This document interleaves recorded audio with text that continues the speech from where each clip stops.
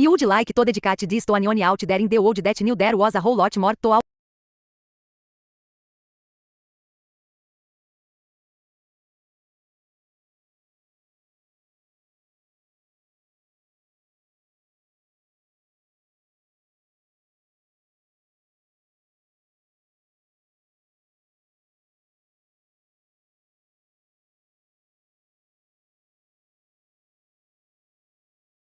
I would like to dedicate this to anyone out there in the world that knew there was a whole lot more to our human story.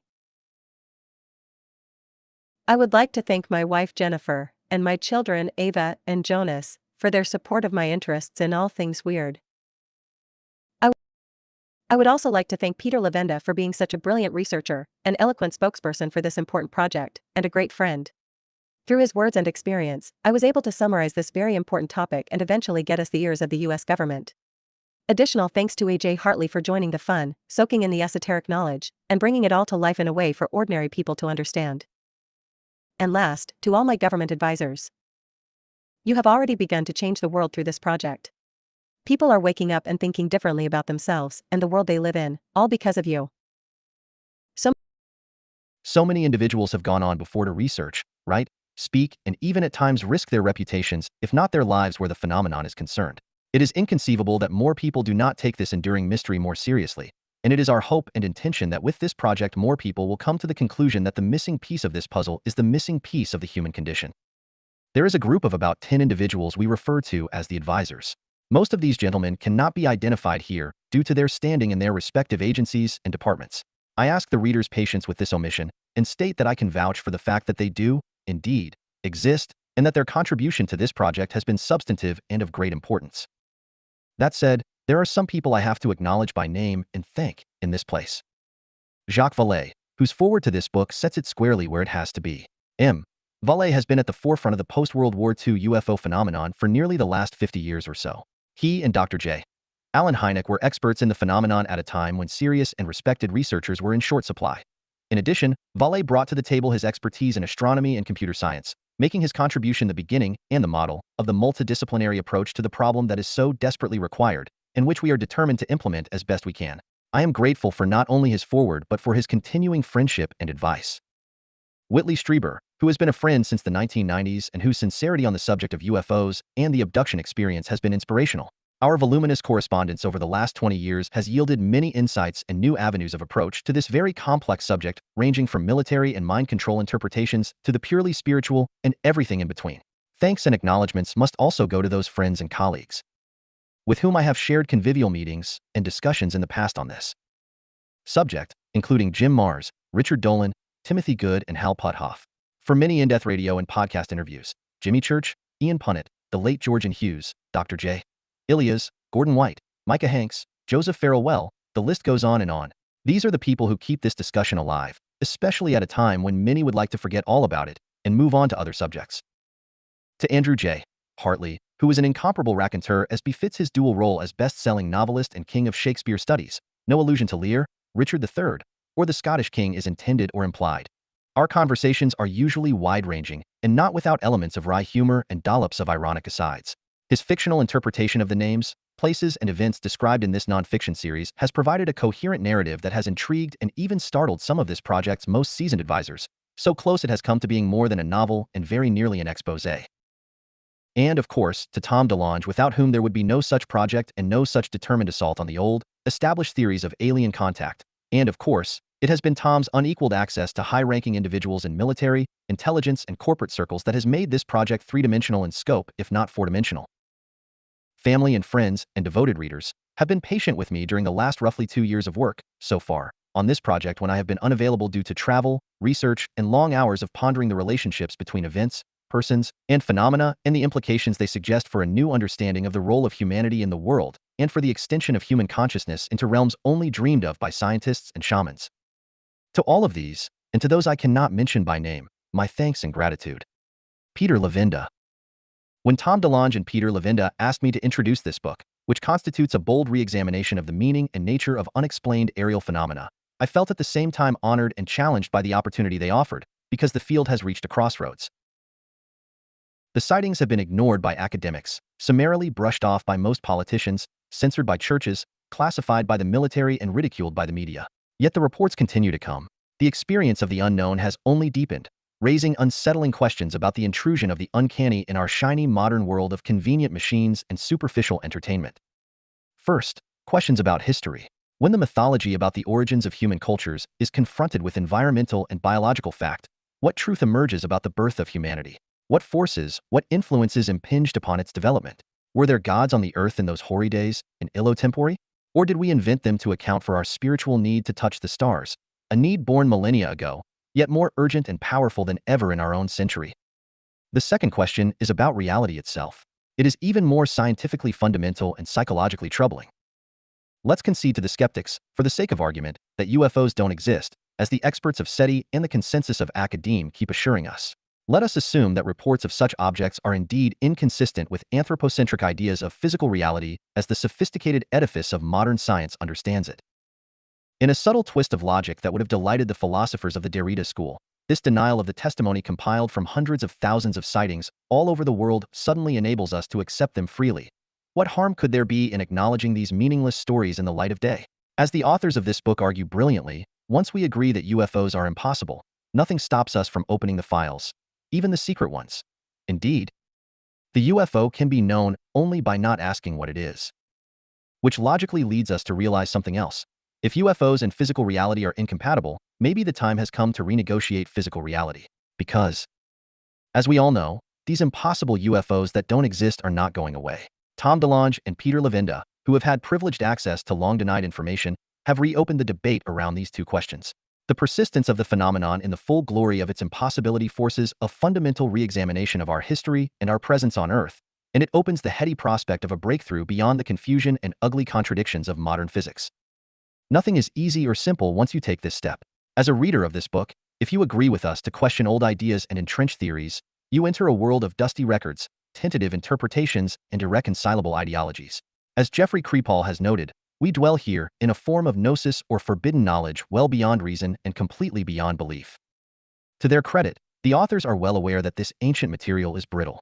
They bravely question the scholars' various hypotheses and the respectable traditions of established pieties, but they do not try to force upon us a new ideology of their own. Retaining the analytical sense that is critical in approaching this material, they display it before us in all its complexity.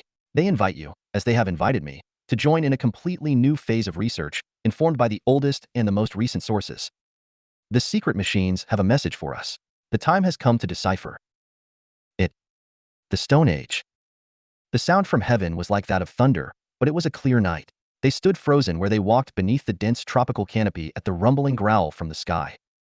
The oppressive heat was a physical presence they ignored. Water dripped from the leaves of the dense foliage all around them. This was their land, a land they knew intimately. They fished, they foraged for herbs and tubers, they built huts made of bamboo and grasses. They lived, they ate, they had children. But this was not from their land. It was not even from their earth. They became statues, wide-eyed and trembling in the moonless dark, transfixed by what they heard, afraid of what they would see. Their chief was summoned, but there was no need. He already had been alerted by the sound, the insistent thrum that descended upon them from the sky. Then the heavens opened and the night was full of light and fire. Above the tree line, above the roof of palms and ferns, they could see the sun shining impossibly at that darkest hour. The jungle around them shivered, the ground vibrating with the steps of some unseen being. Most fled, to the doubtful security of straw walls and old habits, but the distance they covered in an hour was only a second's work to the secret machines of the gods in the sky. The ones that remained heard in human voices booming from above their heads. Lights played all around them, penetrating the branches of trees, the puddles of rank water at their feet, frightening the snakes, the rodents, the birds into taking flight. What power on earth or in the sky could turn night into day? They crawled on their bellies, seeking the camouflage of weeds and grasses, and crept along the jungle floor towards the unholy din, the clamoring of demons, the ceaseless clattering like the shaking of dried peas in a gourd, only so much louder. So many more gourds, so many countless numbers of peas. But these few had to know. They had to see the source of this light and this terrible sound. They were the elders of the people. They were the only ones who could understand the meaning of the sounds, of the lights, of the horror. A kilometer further down a hill, a mound sacred to their fathers, for reasons no one remembered, they came upon a clearing and their hearts leapt into their throats. What they saw was impossible. What they saw no man had ever seen. What they saw had no words in the language of the people to describe. Beings, clothed in light, descended from the skies. There were spheres turning in all directions. There were faces, like the faces of the people, shining from every direction. There was a canoe, a kind of canoe, a vessel, like a gourd, rising up from the ground and was the source of the insistent throbbing noise that had aroused them from their slumber hours ago. The elders kept watch. In their minds, they tried on different words, like hats, for their images to describe what they saw, so they could tell the people when they returned. They were witnessing the arrival of beings with tremendous powers, beings who controlled light and sound and could fly through the air. They heard the voices of these beings, huge voices, voices that could carry through the air like the drums of the people, but they understood not a word. They saw symbols, and they had no word for symbols. They were pictures, but they were not images of anything they had ever seen. The elders knew, without expressing it in words, that what they were experiencing was a moment of initiation. It was a spiritual event, a crossing over into another existence. The lights, like little suns, like giant stars, illuminated the night. By morning, the images became clearer. There was more color, more activity. The elders could see beings that looked like people, and they were very busy. A huge building of some kind, but a building that could move all over the ground, was the source of many wrapped packages. These packages would be distributed to various beings, who then took them to other places, other buildings, sacred shrines, or grave sites. The elders quietly discussed whether they should approach these beings, whether it was safe, whether they would be welcomed. But before they could make a decision, there was another terrifying sound from the sky. A sudden, blaring, shrieking noise caused the elders to drop to the ground, prostrate, in the presence of the most powerful, most unearthly event in their ancient history. Another building came flying down from the sky and came to the ground some distance away. It crawled over the earth until it was close enough to see clearly, and from its stomach more packages were removed. The elders took careful note of the design of the temple and its broad avenue. They noticed the lights. They noticed a high place, made of wood. At the top of that high place, the beings seemed to speak directly to the Father of the sky. The packages were filled mostly with things the people did not understand, but with some things they did. Some seemed to be food, for the beings ate from them. Others seemed to be implements of some kind, clothing, water. The elders smacked their lips at the sight of all that bounty. They returned to their village. They told stories of what they had seen. Supernatural beings from the sky, flying devices, light, sound, and the many, many packages sent from the beings. The people asked them many questions, over and over again. Finally, it became clear. The elders had been initiated into the mysteries of the light beings. They had become illuminated. Only people who lived in darkness could appreciate the divinity of the light. They knew what to do. They knew how to summon these light beings so that they, too, could receive the gifts from heaven. They made ceremonial clothing in imitation of what the beings wore. They made implements in the same design as those of the beings, magic devices to communicate with the spirit in the sky, magic devices to fly, magic devices to see at long distance, magic devices that made terrifying sounds. They found artifacts on the ground when the beings finally left to return to their villages in the heavens, and they kept them as sacred relics of power. These machines were kept apart from the people and only revealed on sacred days. The machines contained power and knowledge, and access to that power and knowledge was the privilege of those who had seen the beings firsthand. There were no words to describe all that had been seen, no vocabulary available to people living in the Stone Age. So the essence of these machines remained secret, wrapped around with ritual language and arcane ceremony that made sense only to those who had seen. The people built a broad avenue in the jungle near their village. They erected a high tower like the one they had seen. They stationed their elders on top of that tower to scour the heavens for a sign that the beings were returning. And they created a prayer, Spirit of the sky, remember. The people lived in the Stone Age, but in the midst of the 20th century. In 1942, they lived in the South Pacific, on islands that had been contested by Japanese and British, Australian, and American forces during the Second World War. They had never seen aircraft before, or motorized vehicles. They had never seen Japanese or European men. And the effect of all of this was the creation of a new religion based on gods who descended from the skies, bringing wisdom and knowledge, Coca-Cola and hot dogs, machine guns, and medicine. This religion is called by anthropologists and journalists a cargo cult. It exists to this day. Quite possibly it has always existed, everywhere. Quite possibly since the beginning of recorded history. June 1947. Wright Field, Ohio. The balding, middle-aged, 52-year-old German with the autocratic air and the slight mustache was not diminished, even after 2 years in British custody as a war criminal. Instead, he stood on the tarmac and breathed in the Midwestern air as a free man. More than 1,000 of his compatriots and comrades had already made the journey from Piedmont to America, many of whom had worked for him during the war. It would be nice to see the old fighters once again. Major General Walter Dornberger was to be put in charge of guided missile research, which was appropriate considering he had developed the V-1 buzz bomb, as well as the V-2, the world's first long-range guided missile. More than 3,000 V-2s were launched during the last months of the war against London and Antwerp, killing thousands of civilians. He heard that his colleague, SS Major Wernher von Braun, had also made the trip to the States and was headed to White Sands Proving Ground. The Americans would not send Dornberger there, or to Fort Bliss, Texas, where the rest of his team was forming up. They were cautious, thinking that it would be unsafe to put the general back in command of his old division. Didn't the Americans realize that he did not have to appear physically before his men to ensure their allegiance, their loyalty?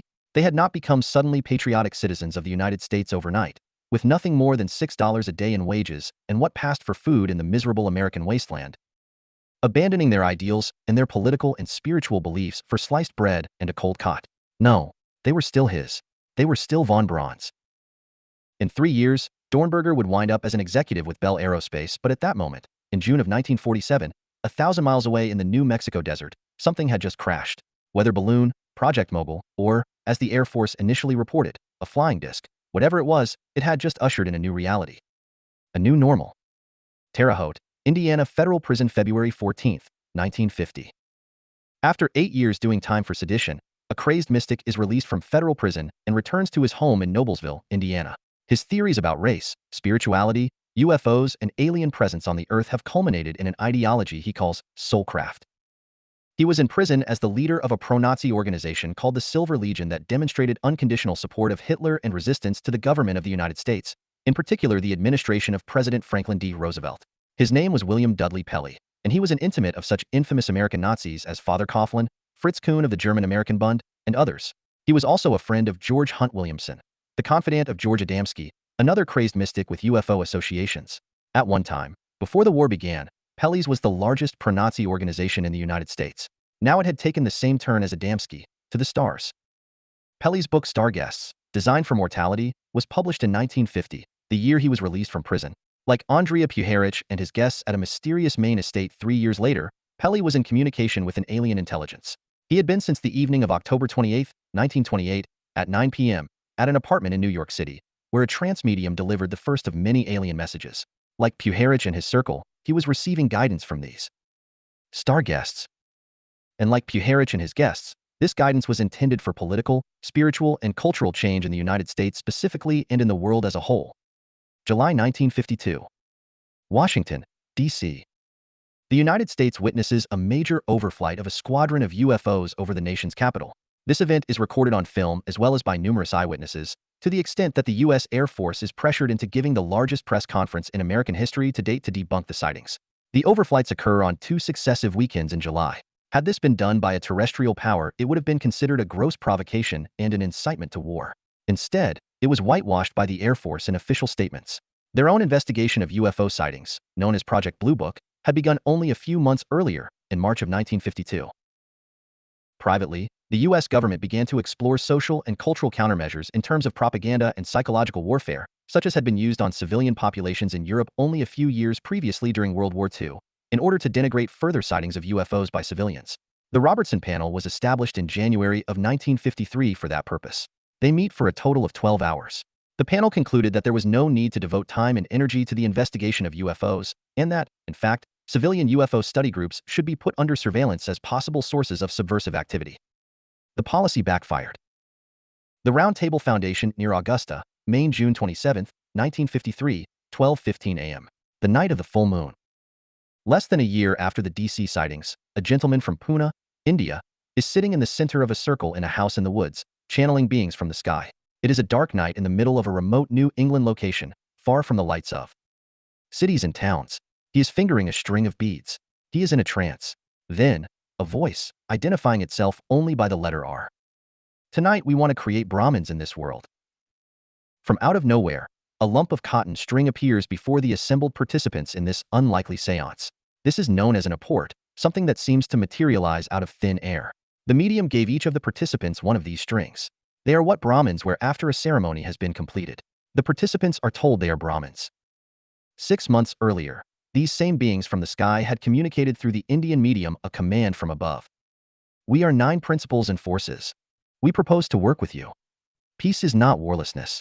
Peace is the integral fruitage of personality. We have designed to utilize you. Now, 6 months later, 9 participants have gathered to make contact with these 9 beings, to become utilized, to become Brahmins. The participants are known to history. The names of these Brahmins were recorded for posterity. They are Henry Jackson and his wife, Georgiana Jackson. Henry Jackson would become an important and well-respected hospital administrator in California for many years. Alice Bouverie, née Astor, wealthy, entitled, and with mystical preoccupations. Carl Betts, later a Hollywood actor, famous as the TV husband of Donna Reed. Vonnie Beck, of whom not much is known. Marcella DuPont, a friend of the author H.L. Mencken, who will go on to become an important figure in another channeled movement as translator of the Urantia book into French. Andrea Puharich, the leader of the group, a medical officer with the U.S. Army at Edgewood Arsenal, a scientist and occultist, the man who wanted to weaponize ESP, the man who would discover Uri Geller, the Israeli psychic. Arthur Young, the inventor of the Bell helicopter, an engineer and occultist. His wife, Ruth Forbes Young, socialite with a distinguished pedigree, best friend of Mary Bancroft, mistress of Alan Dulles of the CIA, mother of Michael Payne, an employee of Bell Aerospace in Dallas, and mother-in-law to Ruth Payne. Of Irving, Texas, the woman who got Lee Harvey Oswald his job at the Texas School Book Depository. A Forbes, a DuPont, an Astor, American royalty, American wealth. Henry Jackson and Andrea Puharich, medical men with hard science backgrounds. Arthur Young, an engineer with a hard science background. Ruth Young, a mystic with intelligence agency connections and a handshake away from a presidential assassin. In contact with beings who claim they are aboard a spacecraft in near-Earth orbit.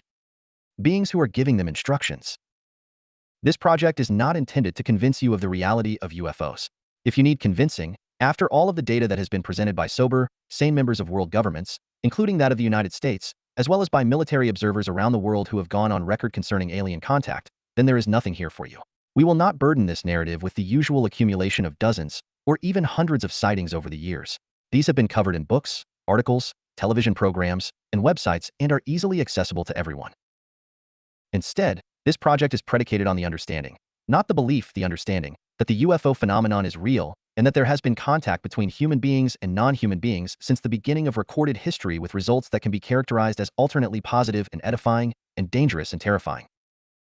This project is predicated on the understanding that there has been an explosion of this contact in the last 70 years, and that disclosure of the nature of this contact is not to be expected from the United States government or from its military or political leaders, but that it is nonetheless happening every day, in every country on Earth, to the average man, woman, and child.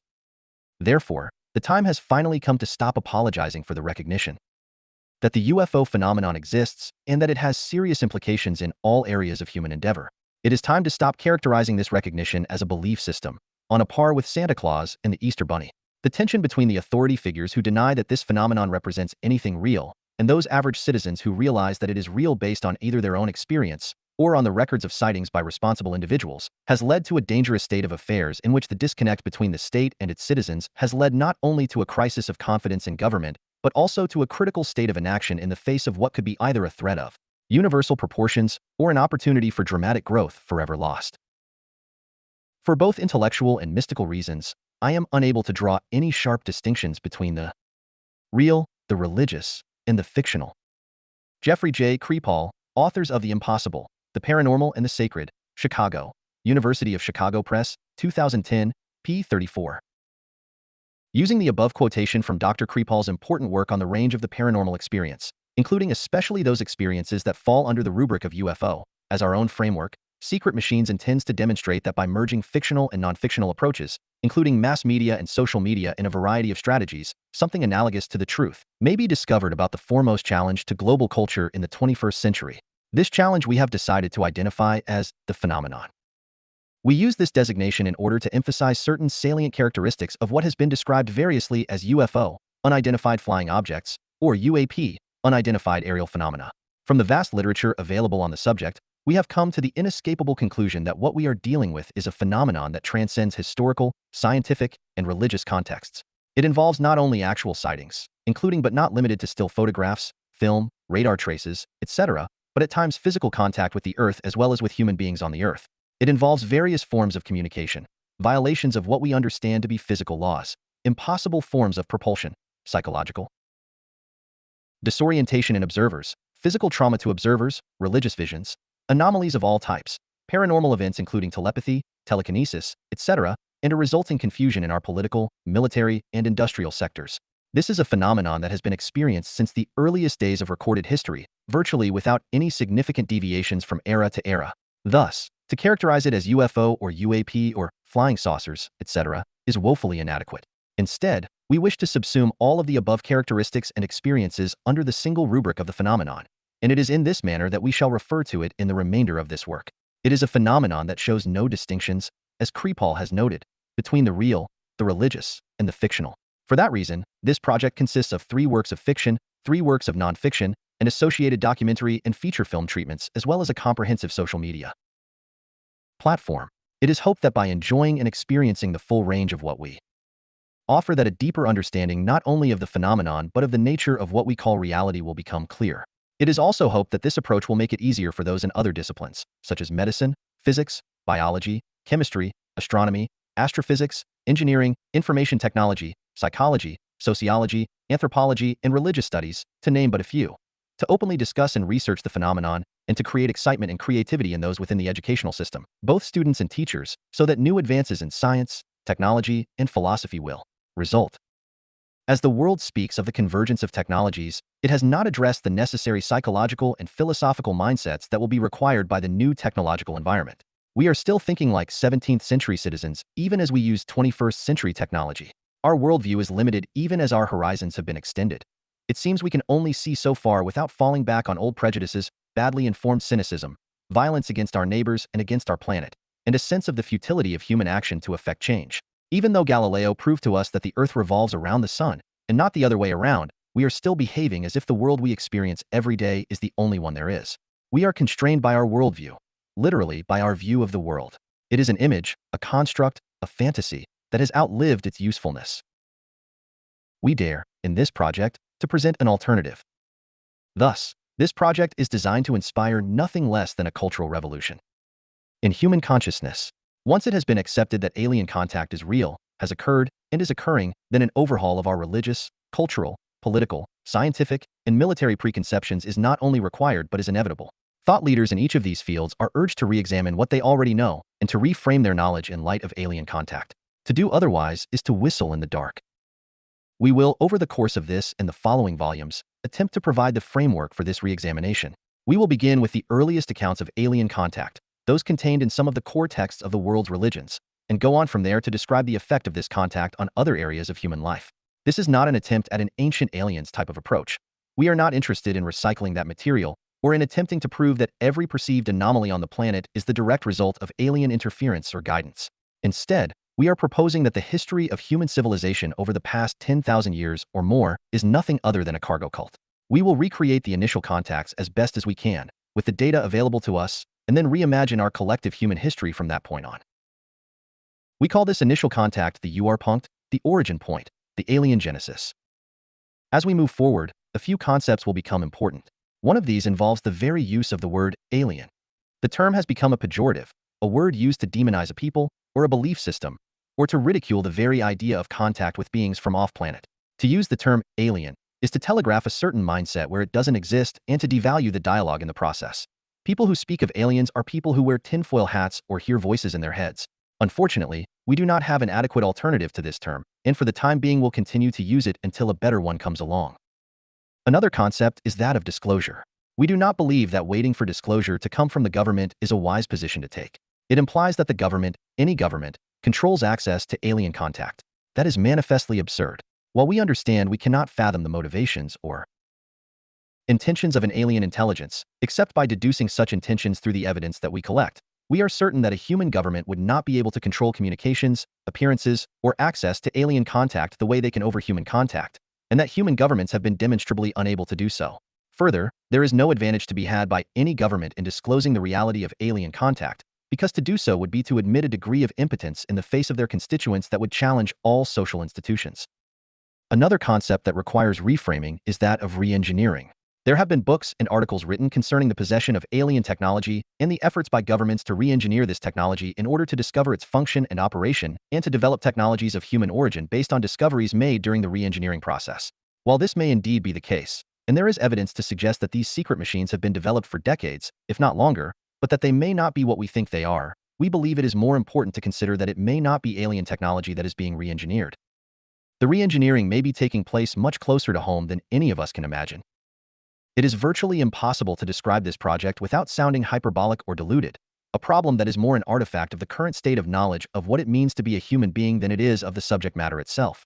We are still far away from a profound comprehension of who we are, of understanding our place on our own planet, much less in the cosmos at large, and this colors our appreciation of forms of knowledge that do not adhere to a geocentric view of human history. Galileo moved our center of gravity from the Earth to the Sun in the 17th century, but our culture has yet to catch up to him. It should be noted that only one of us has seen UFOs. While Tom has, Peter has not. However, Peter is convinced of the reality of the UFO phenomenon based on examination of the evidence. He does not believe that a scientific approach to the problem of UFOs should require personal contact or observation. If it did, it would be the only scientific phenomenon to do so. We routinely accept the existence of phenomena we personally do not observe, such as bacteria and subatomic particles, because the evidence is overwhelming. The same is true of UFOs. The resistance of some members of the scientific, political, and military communities to acceptance of this phenomenon is based on a desire to withhold this information from the civilian population for reasons of national security. The resistance of other members of these same communities to acceptance of the reality of this phenomenon is not based on science or on a logical assessment of the evidence, but on a cultural bias. The intention of this project is to challenge all of that and to offer an alternative approach, a modern 21st century reboot of the old ideas, and to probe into the true nature of the mystery behind the secret machines. A note on secret. We are using this unusual spelling of secret quite deliberately.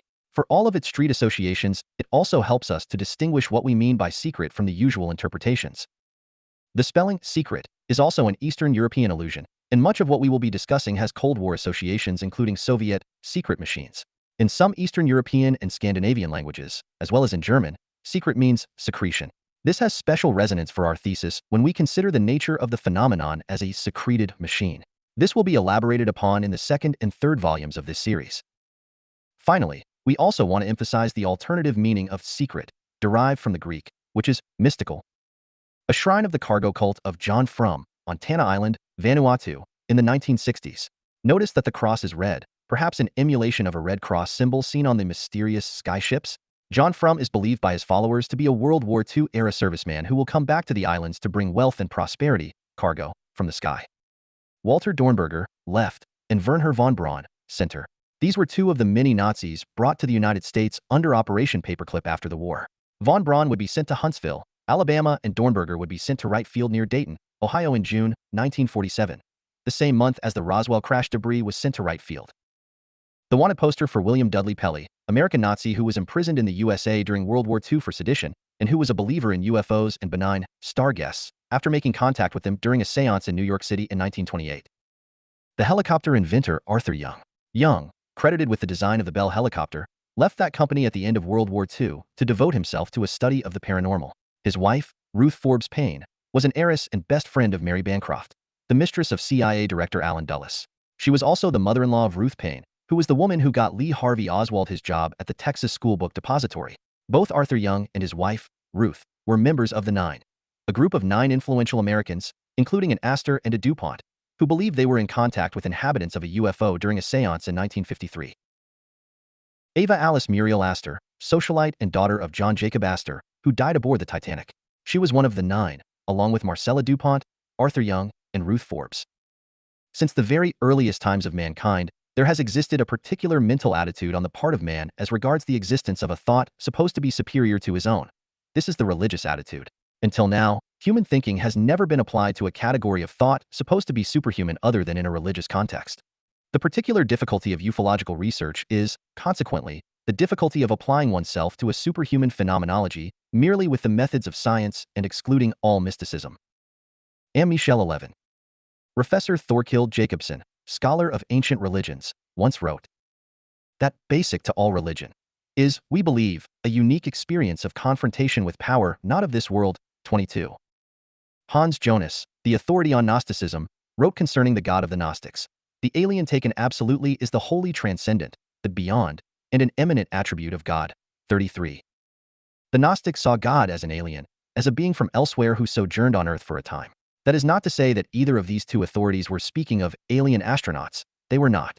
They were, however, coming to grips with the concept of the divine, and how that experience was understood by ancient peoples as both alien and terrifying. In Jacobson's case, he was writing about ancient Babylon in the 3rd millennium BCE. In the work of Jonas, we are talking about a sect that flourished in the first few centuries of this era. Although they represent cultures separated by thousands of years from each other, the reaction to the divine experience was similar: the alien, the strange, the terrifying. Gnosticism is the word used to describe a loose affiliation of mystical groups that flourished in Egypt and the Middle East in the first few centuries of the Common Era, and that survived in some parts of the Middle East to the present day, incorporating some Islamic elements along the way. The word gnosis means knowledge, and it is used here to describe a movement that arose out of Jewish, Christian, and later Islamic thought that claimed special insight into the mystical or hidden aspects of their respective faiths. In particular, the groups we consider Gnostic today mostly have their origins in early Christianity, although there was a heavy Jewish component as well. Christianity began, after all, as a Jewish sect. Gnostics felt that the story told in the Torah, the first 5 books of what Christians call the Bible or the Book, is an exoteric version of a deeper, esoteric truth, and that the Jews and Christians had misinterpreted or misunderstood the texts. For instance, a key element of much Gnostic thought is the doctrine of the demiurge. In this retelling of Genesis, the creation of the world is said not to be that of God but of a subordinate creature known as the demiurge, a term that comes from Platonism and which refers to the creator but considered to be responsible only for the material universe. To the Gnostics, the demiurge is opposed to spirituality. In the Garden of Eden, according to this idea, the serpent who tempted Eve was the supreme being. The demiurge was the one who warned Adam and Eve against eating the fruit of the tree of knowledge. Famously, the serpent advised Eve that if she and Adam ate of the forbidden fruit, they would become as gods. Genesis 3:4. Thus we have the roots of a very different kind of creation story, one in which human beings are striving for godhood against the wishes of a jealous creator. This situation implies a great degree of alienation from the world, from matter, from what we may call consensus reality. The reality upon which we all agree is the only true reality. The God of the Gnostics is alien to that of the universe, which it neither created nor governs, and to which it is the complete antithesis. 44. Human beings, according to this view, were created by lesser creatures who themselves have no direct knowledge of the true God, and who, indeed, are obstacles to divine revelation. This Gnostic concept should resonate with those who believe in the contemporary theories of humans as a hybrid race, designed only for labor in the service of alien beings, and they may be surprised to learn that this concept gained a considerable number of followers almost 2,000 years before our current crop of ancient alien theorists. Confusion may arise in that both the creators and the true God are aliens in this view, and there is, indeed, a spiritual dualism implied that is anathema to Orthodox Jewish, Christian, and Muslim believers. However, to those who theorize that there may be multiple categories of beings who interfere with or who influence humanity at various times, this purely Gnostic concept may prove interesting if not valuable. Gnostic theory was quite detailed and insistent on this concept, and claimed that the entire universe was a prison with the Earth its deepest, darkest dungeon. 55. Around the Earth, in an array of concentric spheres, were the realms of the planets and the stars. In some cases, these spheres were limited to 7. In others, they extended outward from the Earth for a total of 365 spheres, certainly a symbolic number, and reminiscent not only of the number of days in a solar year, but also the number of years the prophet Enoch lived on the Earth before he was taken bodily into heaven. While this arrangement seems like pure Platonic theory, it also has elements in common with the earliest recorded civilization in the world, that of ancient Sumer. Perhaps the foremost proponent of an ancient astronaut theory involving Sumer is the late Zacharias Sitchin, 1920 to 2010. A former London journalist and native of Azerbaijan who relocated to New York, Sitchin taught himself Sumerian in an effort to decipher the ancient cuneiform texts of that civilization. His work has been criticized by scholars of Sumerian, Akkadian, and the civilizations that centered in and around Babylon. Sitchin's translations of key texts, as well as his decipherment of some cylinder seals, was idiosyncratic, to say the least, but that did not stop his works from becoming worldwide bestsellers, translated into 45 languages. Less a scholar than an intuitive, one of those writer mediums of which Professor Jeffrey Kripal writes. 66. Sitchin nevertheless touched on some specific weaknesses and speculations of current astronomical theory, introducing the idea that at some point in the distant past there was a planet or planets in our solar system that exploded, a theory put forth by the late astronomer Dr. Thomas Van Flandern to account for both the asteroid strike that killed the dinosaurs 65 million years ago, as well as the existence of a civilization on Mars. 77. Sitchin's main theory, however, that human beings are a hybrid race created as slaves for extraterrestrial rulers, has no actual basis in the Sumerian texts themselves, nor is the existence of his 12th planet evidenced by the Sumerian cylinder seals, even though he has insisted that such evidence exists. Yet, something about this story, spread over more than a dozen books, touched a nerve in the general population. It seemed to explain something, to fill in a blank in the human record that has not yet been filled by evolution or astrophysics or genetics. As wild as Sitchin's theory may be, there is an element of something in the midst of all the mistranslated Sumerian, the mistaken Aramaic, and the unsupported astronomy that resonates.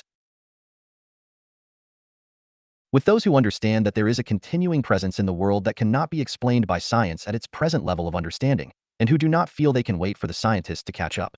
So they gravitate to works like those of Zecharia Sitchin and Eric von Daniken and others, and to the cable shows hosted by Giorgio Tsoukalos and David Hatcher-Childress, because at some level they know there is truth there. Somewhere. There is general distrust of authority in the world, whether it is of governments or of academia, of the military and the scientists. So conspiracy theory that used to focus on political assassinations has now expanded to include metaphysical speculations as well.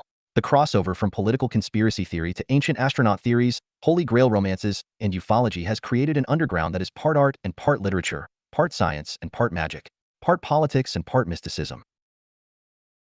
Events in my life caused me to start questioning my goals and the correctness of everything I had learned. In matters of religion, medicine, biology, physics, and other fields, I came to discover that reality differed seriously from what I had been taught. Thomas Van Flandern, 88. As Samuel Noah Kramer wrote, history begins at Sumer, 99. And with the beginning of recorded history, we have the beginning of paranoia and the suspicion that all is not what it seems. While the truth may not be as Sitchin conceived it, there is still a strange and persistent element of terror in the cuneiform texts out of Sumer that may reflect concerns among these ancient peoples that are eerily similar to our own. One of the core texts of ancient Sumer is their creation epic, the Enuma Elish. Discovered in 1849 by the great archaeologist Austin Henry Layard, 1817 to 1894, at Nineveh, near Mosul in present-day Iraq. It is a text of about 1,000 lines in cuneiform and records the origin story of the Sumerians. While Sitchin and other ancient astronaut theorists spin complex tales of aliens and hybrids based on imperfect readings of various texts, the Enuma Elish is actually quite straightforward. According to this document, the cosmos in its earliest form before the earth and the sky were created was composed of two gods, Abzu, the far water, and Tiamat, whose name means mother of life, but who also represents chaos, representing fresh water and salt water, respectively. Within Tiamat's body rest the other gods, including their leader Enki, in Akkadian, Ea, who will become an important deity to the Sumerians. According to the story, the gods make so much noise that Tiamat desires to kill them. There is a revolt, however, and Marduk becomes the leader of the noisy gods and manages to kill Tiamat, separating her body into two with which he creates the world. One half for the earth, the other half for the sky. He then kills her general, son and consort, Kingu, and from Kingu's blood and Marduk's own breath creates the human race. There is no academic controversy over the authenticity of this text, and very little controversy over its translation. Scholars agree that this is the Sumerian creation epic and, as such, represents the earliest recorded creation story in human history. That should not be taken as evidence that it is somehow true in any kind of scientific sense in the way we understand science, but it is an indication of a deeply held idea about how the universe was created and ideas about the origin of the human race. This is a story in which human beings were created from the blood of one god, an older god, representing the establishment of Abzu and Tiamat, and the breath of another god, representing an antagonist, the leader of a rebellion, in the great cosmic drama. In other words, human beings are seen as a hybrid race formed from two separate and warring divine beings. A hybrid that can be said to be a composite of matter and spirit, of blood and breath. When we look back on this now from the perspective of our modern context, we tend not to assign too much importance to this epic. We have a tendency to treat narratives like this as fairy tales, superstitious nonsense, the blind grasping of primitive minds towards a reason for the existence of matter, spirit, and life who fall upon a supernatural explanation that really explains nothing, but which serves as a means for subverting any further investigation as rebellious or even treasonous. If we use the system of cultural anthropology, however, we would be forced to acknowledge that the Enuma Elish represents something that, in the context of its time and place, was accepted as true in some way, and which reflected an understanding of human origins that was prevalent in Sumer more than 5,000 years ago. In more recent times, scholarship such as that represented by Hamlet's Mill and the heavily criticized works of L.A. Waddell among others, offered a different approach to the problem. In the case of Hamlet's Mill, 1010, the theory was offered that much of what passes today for ancient mythology was actually an attempt to describe astronomical phenomena using the code words of gods, demons, serpent monsters, and the like. In the case of Waddell, there was the attempt to show linguistic similarities between widely divergent ethnic and cultural groups, the Sumerians, the Chinese, the Egyptians, in an effort to demonstrate a common racial origin. 1111. The more popular works by Sitchin and von Daniken build on these premises and on the highly controversial claims by Robert Temple 1212 and others that even the African tribe known as the Dogon were aware of astronomical phenomena about which they could not possibly have had any direct experience unless it had been brought to them by another civilization possessing either advanced telescopes or which had been traveling back and forth to the stars. In either case, this would not be a terrestrial civilization. No matter which source one consults, however, from the dusty cuneiform tablets of the Sumerians to the popular texts of the ancient astronaut theorists, one thing seems consistent. Religion as we know it has its origins, either in reality or in fantasy, in the stars, and there seems to be an agreement that humans have a divine, or at least astral, origin. The tantric texts of ancient India and the Egyptian narratives both describe the appearance of the cosmos as the result of a sexual act by the gods. The Bible specifically identifies the creation of Adam as an act of God who mixed mud with his own breath, a retelling of the Marduk story, to create a being in his own image and likeness. That breath has a divine origin itself is attested not only in the Bible and in the Kabbalistic works of the Jews, but also in the Indian tantras and in the yogic practice of pranayama, as well as in the books of the European alchemists. 1313. This commonality of themes should be unexpected if not impossible. After all, human beings roamed the earth and lived in different climates, different ecological environments, developed tools at different points in their evolution, spoke different languages, and were racially and ethnically distinct. From a postmodern perspective, it would be foolish to insist that there is any kind of common or you are mythos that humans from entirely different backgrounds would share. Yet it is obvious that human beings from entirely different cultures, of different races and ethnicities, share some ideas in common such as rituals surrounding birth and death and puberty, events that happen within all human societies and for which various myths are composed, recited, and enacted. These rituals provide a social function and contribute to the coherence of the community that celebrates them, as well as suggesting a larger context for the shared human experience. Keeping that in mind, we should remember that rituals and myths that pertain specifically to supernatural beings and their interactions with human beings are also fundamental to many societies around the world, and have been since the beginning of recorded history if not earlier. Creation myths usually refer to supernatural events and supernatural beings. It is rare to encounter an explanation for the existence of human beings that does not involve the actions of gods. As humans, we are obsessed with origin stories as if knowing where we came from is relevant to who we are today and what we will become tomorrow. There is something deeply satisfying in knowing, for instance, the origin story of Superman or Batman, or any of the superheroes that have populated Western culture in the last 80 or 90 years.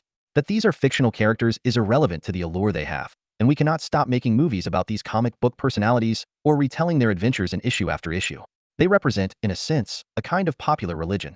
Supernatural beings who come to the rescue of humans and who represent moral and ethical values. There is nothing new in this analysis. It has been done many times in the past. 1414. Yet, if we draw some similarities between these characters and the religions of ancient Sumer, Babylon, and Egypt as examples, we will see that not much has changed since then except perhaps for one salient feature not found in the earlier epics but essential to many of the new ones: the secret society.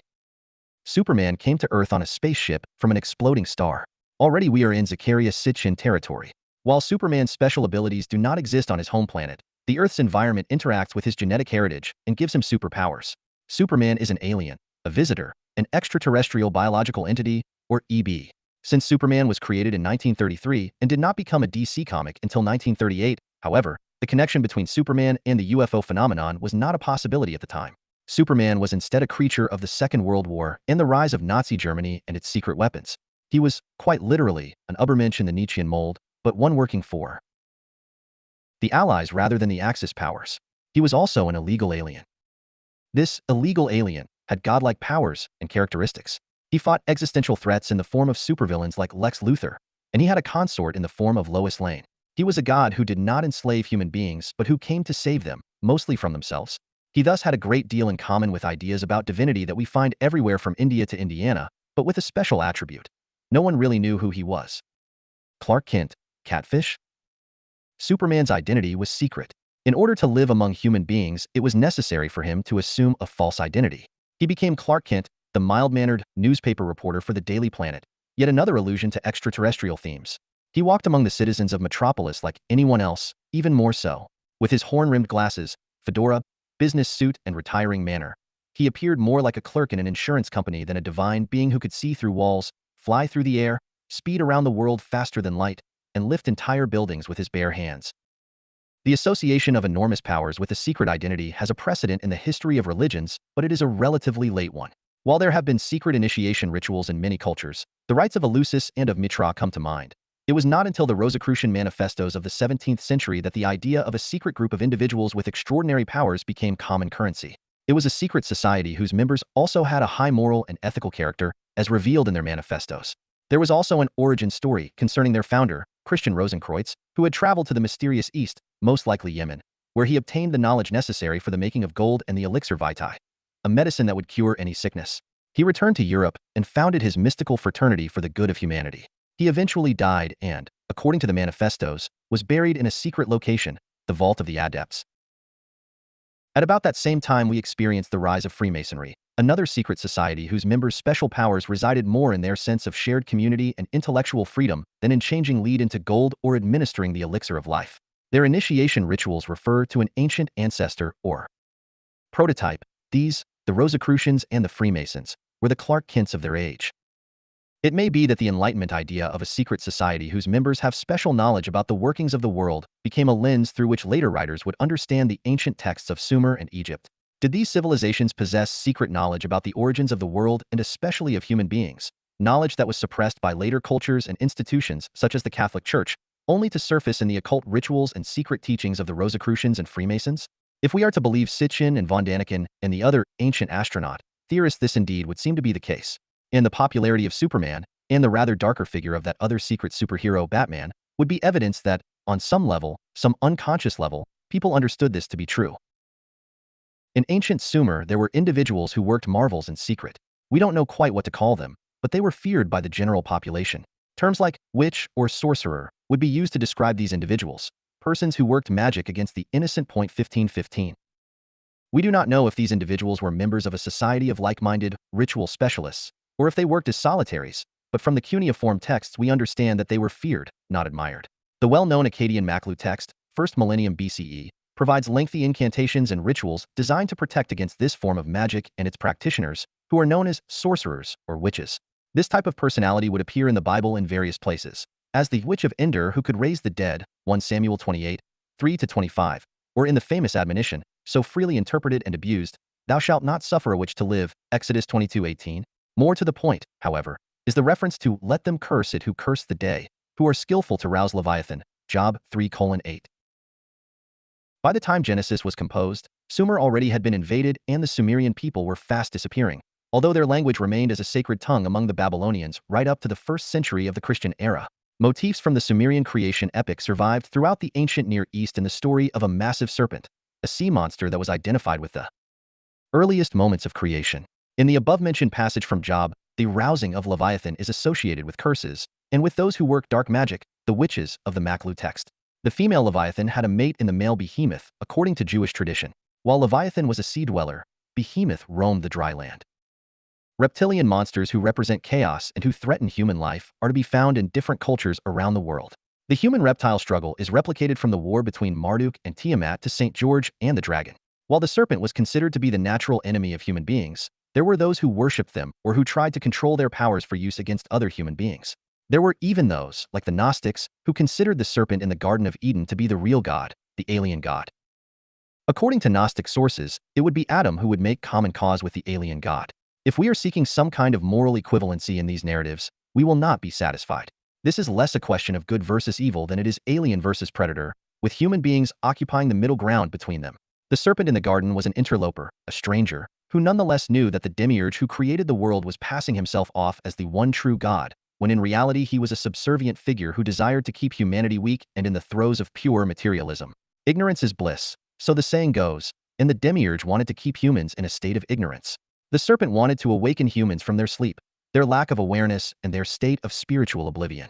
Thus, according to the Gnostics, Adam did not fall from grace. That is, he did not fall asleep, but instead fell awake. In one Gnostic narrative current among a sect known as the Mandeans, the alien god, referred to as such, and also as the stranger or the messenger, came to the earth from space.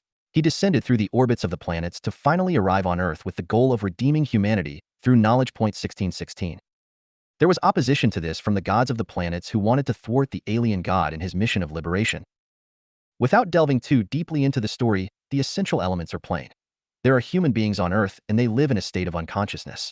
There are two alien forces on the planet, struggling with each other for supremacy.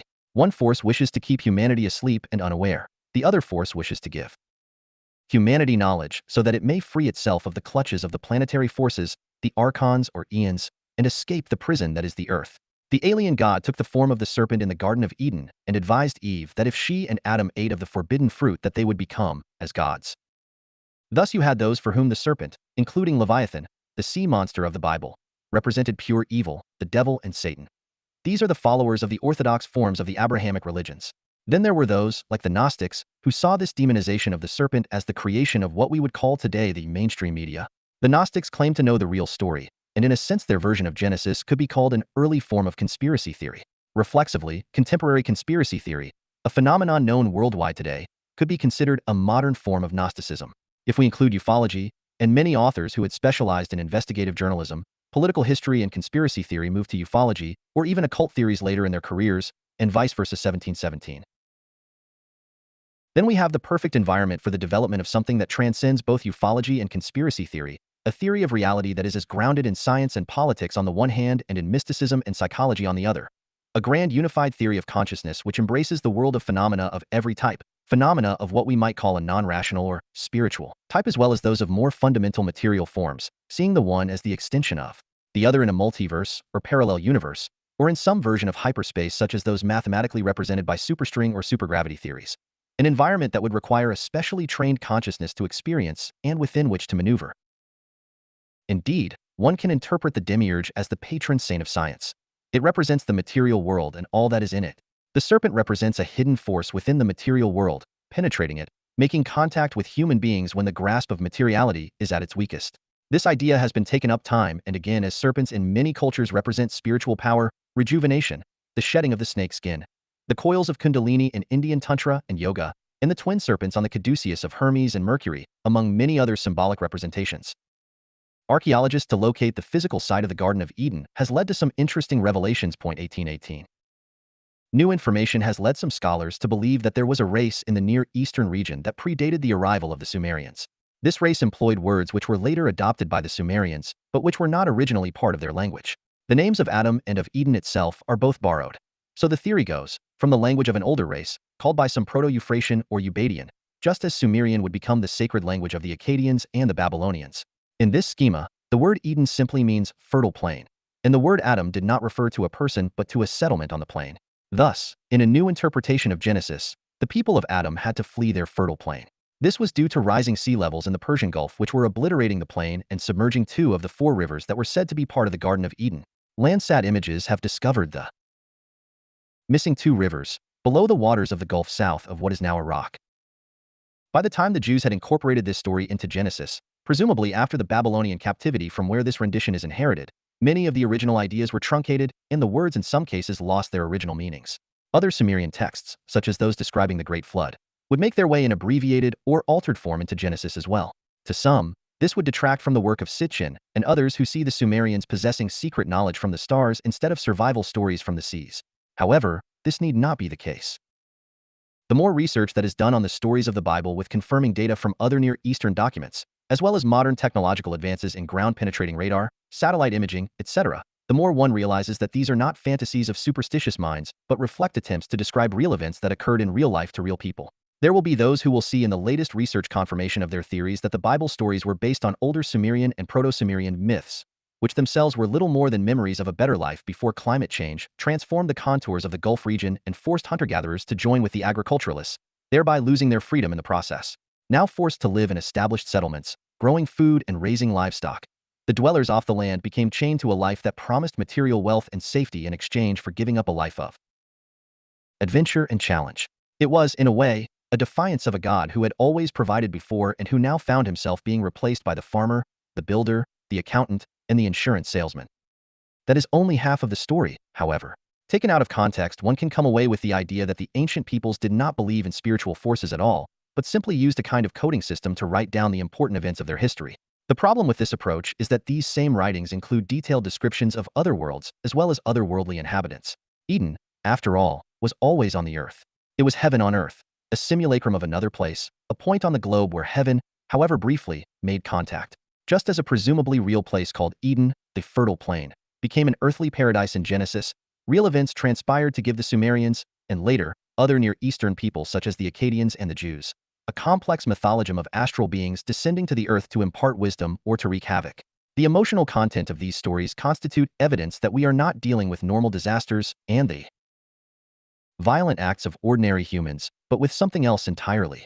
Genesis places the very human history of the pre-Sumerian Eden within a much larger context of spiritual forces and the spectacle of human confusion in the face of the seemingly irrational behavior of non-human antagonists.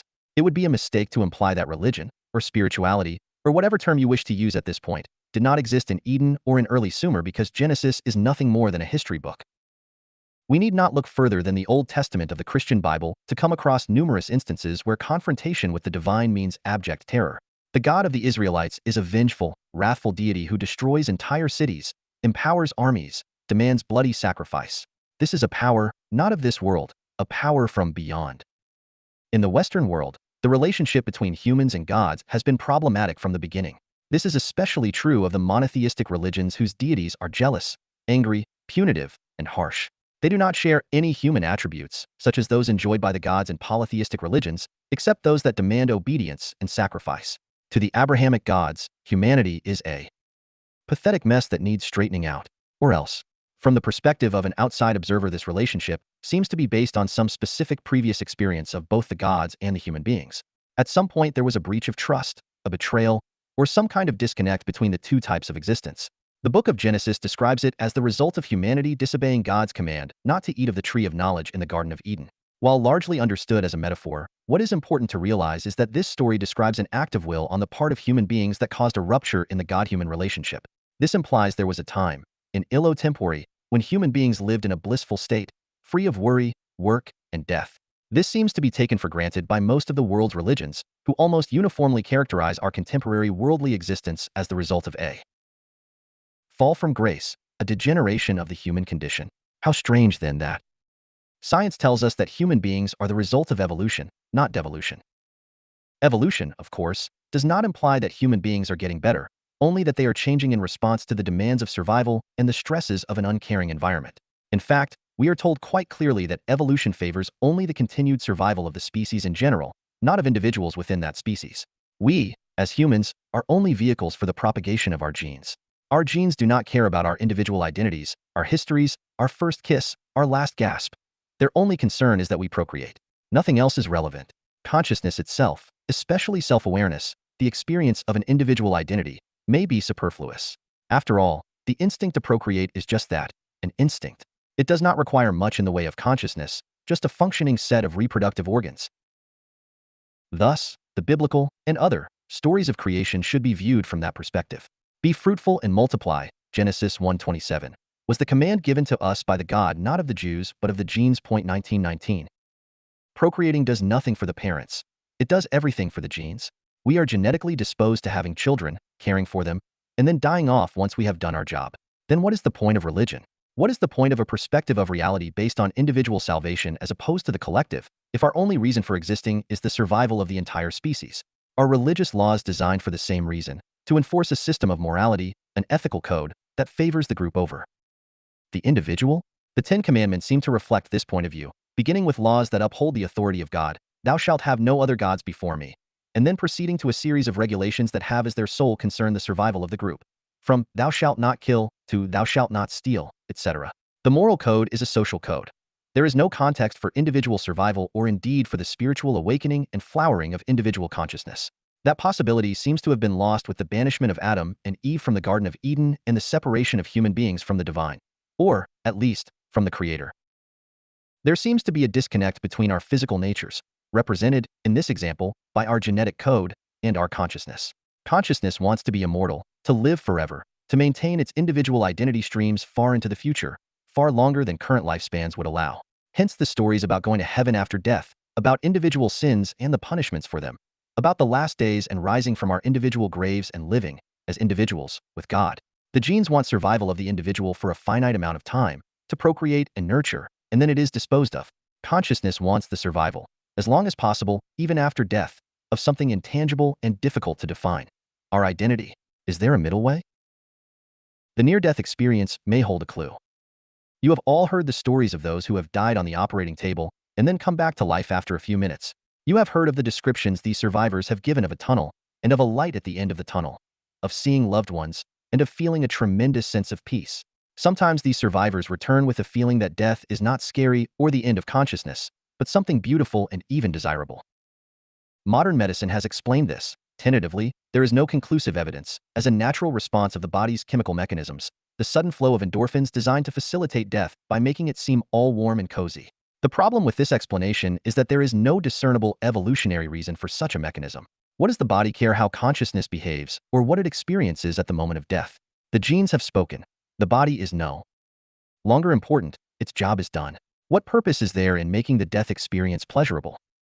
Unless, of course, death is only the end of Act 1 in a play in which the principal player is not the genetic code, or even matter as we understand it today, but consciousness.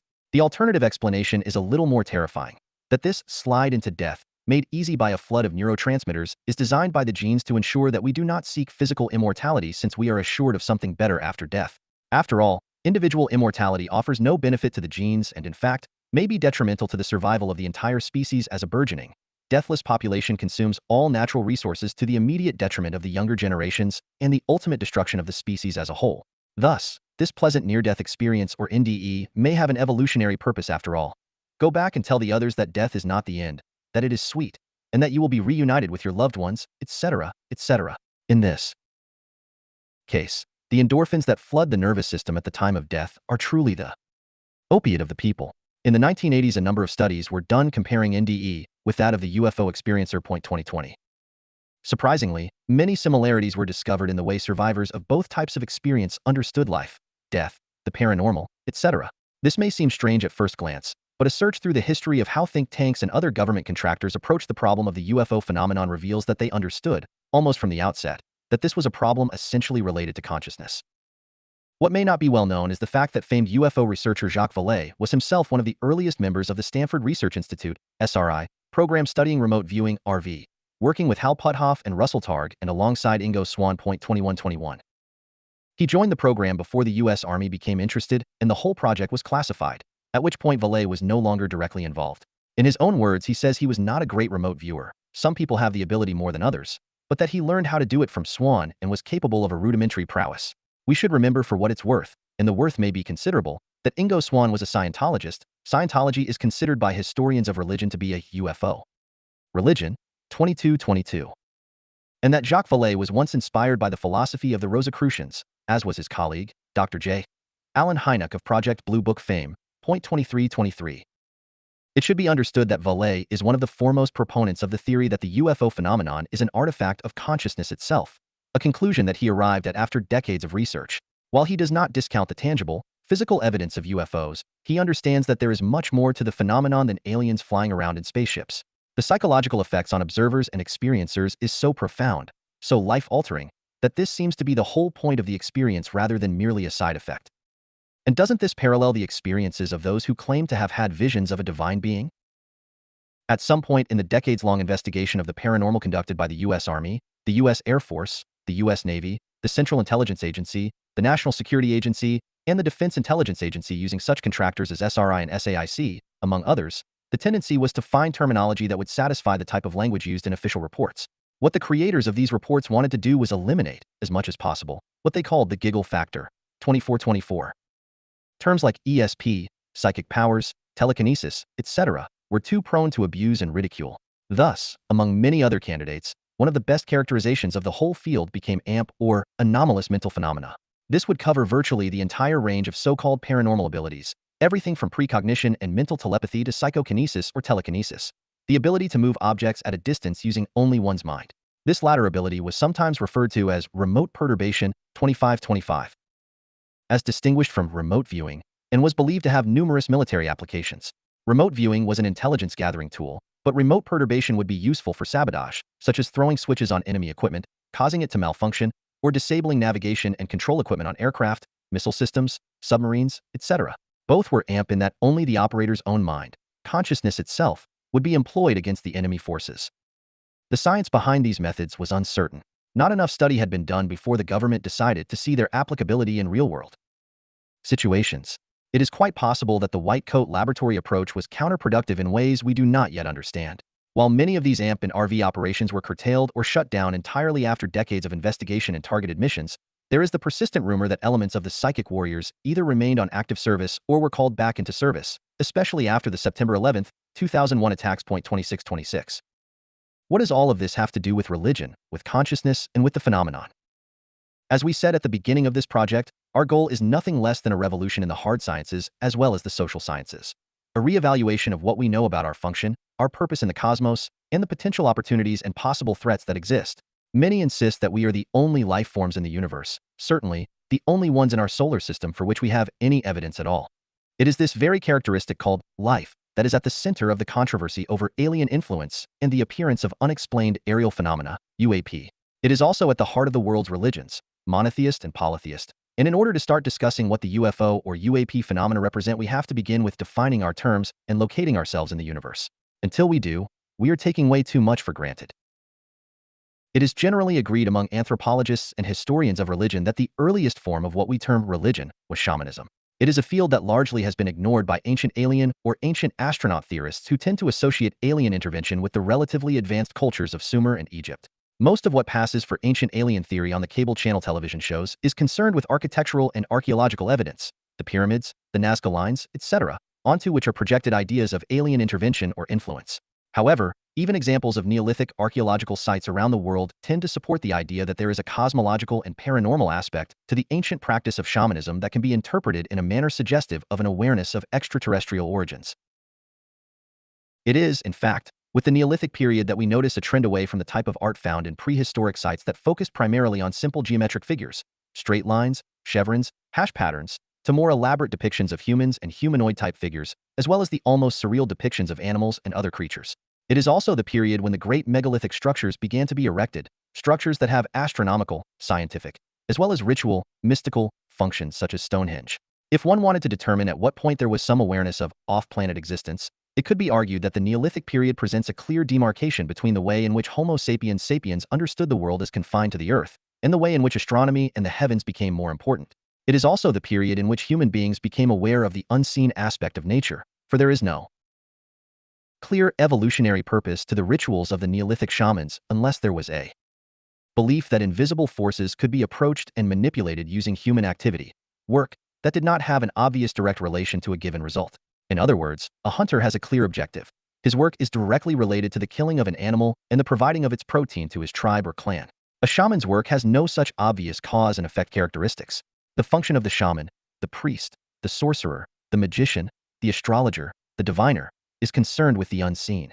In other words, it is not rational or logical in any normal sense of those words, since it is action without discernible result.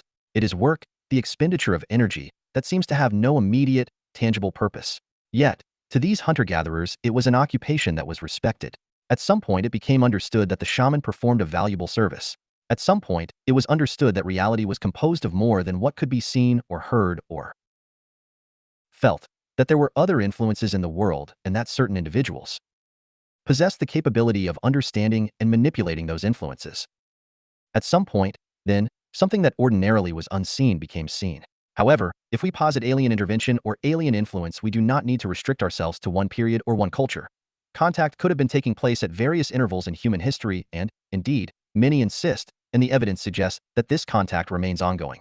If there was contact during the earliest Egyptian dynasties or during the Sumerian civilization in Mesopotamia, what form did it take? Ancient alien theorists used the religious rituals, iconography, and beliefs of these cultures as their starting point, and there is a reason for that. As we saw in the quotation from ufologist Anne Michel above, religious ideas and alien theories are often related.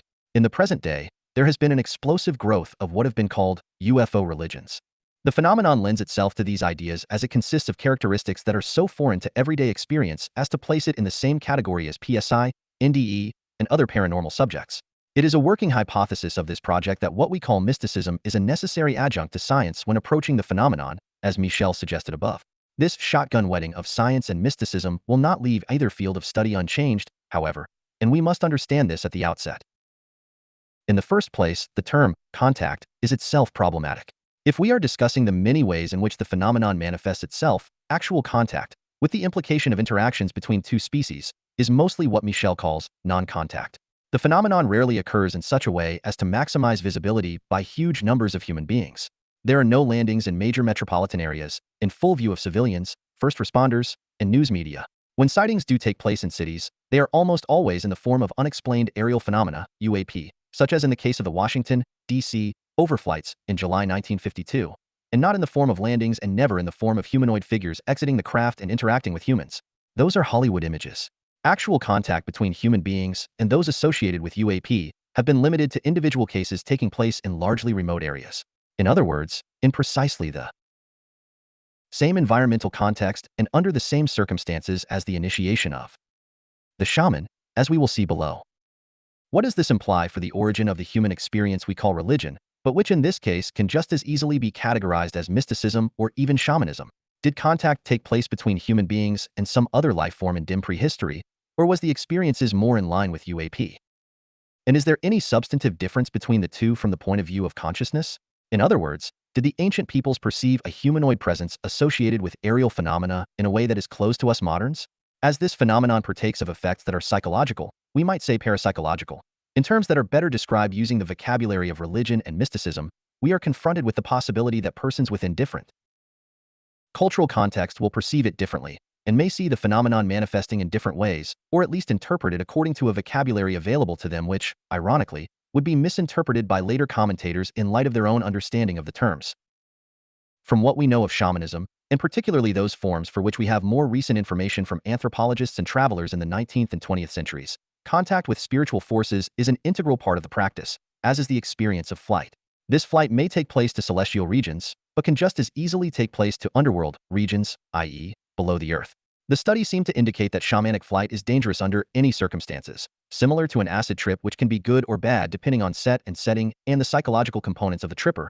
A shamanic flight seems to be vulnerable to similar forces. The initiatory experience of the shaman may include such harrowing events as dismemberment and death, experiences that seem real enough at the time, but which can be interpreted as analogous to the kind of initiations that took place during the ancient Eleusinian mysteries, as well as those depicted in the alchemical illustrations of Renaissance Europe and during Masonic rituals as well. While initiation implies beginning, such initiations may take place over a long period and are thereby reinforced each time, albeit in a slightly different context. Freemasonry, as a modern example, provides a first-degree initiation which involves the initiate being blindfolded and initiated at the point of a sword. The third-degree initiation includes a mock burial and resurrection. There is a progression of initiations that implies a progression of intellectual understanding parallel to the emotional significance of the dramas that are enacted. The dramaturgy is essential to the initiation. The psycho-emotional content of the drama being enacted is necessary to create a psychological space for the symbolic content of the initiation to be understood, not only in an intellectual fashion, for which there would be no need of a ritual, but also in a way that cuts through conscious awareness of the external circumstances of the ritual to a subconscious realm where the effects of the initiation presumably are felt. The ritual is a carrier of data, a large percentage of which cannot be apprehended intellectually as it involves psychological components that will be experienced differently by different initiates. Compare this to the accounts given by UFO experiencers and the similarities are obvious. There is very little purely intellectual content in the encounters which almost always contain dramatic scenes and emotional trauma. The temple space used for the Masonic-type rituals is what anthropologist Victor Turner calls a liminal space. 2727. It is a place set apart from normal, waking consciousness, and its very strangeness is its most powerful aspect. The dimensions of space and time are deliberately manipulated to create an otherworldly sense, an emotional reaction to the somber surroundings with incomprehensible symbols and elaborate speeches full of hyperbolic statements and dire warnings. In order to accentuate these feelings, the initiate is bound and blindfolded. This creates an element of sensory deprivation and an awareness of one's own physicality, as well as the vulnerability of the body to forces outside of one's control. See the works of Michel Foucault on the politics of the body. From the relatively sedate Masonic rituals, we proceed farther afield to the initiations of the shaman. Mircea Eliade has marshaled numerous examples from the available literature on shamanic initiation in his influential Shamanism. Archaic Techniques of Ecstasy. 2828. Grounds. 2929. The references he consulted largely have escaped opprobrium. In these sources, we learn that shamans were individuals who were sometimes selected by other shamans, or who were born into shamanic families. In other cases, the selection process was quite different. Either a potential shaman self-selected, deciding that he or she, there have always been shamans of both genders, depending on the culture, as some Paleolithic graves reveal, wanted to claim that career for whatever personal reason, Or the shamans found themselves selected due to other factors such as psychological or physical disabilities which indicated that the potential shaman was already halfway through the door to the other world. When one understands how a shaman functions in society, it becomes clear why illness should be a positive factor in selection. Illness is the poor man's altered state of consciousness. If it is a physical illness, it demonstrates to the sufferer that the body is unreliable and subject to changes, thus placing the sufferer in a different social category and conditioning him/her to think differently about the world and to suspect that there is a hidden or occult aspect to reality. Anyone who has been a patient in a hospital, for instance, realizes that they are in a world that is separate and apart from normal, everyday reality. Schedules are different. Food is different. There is a different cast of players to deal with, all imbued with the realization that death is a distinct possibility. It is a world we never consider as part of our lives. Even as visitors to a patient in a hospital, we cannot appreciate the separation and isolation from the everyday world with all of its pleasures, pains, and conceits that takes place once you are in a hospital bed and no longer have control over your own life, but instead have been rendered helpless with all of your bodily functions a subject of scrutiny by strangers. If it is a psychological disorder, then of course we are on track to understanding that reality is not what it seems and that other modes of living and being in the world are possible, if unappreciated by the world at large. The psychiatrist DeLonge became famous, some would say notorious, in the 1960s for suggesting that a nervous breakdown was also a nervous breakthrough. 3030. His characterization of schizophrenia as tantamount to spiritual initiation went through a vogue briefly before it was superseded by a psychiatry that was more interested in chemically controlling the mind of the schizophrenic than in trying to communicate with the patients through analyzing their symbolic language. It was thought that the chemical approach was as close as anyone was going to come to a cure of mental disorders, and that since behavior could be changed using drugs, it was decided that certain mental disorders were nothing more than chemical imbalances in the body. A case of making the nail fit the hammer. This was Lange's politics of experience.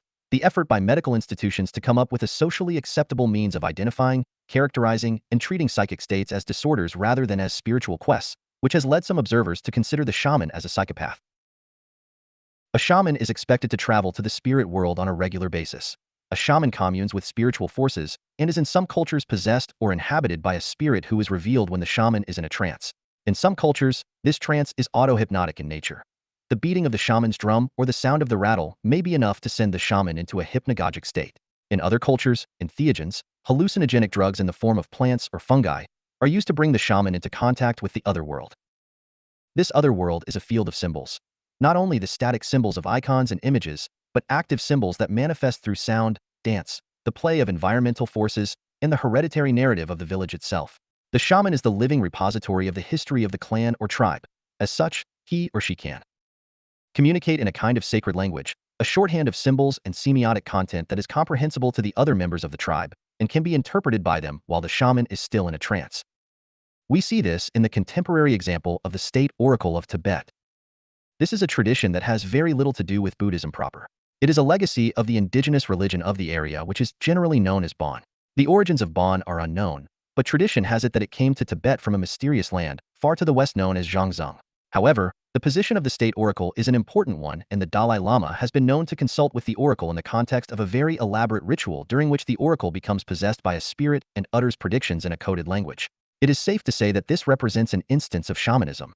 The person who is possessed by the oracle is the head of the Nechung monastery in Tibet, now in exile with the Dalai Lama in Dharamsala, India. He is known as the Kutan or material basis for the spirit oracle, but only when in the context of the specific ritual that is used to summon it. In that ceremony, the monk is dressed in an elaborate costume that weighs in excess of 70 pounds. Under normal circumstances, the man hardly would be able to walk in it.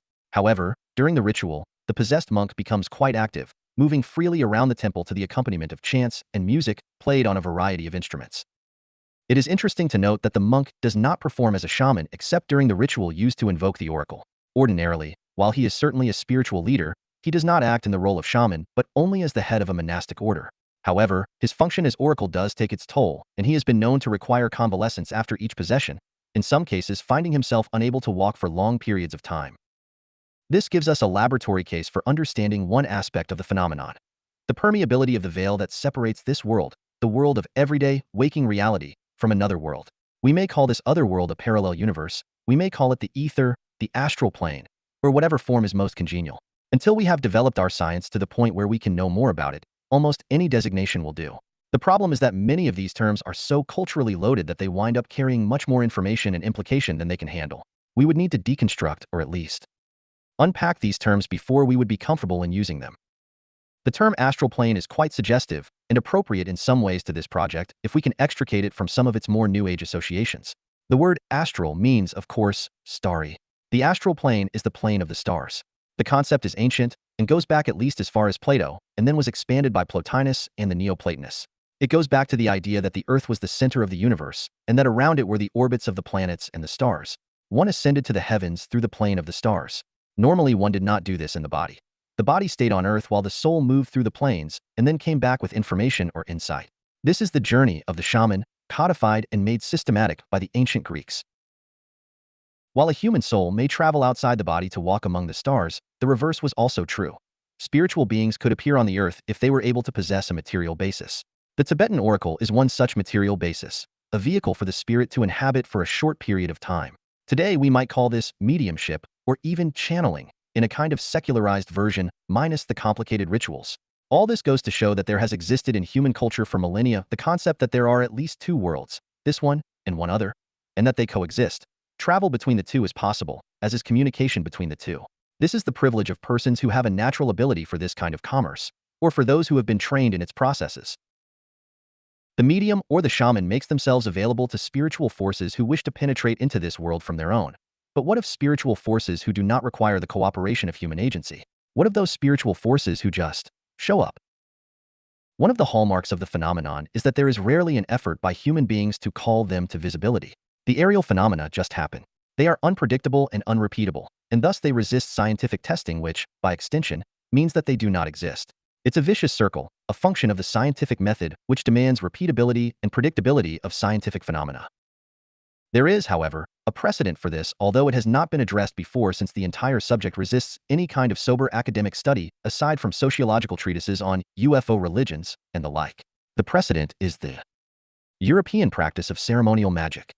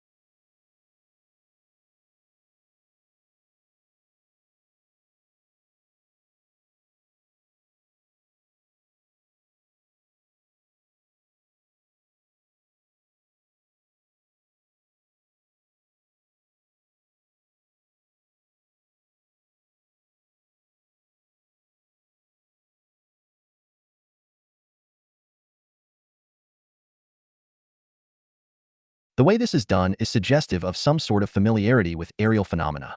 The typical arrangement as attested in the grimoires, the manuals of the magicians, is to draw two concentric circles on the ground. Between them is written a variety of magic words, usually in Latin, Greek, or Hebrew, as well as hieroglyphs that may be the signatures of various spirits or the seals of spiritual forces that will protect the magician and ensure obedience from the spirits being summoned or conjured. The magician stands in the center of the circle, and there is usually a minimum of 4 candles or lamps, one at each of the cardinal points, as well as a censer of burning incense. Prior to the ritual proper, the magician is prepared with fasting, prayer, and other measures to focus the mind and create a state of sensory manipulation in which the only sensory input comes from the carefully constructed ritual. More than just a liminal space, the ritual area reflects the precise nature of the magician's goal. The colors of the candles as well as of the furnishings of the room or environment where the circle is prepared, scents, the incense, sounds, the incantations, the ringing of a bell in a precise number, etc., have been arranged to reflect the purpose of the ritual. The magician is dressed in robes appropriate to the ritual, as well. One is familiar with the strange costumes of Merlin, or of Disney's Sorcerer's Apprentice. There may be an exotic headdress, symbols embroidered on the robe, a wand, a sword, an amulet or talisman, etc. In this way, the European magician shares some qualities with the Siberian or Tibetan shaman for whom the costume is an essential part of the ritual, further stressing the liminality of the ritual, but which also may be an allusion to the forms of another, more alien, environment. The ritual begins with invocations to God, the angels, etc., and proceeds to conjurations of the spiritual forces. This may be accompanied by a specific series of knocks, or knells, strikes on a bell or gong, the number of which corresponds in some way to the nature of the spirit being summoned, chanting of voces magici, or what is known as abracadabra, seemingly meaningless syllables that have the effect of transcending normal language by robbing sounds of meaning or attaching arcane meanings, symbolic meanings, to sounds. Ritual gestures may include the sign of the cross, or of the pentagram, etc. In other words, the entire field of action and sense is managed and tailored to the goal of the ritual. There is no wasted movement, no extraneous sounds or sights or smells. Thus, every event that takes place under these circumstances that has not been determined in advance, every random occurrence, is evidence of some form of contact. The proximate goal of this ritual is to force a spiritual entity into visible appearance. The magic circle serves to protect the magician from hostile spiritual forces and also reinforces the magician's position at the center, the axis mundi, of creation. In the ritual, the spirit, angel, demon, planetary intelligence, etc., appears outside of the circle, sometimes within a specially designed and drawn triangle at some distance from the outer rim of the circle. This triangle may also contain lamps, burning incense, etc., and the spirit constrained to appear within it. The spirit then answers questions put to it and eventually is given the license to depart. At that point, the ritual is over. If we apply the cargo cult metaphor to this ritual, a few things become apparent rather quickly.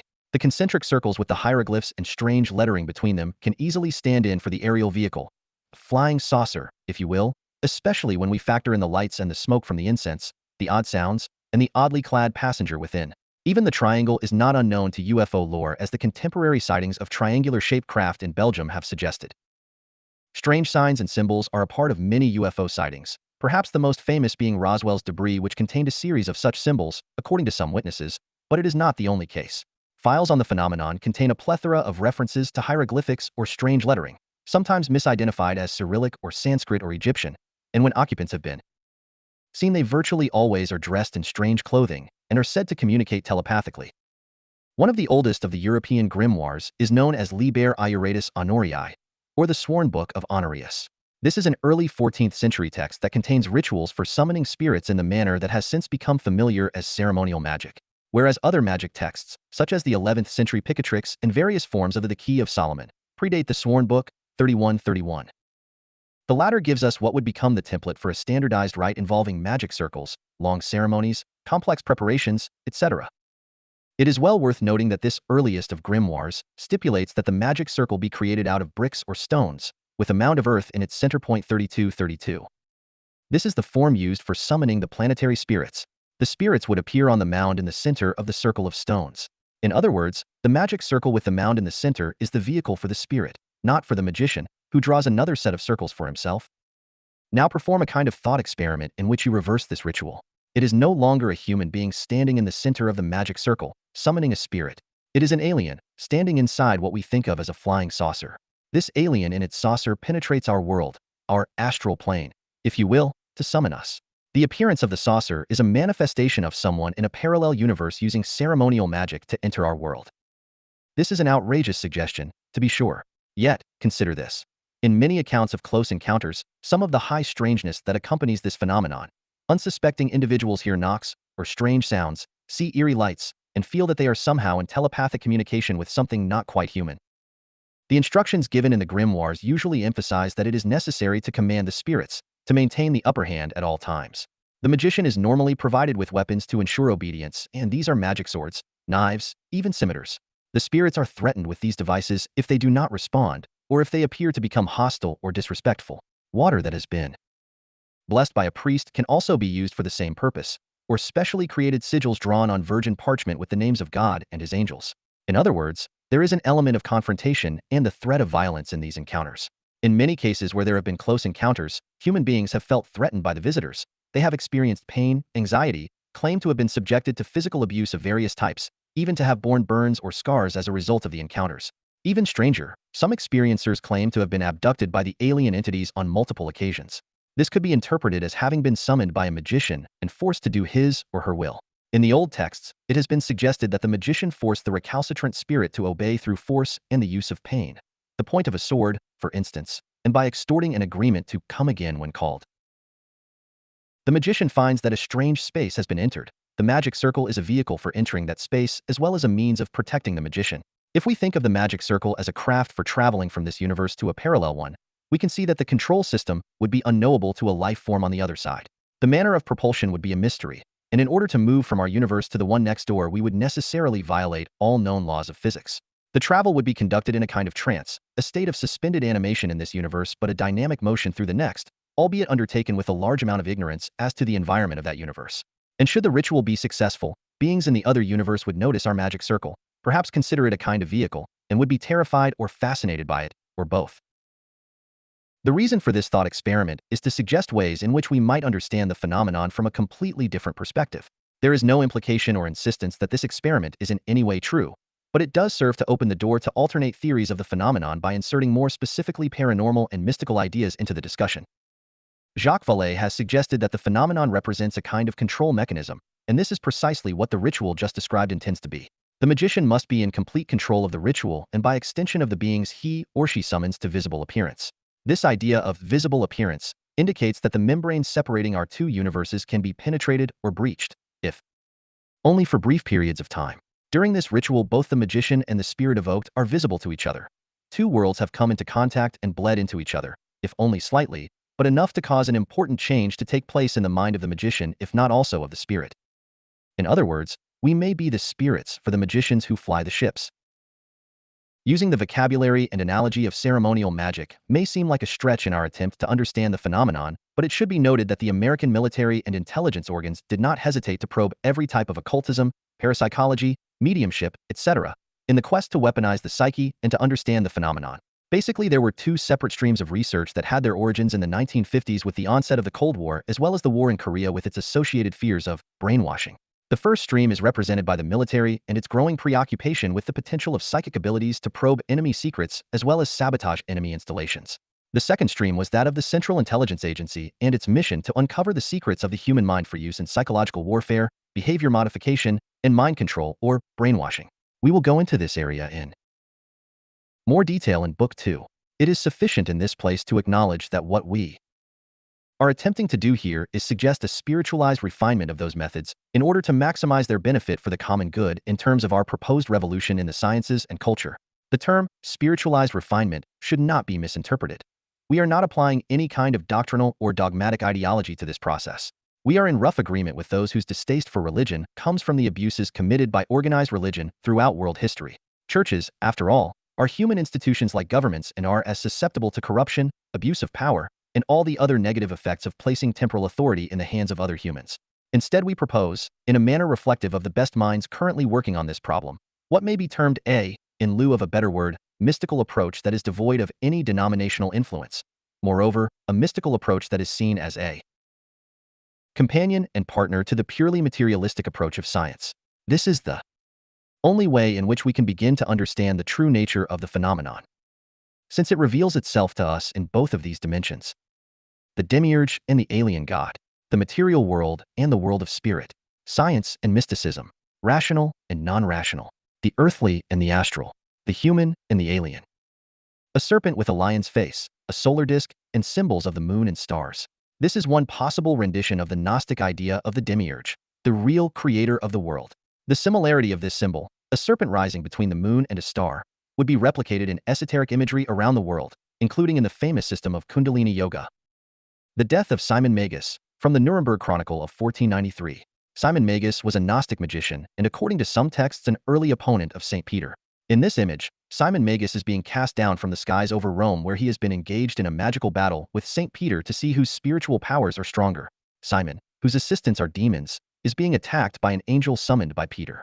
This celestial conflict between two classes of beings and their human surrogates is a constant theme in magic and esoterica. This is a painting by William Blake of the famous scene in the first book of Samuel, 28:3-25, involving the witch of Endor, a magic ritual specialist, and King Saul, who demands that the witch summon the ghost of the prophet Samuel. Compare to the following. Joseph Smith, Jr., the founder of the Church of Jesus Christ of Latter-day Saints, Mormonism, evoking the angel Moroni on the hill Cumorah in upstate New York, the end result of a series of magical rituals that took place over several years. Compare to The Conjuration of a Spirit of a Deceased Person by Edward Kelly and John Dee, two Elizabethan magicians. Dee and Kelly were on a prolonged series of magical operations designed to speak to angelic forces, in the course of which they were presented with an angelic language, sometimes called Enochian, with its own alphabet, vocabulary, and grammar. This language is used to this day by magicians and occultists. This is a drawing of a shaman from Lapland with a magical drum. The drum is covered in occult symbols intelligible only to the shaman.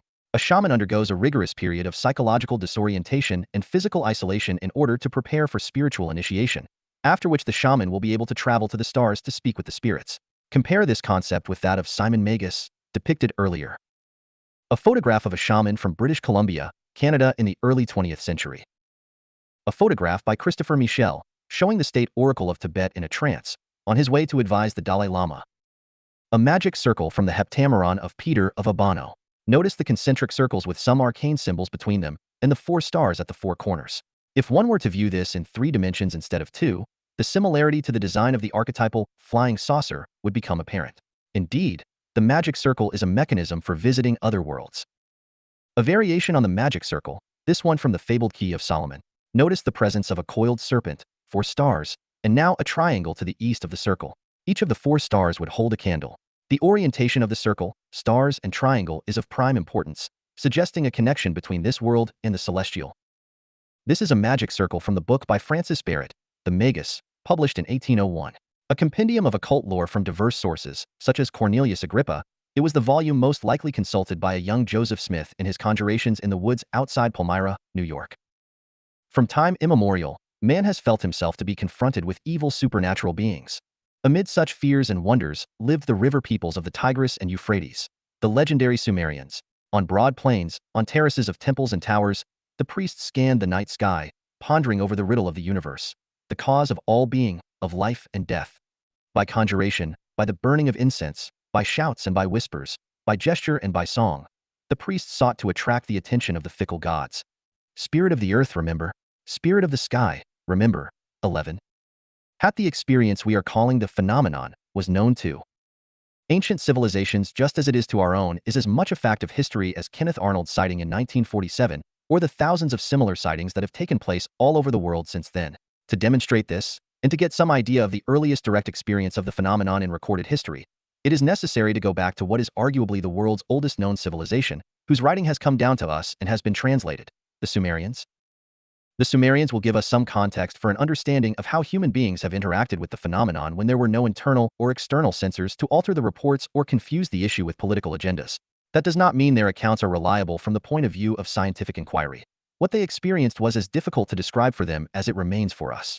Yet, the consistency of their emotional and cultural response to the phenomenon, or to the memory of the phenomenon which was handed down from earlier generations, gives us a stable platform from which to begin our investigation. Further, we will see that there is enough similarity between the ancient Sumerian and Babylonian records on the one hand, and the biblical record on the other that we can use the one to help understand the other. The pre-biblical accounts are a polytheistic version and the biblical account is monotheistic, but they share many essentials aside from their ideological differences. The importance of the Sumerian originals is that their legends give us the oldest written evidence of what we may call contact. One of the essential characteristics of the phenomenon is its otherworldly aspect. The phenomenon does not seem to originate in our world. This raises a question. What is our world? How do we determine what is part of it and what isn't? The answer may seem obvious. Whatever comes from the earth is part of our world. If something does not come from the earth, it must come from elsewhere, from another world. However, things are never that easy. The concept of world has changed considerably over the millennia since earliest recorded history. The world was whatever was known and discovered in the course of the rise and fall of civilizations. Alexander the Great was considered to have conquered most of the known world of his time, stopping only at the border of India, even though there were vast territories, including the entire Western Hemisphere, that he did not know existed. The Roman Empire stretched from Palestine and Egypt to the British Isles, but that was nowhere near the whole planet. Old maps would show blank areas outside of whatever empire in which they were designed. The Western Hemisphere was not part of the world until it had been officially discovered in the 15th century CE, even though there had been expeditions to the eastern seaboard by the Norsemen before that, and even though the Clovis people and earlier migrations had traveled across the Bering Strait land bridge and down into North and South America long before there was an Egyptian dynasty or a ziggurat at UR. Today, we believe we know the limits and boundaries of our world, but that confidence depends on an old paradigm that is largely geographic and spatial, and which does not take into account other dimensions of experience and of theories of modern physics that challenge our comfortable sense that we know our world and our position in it. In fact, the English word world is itself somewhat problematic. It has a Germanic origin and comes from two words, man and age. Thus, a world is an age of man. This gives the concept of world a decidedly anthropocentric spin, as well as focusing on the idea of age and thus of time. In Sanskrit, an age is a yuga, similar to the Gnostic concept of aeon. The age we are living in now is called the Kali Yuga, the age of Kali, a time that is also a personification and a deification. For the Romance languages, the words mondo, mundo, mond, etc. derive from the Latin mundus, which means clean, neat, elegant, and refined, as well as ornament. This is said to derive from the Greek cosmos, which means orderly. In other words, this understanding of world indicates order, neatness, even elegance. A world is something that has been designed perfectly, with associations of symmetry and even beauty. What, then, is the other world? If we are to go by the assumptions in the English and Romance language interpretations, the other world would be the domain of the non-human, the dirty, the messy. The age of man would become the age of non-man. It would be a time as well as a space, populated by beings of which we have no knowledge or recognition, something outside the symmetry of the beautiful world. Thus, the world is not the domain of everything the way we usually think it is. We may visualize a Venn diagram in which world is one circle and other world is another circle. When it comes to the phenomenon, the two circles overlap in a small area. That region is the domain of the phenomenon, called in Mesopotamia the Gate of the Gods, or Babylon. Now this idea is predicated on the assumption that there are only two worlds, this one and another. That is by no means certain. There may be multiple worlds, not only multiple dimensions or multiple universes, but domains in which the physical laws that seem to apply in our world seem similar to ours but modified or altered in some way. Point 22. If this other world were entirely different, a parallel universe, for instance, it might remain invisible or otherwise undetectable to ours forever, even as it impinges on our own. What we suggest is a world that is enough like ours that it provides some degree of reference. That is why the phenomenon appears to us to be almost real, almost contemporary, but not quite. What is another characteristic of the phenomenon? That it is visible. The visual sense is the first of the 5 classic senses, according to biologists and paleontologists, that appears during the process of the evolution of consciousness. The auditory, olfactory, and other senses involved in consciousness arrive somewhat later. The third characteristic is one normally associated with sightings of unidentified aerial vehicles. They seem to defy the laws of Newtonian physics, particularly where gravity is concerned. However, in addition to that obvious characteristic, there is another that should be mentioned. They appear as technology that is only slightly more advanced than anything humanity had devised up to the time of that sighting. As we will see in Book 2, some of the more famous sightings in North America, the famous airship sightings of 1897, for instance, demonstrated technology or technological design that was perhaps 20 or 30 years, at most, beyond the capabilities of 1897 manned flight. There is thus a time factor involved in the phenomenon that is difficult to understand, but it exists. The visual information that is gathered during these sightings is the beginning of a kind of communication. It indicates an interface between the two worlds, as noted above, one that will require a sophisticated definition of consciousness because it is the meeting place between two conscious beings that are otherwise dissimilar. Whatever is causing the phenomenon to exhibit these characteristics has stepped down its visual impact so that it teases at the edge of our imagination. Imagination is the key concept here, For whatever caused the 1897 airship sightings, did so by making an appearance that was almost credible to the level of technology of the general population at the time. They looked like flying boats, with various contraptions and appendages hanging off of them whose function was mysterious. They were often silent, but could change direction suddenly without an obvious propulsion system. They were just advanced enough to cause wonder and astonishment. If they were gas-filled balloons, no one would have noticed, and it seems important that they be noticed, but not too much so that they would be virtually invisible or beyond description. In other words, the phenomenon is not looking to be ineffable, just wonderful, fantastic, as in a manifestation of fantasy. It is as if we are being urged to dream a little more daringly, to imagine the possibilities of which we are capable. They have baited a hook, which we imagine to be a worm, and we take the bait. In Sumer, a similar situation occurred. By reading through their creation legends and some of the otherworldly texts produced by the Sumerians, the Akkadians, and the Babylonians, and by examining their monuments and other architecture, we can see that they were similarly affected by things seen in the sky. Their gods and cultural heroes went on journeys to the underworld and to the heavens.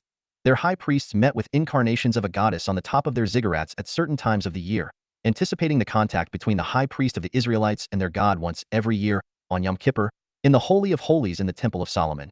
As stated above, the earliest civilization in the world with any kind of written documentation, the Sumerians, provide the template for much that will follow, and will introduce us to the concept of two worlds and the phenomena that accompany them. And they will lead us to ask an important question, one that may be at the heart of government secrecy concerning the phenomenon. Who's in charge? By the power invested in whom? Oddly, as long as the earth was considered the center of creation, the authority held by human rulers was said to derive from the gods. Once the sun was moved to the center, at least, of our planetary system, then authority shifted from the gods to human beings and rulership became anthropocentric. This seems somewhat counterintuitive. Just when we realized that we were not at the center of the universe, our science, philosophy, and culture began to insist that humans were more important than the gods. Religion became a quaint holdout against this anthropocentric point of view, even as human beings themselves seemed less and less capable of running anything for any length of time without screwing it up. The Sumerians were deeply concerned with the issue of divine authority. The Sumerian rulers were believed to be in contact with the gods through the enactment of rituals which reinforced their authority in the eyes of their people even as they met the gods on specific days of the year.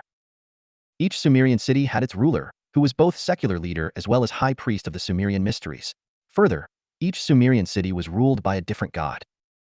The center of religious worship was the ziggurat, a stepped pyramid, usually surrounded by a brick enclosure.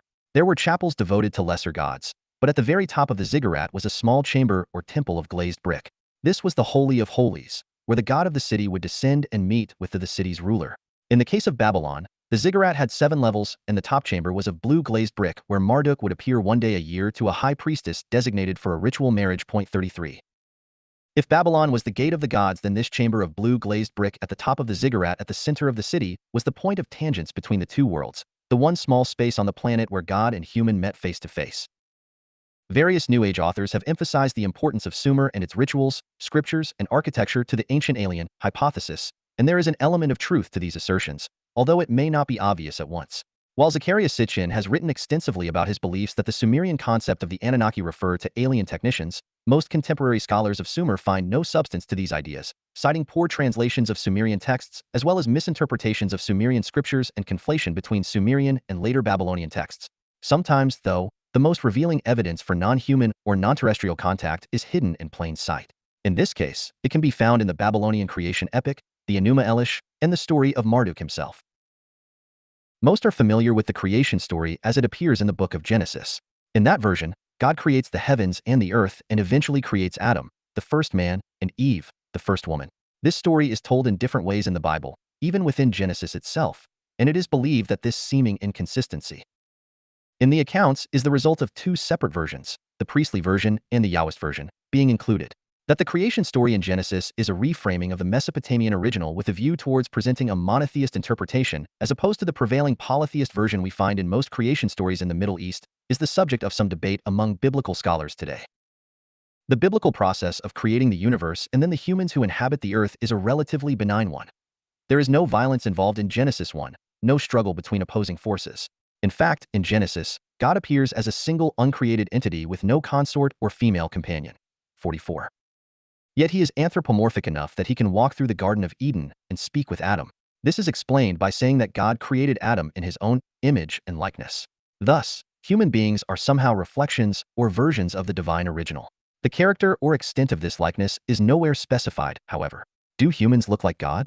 Do they possess faculties similar or equivalent to those God possesses? We only are told that we share something in common with our Creator. Indeed, when God creates Adam from dust, he breathes life into him. This divine spirit may be the key to understanding how human beings are made in the image and likeness of God. It may be a way of explaining consciousness. The scholar Alan F. Siegel has written 55 about the fact that for a long time there was a tradition among the Jews of two powers in heaven. There was the invisible, transcendental God that we know from the Bible, but also a kind of vice-regent of God, a visible, largely anthropomorphic entity that could walk and talk among the created humans. It was only much later that this belief was corrected, and the idea of a vice-regent officially excised from Jewish theology as a heresy. In fact, it was still a common understanding during the time of Jesus, which is one reason why pious Jews could contemplate the idea that God could look and live like a human being and dwell among them. In this case, it is clear that image and likeness means just that. At the very least, human beings are simulacrums of the divine original. In the Babylonian creation story, the Enuma Elish, there is a long, protracted battle between various gods that finally results in the creation of human beings. This story pre-existed the biblical version by hundreds, if not 1,000 years. It is now generally believed that the Pentateuch, the first 5 books of the Bible, also known as the Torah or the books of Moses, was written or compiled in the 6th century BCE. The Enuma Elish has been dated to anywhere from 1000 BCE to 1800 BCE at the earliest. In the Enuma Elish, divine powers existed in a primordial state, before the universe was created. Foremost among these was Apsu and his spouse, Tiamat. Tiamat is described as a serpent or dragon deity, connected with the waters that pre-existed the land and the stars. Tiamat represented salt water, and her husband Apsu, or Abzu, represented sweet or fresh water. It was the commingling of these waters that gave rise to the generation of gods. As pointed out in several sources, 66. Apsu and Tiamat are not gods per se, but seem to represent proto-deities, perhaps natural forces out of which the Sumerian pantheon was born. We know from Genesis 1:2 that God is depicted as hovering or moving over the face of the waters. Thus there is some general agreement between the two texts that water pre-existed the rest of creation. This sentiment is echoed in the Hebrew word for the deep or the abyss, which is Tiham, a word cognate with Tiamat. The similarity ends there, however. The Middle Eastern scriptural texts usually incorporate the motif of a chaoskamph, or struggle against chaos, that gives rise to order in the created universe. This struggle takes place between gods, with one set of deities winning in battle with another set. The Enuma Elish epic is no different and may, indeed, represent the earliest recorded version of this type of narrative. But because the Bible is a monotheist text, there can be no chaoskamph where creation is concerned, for that would indicate the presence of multiple deities and an ensuing struggle between them that would imply a certain degree of equality. In a monotheist context, there can only be one God, and that God must be all-powerful. Thus, there is no space for any kind of struggle. We may say that the biblical version of creation is a deliberate ideological challenge to the prevailing, polytheist view and does not represent the method of creation, particularly the creation of human beings, as it was understood by most cultures of the ancient Middle East. However, there was no escaping several basic elements that are common to polytheism, and which hint at non-human actors, which have given scholars headaches, as we will see. In the Enuma Elish, the younger gods, the children of Apsu and Tiamat, are noisy. They are creating enough disturbance that Apsu wants to destroy them. Apsu, however, is killed during his confrontation with the younger gods, and this angers Tiamat to the extent that she creates 11 hideous monsters to do battle with the other gods. The leader of the resistance against Tiamat is Marduk. Marduk is the god worshipped specifically at Babylon, dating from the period when Babylon was not as powerful as some of the other Sumerian cities to the time when Babylon controlled much of Mesopotamia, making Marduk even more important. There is evidence for the existence of the worship of Marduk, called Amar.utu in Sumerian, or calf of the sun, as early as the 3rd millennium BCE, which is roughly the period of the earliest examples of Sumerian writing. The Sumerian people most likely settled in Mesopotamia around 400 BCE or earlier, and it is considered likely that they migrated there from what is now Bahrain. It is not certain whether Amar.utu was a god they brought with them from Bahrain, or if he was a Sumerian version of a local Mesopotamian deity whose culture is now lost. He does, however, have associations with water, with astronomy and the calendar, and with magic. Marduk combined in himself elements we would find distributed among the gods of Egypt, for instance. He was part Thoth, Tahuti, part Horus, part Ammonius Ra, and after his defeat of Tiamat in the great cosmic battle that gave birth to the cosmos, he became the ruler of the divine pantheon. He is sometimes said to have been born in the Apsu, the abyss, indicating that he is a direct descendant of Apsu, the partner of Tiamat. and not actually born of the union of Apsu and Tiamat. He sometimes was considered the son of Enki, another deity associated with water or an underground ocean, whose temple was known as Iapsu, or House of the Abyss.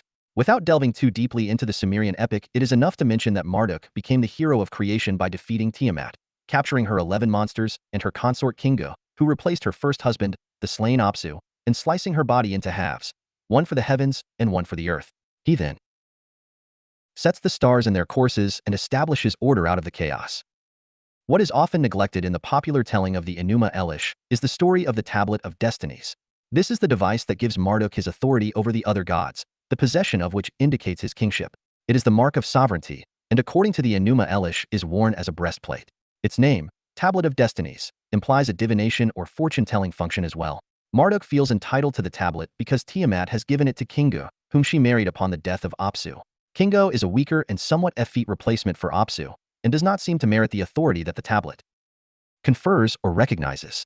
Marduk, through sheer force of character, perhaps what sociologist Max Weber called charisma, after the Greek word for gift or grace, an inherent quality that is not earned but which is intrinsic, and which may be related to the Sumerian concept of me, is depicted as being the rightful heir of the Tablet of Destinies.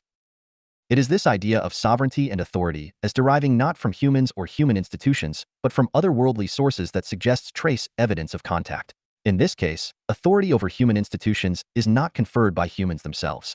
The authority derives from elsewhere. Even Marduk, a god, does not automatically receive the Tablet of Destinies by right of birth or origin, but must win it by killing the holder of the tablet, Kingu. A close reading of the Enuma Elish suggests that Tiamat committed a grave error by giving the tablet to the grossly unworthy Kingu, a situation that contributed to her own defeat. There is another tradition concerning the Tablet of Destinies, that it was the sum total of human knowledge in written form, designed to withstand a deluge. Written in stone so it would survive almost any environmental disaster of the time. It represented the continuity of information from the antediluvian to the post-diluvian period. Thus it was wisdom, knowledge, and authority, a single device, without which human civilization would not be able to jumpstart itself after the flood. This idea of a written document that has been buried in order to survive a catastrophe is a very old one and found in many different cultures worldwide. There is the tradition of the Emerald Tablet of Hermes, a stone carved with the secret of the universe, buried in a cave in Egypt or under the sea, found centuries later and resurrected from its hiding place. There is also the Tibetan tradition of the Terma, esoteric texts that were buried by teachers in ancient times and then rediscovered by those chosen by the gods. Even in 19th century America, this tradition is found in the story of Joseph Smith and the golden plates on which the Book of Mormon was written. Smith had performed a series of magical rituals in the woods of upstate New York, and eventually an angel, Moroni, directed him to the spot where the plates were buried. We are taking some time to look at this myth, even before we begin to discuss the creation of human beings by Marduk or Enki, in order to focus on the peculiarity of the idea of authority and sovereignty and how it changed from a theocentric model to an anthropocentric model, and how that switch has made it virtually impossible for human institutions to come to any kind of agreement on the nature of the phenomenon. One of the sources for this interpretation of authority is a 2008 paper co-authored by Alexander Wendt and Raymond Duval entitled The Abstract that begins the paper sets out the problem clearly by stating that modern sovereignty is anthropocentric, constituted and organized by reference to human beings alone, enabling modern states to command loyalty and resources from their subjects. However, it has limits, which are brought clearly into view by the authoritative taboo on taking UFOs seriously. The puzzle is explained by the functional imperatives of anthropocentric sovereignty, which cannot decide a UFO exception to anthropocentrism while preserving the ability to make such a decision. The UFO can be known only by not asking what it is. 77. This is an important approach to the problem, for it sets out in language and concepts borrowed from modern philosophers Jacques Derrida, Michel Foucault, and Giorgio Agamben the essential problem at the core of the UFO discussion, which is that our human institutions, having seized authority, essentially, the Tablet of Destinies, from the gods, are now incapable of addressing the UFO issue. Since the phenomenon demonstrates superhuman characteristics that show it is not human-based or of human origin, our human institutions cannot say anything meaningful about it. The entire basis of human sovereignty is predicated on an anthropocentric view of the world, of reality. In other words, we will never have disclosure the way we understand it, because that would involve our human authorities acknowledging another, higher, potentially more powerful, authority in the world. Paradoxically, if our human authorities did acknowledge the existence of another authority, that would automatically undercut their ability to make such an acknowledgement. Nevertheless, historically sovereignty was less anthropocentric. For millennia, nature and the gods were thought to have causal powers and subjectivities that enabled them to share sovereignty with humans, if not exercise dominion outright. In modernity, God and nature are excluded. Point 8. This is what gives us the fundamental problem. We cannot assign the phenomenon to the realm of religion since we do not respect religion as a source of knowledge about the world. If we refer to our Venn diagram above, we can say that science has pushed religion from this world to the other world. This world is the realm, now, of humans and of institutions based on what the authors call a metaphysics of anthropocentrism, and is no longer the realm of the gods. Humans are sovereign, and human sovereigns rule over other humans. Anything that calls this into question is a threat to modern ideas of rulership and to the loyalty of human subjects to human rulers. Again, even though the Earth is no longer the center of the universe, the anthropocentric, the human-centric view of the world has replaced the theocentric, God-centric one. Humans are now the center of the universe and scientists and governments the sole arbiters of what is real. The entire structure of modern societies depends on it. In fact, the very word real is cognate with royal. Reality is whatever the king says it is. Point 99. This is why the phenomenon is unacceptable to both science and government. This is why there can be no such thing as a UFO. At least, that is why we are not able to define what it is, for that would automatically challenge the sovereignty of our institutions. It would shift the focus away from us to them, and we have no idea what the repercussions of that shift would be. For both science and the state, it seems, the UFO is not an object at all, but a non-object, something not just unidentified but unseen and thus ignored. Point 1010. What of theocratic societies? Even though modernity has dominated the worldview of societies in the West, in the United States, Australia, and Europe, primarily, there are areas of the world that still emphasize the centrality of religion, such as regions in the Middle East, Asia, and Africa where economic development lags behind Western material achievements. It may be no coincidence that regions where economic development is slow are also regions where religious sentiments and a religious or spiritual worldview predominates. The association of matter with science, technology, and anthropocentrism is reflective of Gnostic ideas of the corrupting influence of the material world. Yet, even in these cases, there seems to be a reluctance to accept or acknowledge the reality of UFOs. Is it possible that to do so would be to challenge certain dogmas? In fact, we have evidence that even organized religion is willing to accept the idea of alien life. The Vatican recently came out with a statement that indicates a willingness to view the possibility of alien existence as not being at odds with Catholic belief. There has never been a problem with considering the possibility of alien life and alien contact in Islam, for instance, which generally has been more comfortable with science and scientific attitudes towards life on other worlds. Of course, this can be seen as a strategy to hedge one's bets, to maintain a degree of authority over the faithful by incorporating scientific and even pseudoscientific scenarios, and thereby extending sovereignty over all forms of knowledge. In modern societies, however, the adherence to a scientific viewpoint as if it were an ideology or a dogma has effectively painted the skeptics into a corner. The omniscient God has been replaced by the omniscience of science, and it cannot admit of knowledge that may be at odds with what is already known about the nature of the world and of reality. It cannot admit that the other world has any kind of objective existence. Instead, the other world is a trash receptacle for rejected knowledge. It is the domain of error, hallucinations, and the irrational. To be sure, the Sumerians and the Babylonians entertained a similar viewpoint. For them, the other world was the underworld, the realm of the dead, of evil spirits, of all the ills that pester humanity and tend to inject an element of chaos into order and thus to challenge the supremacy of Marduk and the state. But to the Sumerians, the other world did exist. It was necessary to believe that it existed, otherwise there would be no need for divine authority. The existential threat posed by the other world, the source of danger and hostility, made rulership and social organization necessary. The Sumerians did not deal with the irrational or the chaotic by wishing it away. They understood that eternal vigilance was required. Life was replete with dangers, from environmental catastrophes to sickness to defeat in war. All of these dangers emanated from the other world, threatening to bring about a new chaos. Marduk can provide us with a template for rulership in Babylon. Marduk was clearly a supernatural being with divine origins, either directly from Apsu, as indicated in some texts, or from Enki according to other texts, who fought against the hideous sea monsters created by Tiamat as well as against Tiamat herself. Thus he embodies both the very human attribute of a warrior as well as a spiritual force whose battles took place before creation. By ordering the universe, he becomes a secular ruler as well, the ultimate authority over the reality he created. The kings of Babylon, Marduk city, were also both sacred and secular rulers. It is important to point out that the division between sacred and secular did not exist as sharply in ancient Mesopotamia. A ruler was believed to possess authority over all realms of experience. Indeed, the word Babylon itself derives from a word of unknown origin, Babili, thought to mean gate of the gods. It was a liminal space between this world and the other world. In Hebrew, wordplay on the name gave it a different etymology. Babel, meaning confusion, Yet another ideological choice that can be said deliberately to characterize the religion of Babylon as a polytheistic confusion of gods as well as of tongues.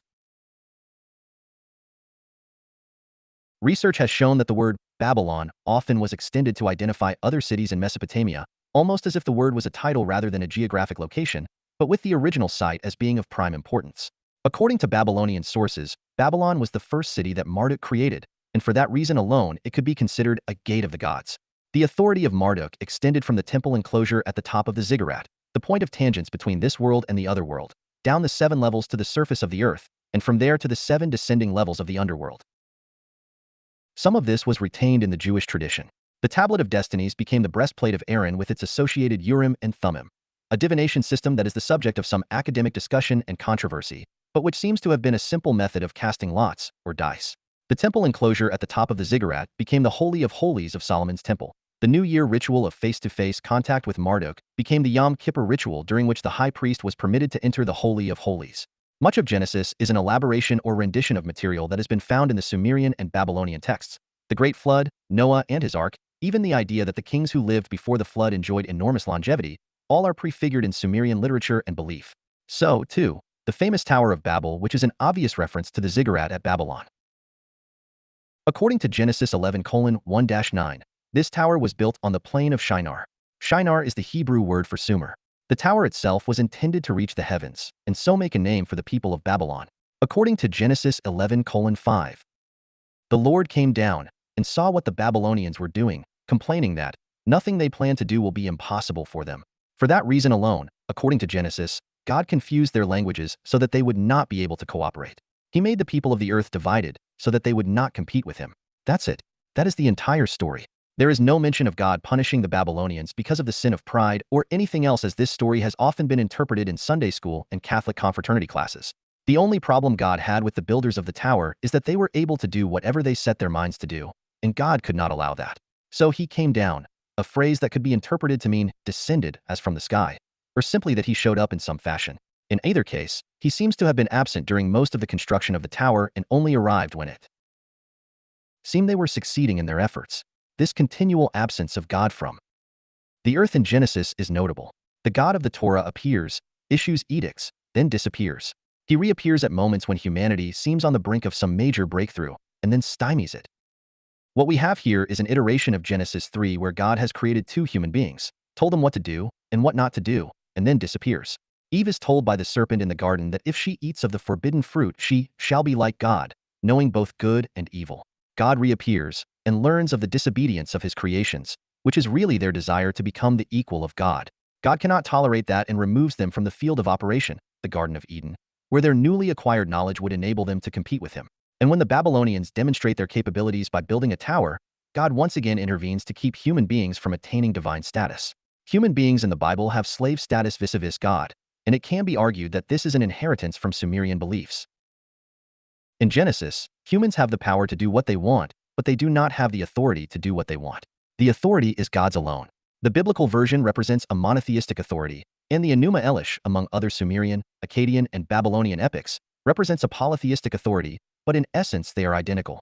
For all practical intents and purposes, authority, whether in a monotheistic or polytheistic context, remains the most important attribute of a god. Any human authority must derive from that divine authority, must be bestowed by a god upon a human, and can be taken away as quickly as it was given. Thus, too, the phenomenon represents a challenge to human, anthropocentric authority. The sight of a vessel flying through the air would not be ignored or ridiculed in a society where authority emanates from a divine source. The paranormal in general is consistent with religious documents, rituals, beliefs, and experiences. One of the reasons it is ridiculed by science, guilt by association, visions, dreams, apparitions, and supernatural phenomena create a space for the experience of the UFO. In a modern society, however, where a constantly evolving scientific paradigm determines the contours of reality, these phenomena are judged to be non-existent. They lack reality. They are not real in any kind of scientific sense, and thus there is no need and no attempt to explain them, analyze them, critique them, because to do so would be to undercut the very foundational model of science. They do not represent phenomena that can be tested, predicted, or measured even though they are known to leave physical traces. Theories of UFOs are not, in scientific parlance, falsifiable. In a modern society, where a dominant political model of human rulership demands loyalty and obedience from humans to humans, these phenomena are ignored. To do otherwise would be to undermine the very foundational model of human sovereignty. As we are told in 1 Samuel 15:23, witchcraft, the domain of antinomian religious practice and belief, is the equivalent of rebellion against the state. It is an old equivalency, one that obtained in ancient Sumer as it did in ancient Palestine, and it holds to this day. As there was no science, as a recognized discipline separate from a religious or spiritual context, in those days, then methods of science that were not part or supportive of the prevailing attitude also would be considered witchcraft and treasonous. Vide Galileo. Ironically, the only way any of this makes any sense at all is if we remember the near universal understanding that all authority ultimately derives from the fact that human beings are not autonomous. They are not self-creating but merely self-replicating, like von Neumann's universal constructor. More about this later in Book 3. Humans are a product of something else, some other factor, that the ancient sources tell us were the gods. 1 million years a slave. About 2 million years ago, we saw the evolution of the first humans from their primate ancestors. This was Homo habilis, or handyman, possibly the first tool-making primate ancestor, and is the subject of some controversy since not everyone agrees that this species was a hominid. Then, about 1 million years ago, Homo erectus, upright man, made its appearance. Its origins are equally controversial, with some paleontologists suggesting that Homo erectus arose first in Africa and then spread to parts of Europe, Central Asia, China, and Indonesia, with other experts suggesting that Asia was the point of origin. It has even been proposed that some of the earlier extinct hominid species, such as Homo habilis, should properly be classified under the Homo erectus category. Eventually, however, Homo neanderthalensis made its appearance. Earliest forms seem to date to about 500,000 years ago, with the fully formed Neanderthals only about 250,000 years ago, and then became extinct about 40,000 years ago. Homo sapiens, of which we humans are a subspecies, known as Homo sapiens sapiens, arose around 200,000 years ago and coexisted for a time with the Neanderthals until the latter became extinct. We share an almost identical genetic heritage with Neanderthals, with only about a 0.12% difference between us. According to genetic and paleontological evidence, therefore, the origins of humanity are broadly, if somewhat incompletely, known. We can trace our lineage back 2 million years, at the most liberal guess, to 1 million years, the conservative estimate, in time. At the very latest, we can use the 200,000 to 250,000 year estimate of the appearance of both the Neanderthals and Homo sapiens as our point of origin. It really depends on what one means by the term human, and especially modern human. There are questions of genetics, of course. There are also questions of consciousness. Did a larger brain size indicate greater intelligence? And did greater intelligence contribute to the development of consciousness? These are still controversial issues today, especially as it has become obvious that not everyone agrees on the definitions of terms like intelligence and consciousness. If we do not know how to define consciousness, then we are unable to determine when it first developed. We are not even confident enough to state unequivocally that animals have consciousness. We are certainly nowhere near accepting that plants have consciousness, much less the elements themselves that make up human beings. Animals and plants. As we will see in a later chapter, the genetic origins of consciousness are now being hotly debated. Without going into that controversy in detail, we can ask a few basic questions here since they go to the problem of the origin of human beings, and this problem relates directly to the question of the phenomenon itself. First of all, let us assume that the nature of humanity and of human beings presupposes the existence of consciousness. We feel we are different from every other creature on Earth because of our consciousness. We are introspective beings who wonder about things like life, death, the afterlife, etc., and we do not perceive the same concerns taking place among other members of the animal kingdom or the plant kingdom. We also seek to control our environment in ways that no other species, genus, family, etc. has done. We build cities, cars, rocket ships. We design intelligent networks, create fiber optic cables and irrigation systems. We do not see other species doing the same. Ergo, we believe it is our consciousness that sets us apart from the rest of creation. We calculate, measure, manufacture. We create works of art, music, and literature. We do not see the same activity elsewhere among other creatures. Yet, everything that lives has genetic material. There is now a growing body of evidence to suggest that the genetic code originated elsewhere than on our planet, and that it was somehow seeded onto the Earth, either accidentally, due to a meteor strike or some other natural mechanism, or deliberately. This begs the question, is life the same as consciousness? Again, we do not agree on definitions of either of these terms, so it becomes an exercise in pure speculation to come down on one side or another of this discussion. Instead, let us look for an answer, or at least trace evidence, in the historical record. The Enuma Elish tells us that humans were created from the blood of the slain Kingu. Remember that Kingu was appointed by Tiamat to be commander of the forces fighting Marduk, and he was also the god to whom Tiamat gave the Tablet of Destinies. Thus Kingu represents the enemy of Marduk, and it is from Kingu's blood that humanity is formed. Humanity, therefore, traces its origins to a weak, illegitimate, and defeated spiritual force. The purpose behind our creation was to work as slaves for the gods who are therefore relieved of any hard labor, and who are thus assured of a continuous supply of food and drink. This is exactly as it was stated in the ancient Sumerian and Babylonian texts. The elaborate theories of Zechariah Sitchin and others that humans were developed to engage in mining operations, etc., simply are not necessary in order to make the point that the Sumerians believed that humans were created to work for the gods. It's an unnecessary complication for which there is tenuous, at best, evidence. The cosmos itself was created from the body of Tiamat. Her bones, blood, and organs were used in various ways to complete the organization of the external world. The blood of her consort Kingu was used to create human beings. Thus, humans are not of the same genetic line as the rest of the universe, although their origin is due to divine energy, the will of Marduk, and divine substance, the blood of Kingu. It should be noted that the god who actually does the work of creating the humans, once told to do so by Marduk, is the Sumerian god Enki. Enki was the lord of fresh water, of artifice, magic, and the ability to manipulate matter. His temple was known as the E-Abzu, with its clear reference to the Abzu or abyss. In other versions of the creation story, Enki takes a more central role in the creation of human beings, but always winds up using the blood of another god, in one case, using clay mixed with blood, and always for the purpose of using human beings as slave labor. Eventually, however, the slaves revolt. When that happens, the gods decide to wipe them off the face of the earth with a great flood. Deluge stories and legends are known virtually worldwide, and that may be due to the memory of a single flood that took place in the distant past, or, more likely, refers to various floods occurring in different parts of the world at different times. Many people living today have had experience of floods. They are a relatively common occurrence, so there is no need to look for a single cataclysmic event that affected the entire globe. What is a common denominator between the Babylonian account and that in Genesis, however, is that both floods are the result of the gods or God becoming angry with human beings. In other words, humans brought the flood upon themselves.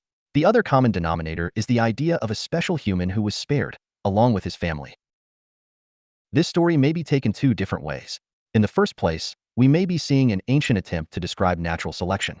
This is the essential theme of Darwinism, which states that some species die out and others survive due to their inability or ability, respectively, to adapt to environmental forces. When some humans survive a catastrophe, a cataclysmic event like a tsunami or other natural disaster, we may describe them and their offspring as having been the product of natural selection. Of course, this is not exactly true.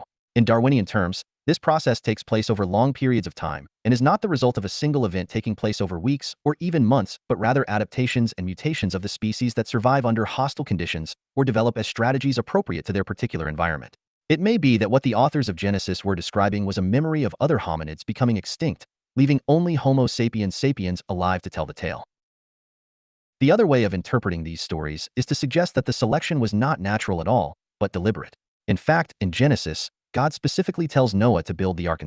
Once again, authority comes from a divine source. The power to build the ark, however, is human.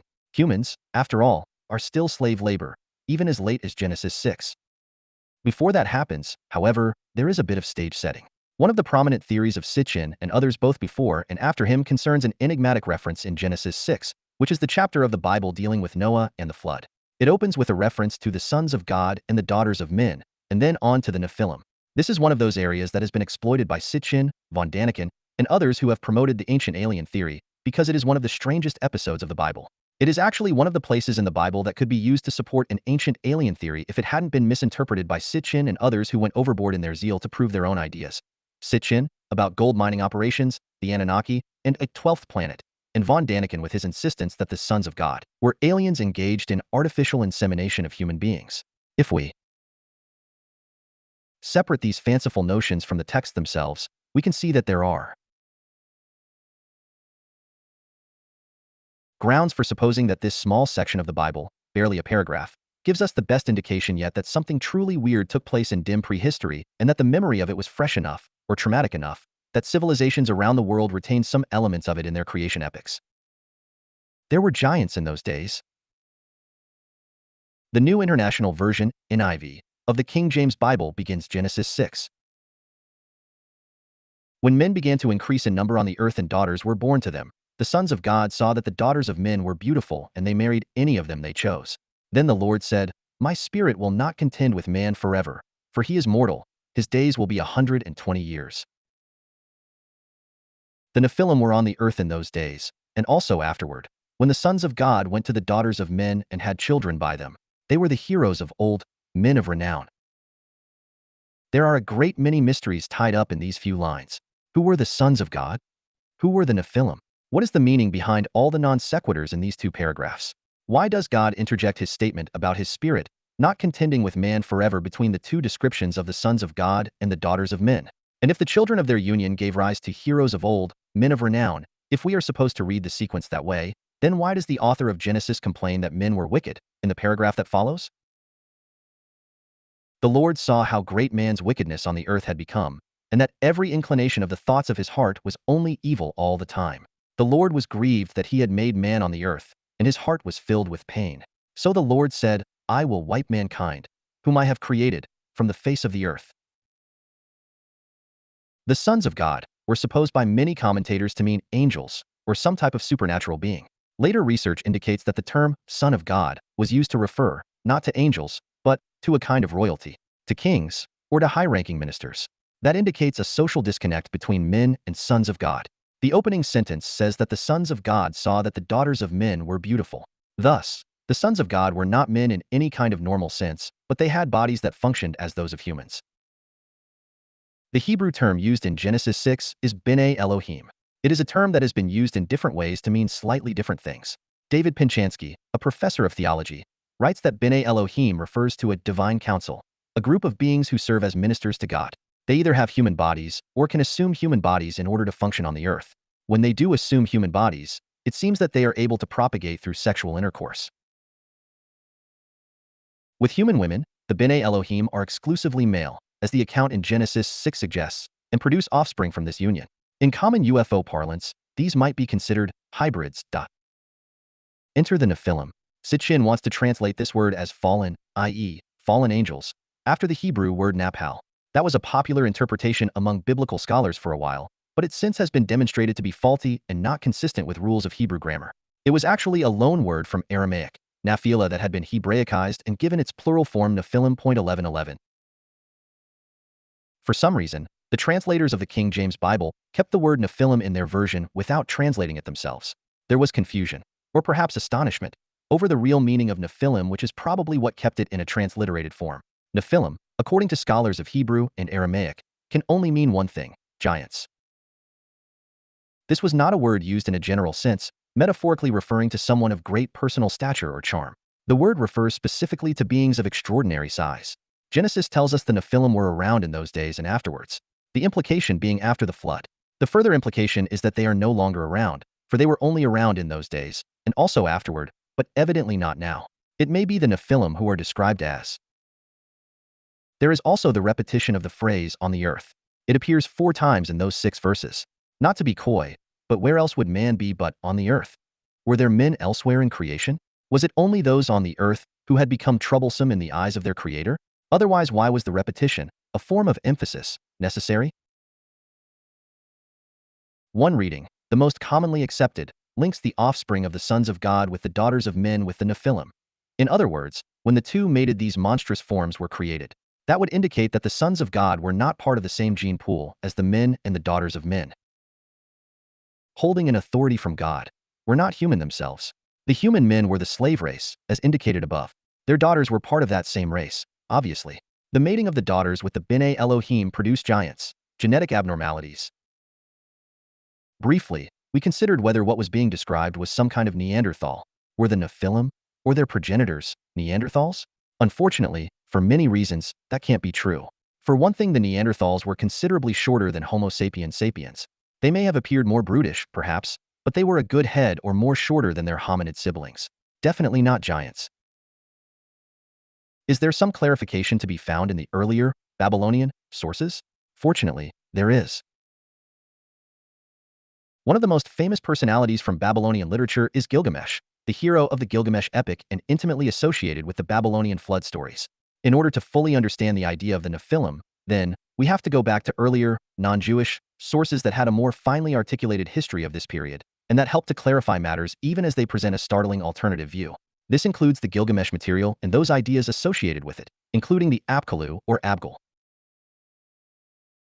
The Apkallu, to use the Babylonian term, Abgal to use the Sumerian, were 7 wise beings, 7 sages, who existed before and after the flood. They were responsible for teaching the newly created human beings the benefits of civilization.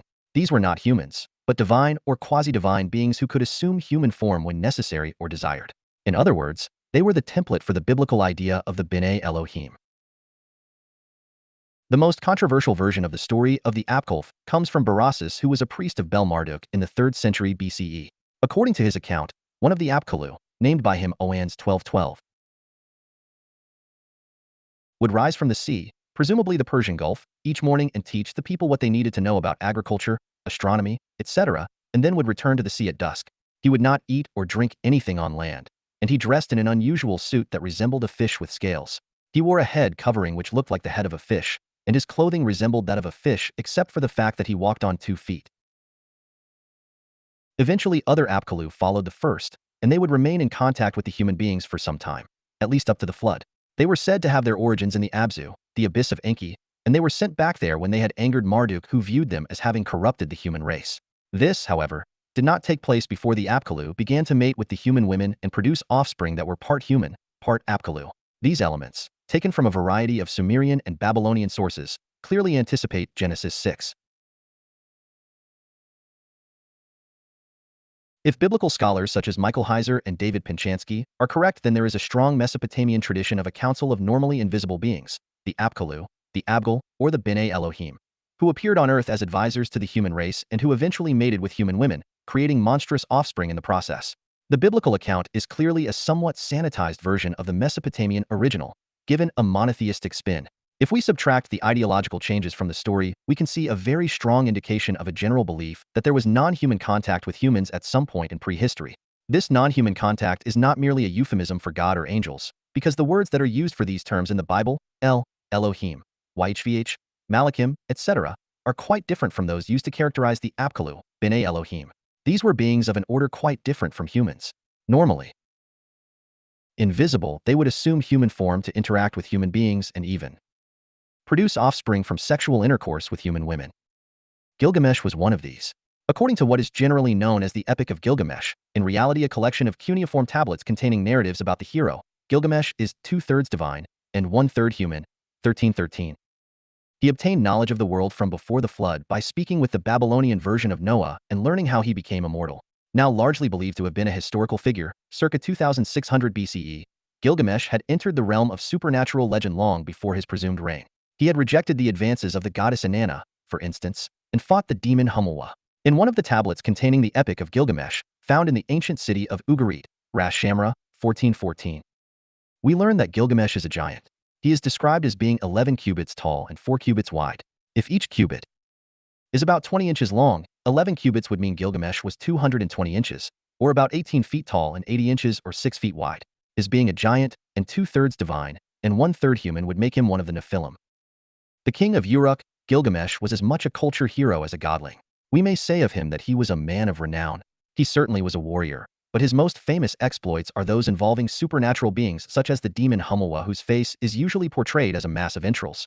In fact, the name of Gilgamesh in cuneiform is often preceded by the dinger symbol, which is usually reserved as the identifier of a god. He is someone who straddles the line between Apkallu and human, a being who was conceived of a human woman but whose paternity remained a mystery. In fact, according to the single legend concerning his birth, his mother, surrounded by armed guards to ensure that she would not be molested and lose her virginity illegitimately, became pregnant with him even as she was under lock and key. Alarmed, the guards took the baby and threw him from the top of a tower to be dashed on the rocks below, but an eagle arrived just in time and settled the baby Gilgamesh safely onto the earth. Thus, without addressing it in so many words, the origin of Gilgamesh is that of a daughter of men and a supernatural father, an Apkallu, and he developed into a giant who was 2/3 divine. This is in keeping with the biblical tradition as well as the Mesopotamian one. In fact, according to the Epic of Gilgamesh, the Apkallu designed and built the walls of his city, Uruk. The Apkallu themselves are often depicted as having human bodies but the heads of birds, similar to the type of iconography we find in Egyptian illustrations of Thoth, Horus, etc.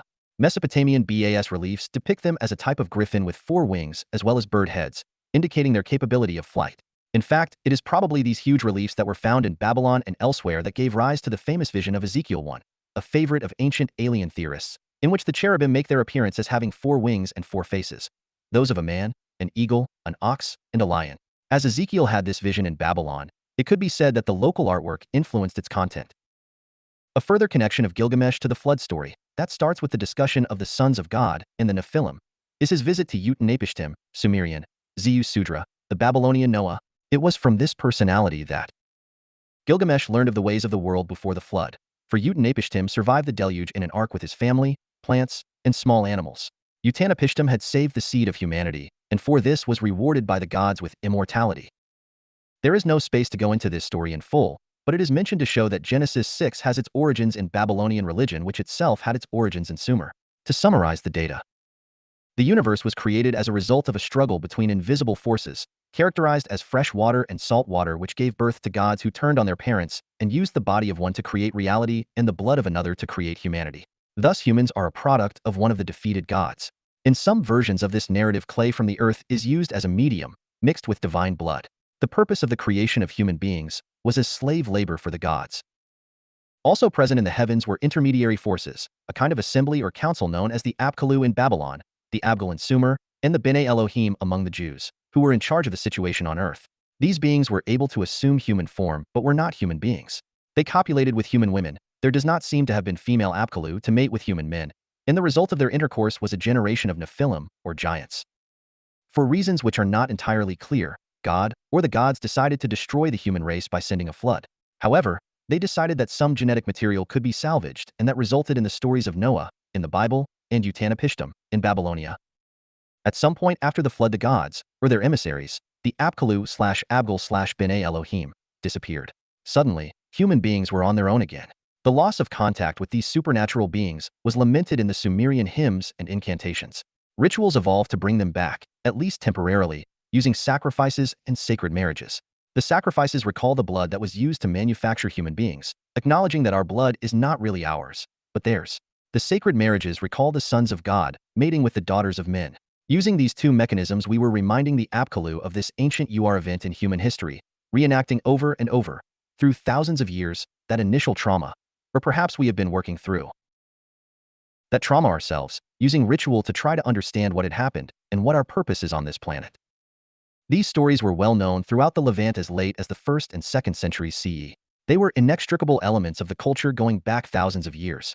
There are New Testament references to these same B'nai Elohim, and to the 7 sages, the Apkallu, who were punished for having intercourse with human women and producing their hybrid offspring. They are not called Apkallu in the New Testament, of course, but are cited in 2 Peter and Jude as angels who sinned, and who were imprisoned in Tartarus, in the Septuagint Greek, usually just translated as hell in English translations, or in deep gloom. Tartarus, of course, is the underworld abyss of Greek mythology and the place where the Titans, who themselves sinned against the older gods and were overthrown, were imprisoned. This idea of a war in the heavens which led to the creation of the world and of human beings, from divine substances, is familiar throughout the West. Roman and Greek mythology abound in examples, and the same theme would find itself represented in the Abrahamic literature as well. Like the stories about a great flood, these myths reflect knowledge of, or experience of, an actual event or events. The idea that human beings were created as slaves or playthings of the gods also is present everywhere we look. And the high strangeness element, that some type of being with a supernatural origin mated with human women in the distant past to create hybrid offspring, is also very familiar to Sumerians, Akkadians, Babylonians, and Jews, not to mention Romans and Greeks. The figure of Prometheus in Greek mythology shares many elements in common with the Near Eastern narratives. He is regarded as the divine being, actually one of the Titans, who brought wisdom, arts, and learning to human beings, and who stood up for humans in opposition to Zeus, and was punished for it. Prometheus most famously stole fire from the gods, and gave it to humanity. He was then chained to a rock for eternity, having his liver eaten every day by an eagle only to have it grow back at night, until he was rescued by Hercules. In his anger, Zeus fashioned Pandora, the first woman, out of clay, and sent her to live with men as a punishment. These various motifs are seen by scholars as iterations of the Mesopotamian originals. During our research program for these books, one of us, Tom, had an interview with a high-ranking member of the military establishment. After going over some of the material we had collected, he suggested, quite strongly, that we take a closer look at Greek mythology. This would have seemed like an odd suggestion were it not for the fact that the Sumerian and Babylonian myths were the original forms of the Greek myths, and we were already hard at work on deconstructing those elements to uncover evidence of contact. There could, of course, be another reason for this emphasis on Greece. After all, the Greek alphabet is a necessary tool for mathematicians and scientists. Greek mythology finds itself overrepresented in naming protocols for planetary bodies such as the moon of Jupiter, Titan. Hellenistic influence on Israel was profound in the Second Temple period and led to the revolt of the Maccabees in 167 BCE, memorialized in the Jewish festival of Hanukkah, a religious holiday that did not exist previously. The revolt was begun when King Antiochus of Syria ordered an altar to Zeus built in the Temple of Solomon in 168 BCE and outlawed Judaism. He even ordered pigs be sacrificed there, which is about as bad as it gets. At the same time, there was a serious conflict between traditionalist Jews and Hellenizing Jews, but in 165 BCE the temple was retaken and rededicated, which is the meaning of the word Hanukkah. The Hellenistic period also gave us Hermetism, that form of esotericism founded upon the Emerald Tablet of Hermes and its associated documents concerning alchemy, philosophy, cosmology, and the secret sciences. The Emerald Tablet opens with the line, "That which is below is like that which is above, and that which is above is like that which is below." As good as any a rephrasing of the statement in Genesis that has God in heaven creating human beings on earth in his image and likeness. The connection between above and below was absolute and concrete in the minds of the ancients, the one a mirror of the other, a reflection of the event that they memorialized in their literature, arts, and sciences. Today, however, that mirror, that window into the other world, has been covered up as humanity sits Shiva for the death of their dreams. There are many other possible avenues to pursue in Greek culture, history, and religion, but at heart the most important event revealed by all of these sources, reiterated time and again, so often that we ignore it as background noise, is the contact between human beings and something other. There is even the constant reminder that humans were deliberately created by this other to serve a specific purpose, and when we developed our own intentions and our own goals, however misguided they might have seemed to be, eating of the forbidden fruit or building a tower to heaven, this other tried to stop us and even to destroy us. To regard this as purely a religious or spiritual or even superstitious belief is an ideological choice that has nothing to do with the evidence. The basic elements of the narrative you have read so far use ancient texts to demonstrate that a real event took place at some point in human history, an event that has caused ripples in every aspect of human endeavor. Ancient peoples did not have a vocabulary for what they experienced or remembered. As a matter of fact, if we judge by the vast majority of UFO sightings, abduction reports, and other aspects of the phenomenon, neither do we. That is why we have chosen to graph this discussion in some basic ways, such as describing the phenomenon as representing a liminal space between this world and a putative other world, a world that can be approached through what the Sumerians and Babylonians called a gate of the gods. This gate may be actual in some sense we do not yet understand, but which was understood by the ancients, and perhaps by those who have had some measure of contact in our times, or it may be virtual. Most likely it is a virtual gate that acts as a mental or psychological construct that mimes the action of the actual gate. But we are getting ahead of ourselves. When the impulse to redefine the religious experience that began with polytheism to a more rigid and doctrinaire monotheism began to take shape, the knowledge that was inherited from the Sumerians and Babylonians, knowledge that claimed direct contact with non-human actors, was rejected in favor of the new paradigm. Monotheism became the lens through which the past was reimagined as a time when human beings were savage, uneducated, and gullible, and therefore their accomplishments and histories were devalued as the product of ignorance. Forms of ancient knowledge, although by now fragmentary and incomplete, were preserved in the world of superstition and esotericism, the domain of the secret society and the sorcerer. It has only been within the last 100 years or so that much of this data is being recovered and reevaluated, leading academics and scholars to take a fresh look at the origins of Western monotheism and to realize that many polytheistic concepts that derived from this contact survived within the Abrahamic religions in various forms. The great advantage of monotheism over polytheism, however, was its potential as a unifying factor against the gods. In Sumer, as in later Babylonia, each city-state had its own patron deity. The same would hold true throughout the ancient world in Europe as well as in the Middle East. This meant there were political divisions between human societies that could be exploited to keep humans weak and unable to resist. A monotheistic worldview would unite these city-states under the banner of one patron deity, with all of the citizens of those states united as well in a common political and theological system. Perhaps this was more than a purely ideological challenge of the monotheists against the rest of the world. Perhaps it was an act of defiance against the sons of God, and probably with reason. As we have mentioned already, but which bears repeating as we go along and the material becomes more and more challenging. What we are proposing here and in the chapters and the books that follow is a scientific resolution to the old problem of gods, demons, good and evil, religion, magic, and all the impedimenta of the pre-scientific age. What we are proposing is that the ancients were recording an event or events that had a profound effect on human development, on civilization, on technology, an event that is erupting into human consciousness and experience today in several different forms. The ancients framed this event in terminology that we read as religious or superstitious today, but these designations did not exist in ancient times. Even the concept of religion is relatively new. In Sumer, religion and science were not separate categories. There was only one approach to knowledge, and it involved the whole mind. The difficulty we face today in understanding, or even defining the phenomenon is the result of this fragmentation of knowledge, which has led to the consigning of an entire realm of human experience to an ontological dustbin. Science cannot explain the phenomenon, so scientists refuse to see it. Similarly, there is no space for spirituality in any form within science, so scientists consider it a form of mental illness.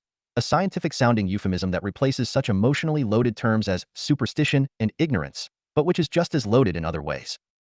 What may be required, then, is a re-engineering of the way we look at reality, and of our responsibility towards other human beings in the face of our inability to deal with the phenomenon in any other way. This is the Sumerian cuneiform sign for heaven, or God, Dinger.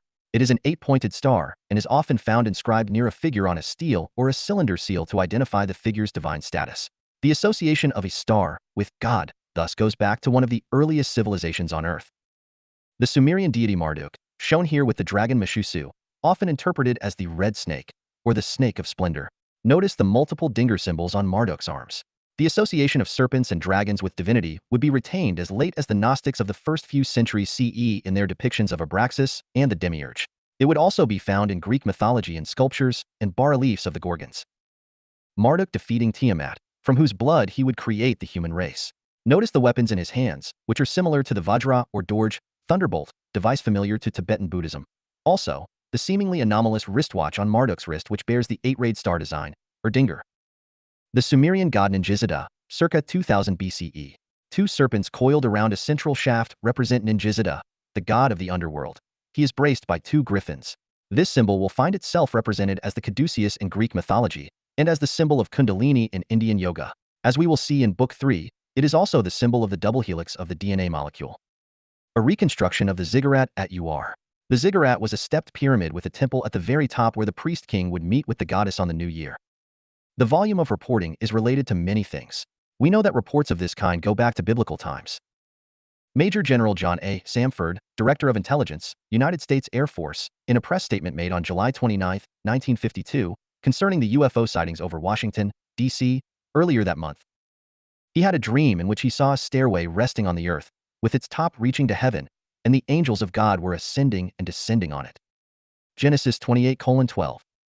A stairway to heaven shall be laid down for him, that he may ascend to heaven thereon. The Pyramid Texts, Egypt, circa 2300 BCE. The previous chapter we looked at one aspect of the ancient Mesopotamian belief system, which included definite references to the creation of human beings by the god to function as slave labor, and the actions taken by God or the gods to keep human beings from controlling their own destinies, to deprive them of authority and of what modern anthropology would term agency. We examined the persistent theme of the sons of God, who mated with human women to produce a hybrid race of giants. These concepts are taken directly from the texts themselves, the Enuma Elish, the Epic of Gilgamesh, the Atrahasis, and even the Bible, and are not invented or embellished by us. We suggest they be considered as documentary evidence for an event that transpired in prehistory that we are calling, for sake of a better word, contact. There is one other persistent theme in these traditions, and that is celestial flight. In other words, buried deep within the stories, legends, and rituals of the ancient Near and Middle East, as well as in cultures worldwide, there is the belief that humans, at least some humans, are able to travel to the stars themselves, essentially reversing the original flow of life from a celestial creator to the earth by going up a ladder or a pole from the earth to make direct contact with the other world. To standard, mainstream religious leaders, such an attempt would be anathema. It would be tantamount to building another Tower of Babel, and we all know how that turned out. This type of practice was banned by most religious traditions in the West, and is reserved for persons of special characteristics or abilities in the East, such as shamans. Within Judaism, this practice is known as Merkava mysticism or Hekalot mysticism, which is intimately connected with Kabbalah, although probably much older than the earliest Kabbalistic texts. Merkava, or chariot, mysticism derives from the first chapter of the book of Ezekiel, in which the Jewish prophet describes a vision while in exile in Babylon of a chariot descending from the heavens. This vision became the model for deliberate attempts to reach the celestial realms through the use of meditation and other methods for achieving altered mental states. In other words, there was an understanding, and this may be critical for a serious comprehension of and approach to the phenomenon, that altered states of consciousness were necessary in order to acquire contact with the sons of God. While certain physical aspects of the initial, prehistoric contact were mimed, magic circles with lamps, incense smoke, strange sounds, and arcane languages, in order actually to fly heavenwards, a modification of the mind's normal processes was required. If we consider these practices, and they can be found all over the world, as evidence of a real experience that took place millennia ago, then we should be able to apply them to the current problems we encounter in designing systems for space travel, especially the type of travel that would approach the speed of light or exceed it. Those problems may involve propulsion issues, psychological conditioning for extended periods of spaceflight in zero gravity, etc. Or there may be a more immediate application. In our conversations with such controversial figures as Bob Lazar and others who wish to remain anonymous, we learned that a major obstacle facing the scientists who wanted to re-engineer captured alien spacecraft was the control issue. Without coming down on one side or the other on the validity of the captured alien spacecraft, we wish to point out that the difficulty in imagining how to control a vehicle that had no visible means of steering or velocity control, or even an ignition switch, may be an allusion to how the ancients experienced these same vehicles. What is largely missing from the Sumerian, Babylonian, biblical, and other accounts of sightings and contact is the technology involved in controlling the vehicles. No one seems to be steering or otherwise physically manipulating these craft. This leads us inevitably to wonder if they are controlled by some sort of mental mechanism that we do not yet understand. In order to get a grip on this admittedly bizarre concept, we will take the time in this chapter to see how celestial flight was understood and what common denominators may be found across cultures and eras. Then, in the following chapter, we will look at what happens when celestial flight breaks down, when contact is lost, and a civilization goes crazy as a consequence. Jacob's ladder. Genesis 28:20-22 tells us the story of Jacob, the ladder, and the gate of heaven. The story is familiar to readers of the Bible as the scene in which Jacob falls asleep with his head on a stone as a pillow, and has a dream of a ladder reaching to the heavens with angels, ascending and descending. The voice of God from above telling Jacob that the land will belong to him and to his descendants. There is a great deal more to this story, and it has implications for our analysis of the phenomenon.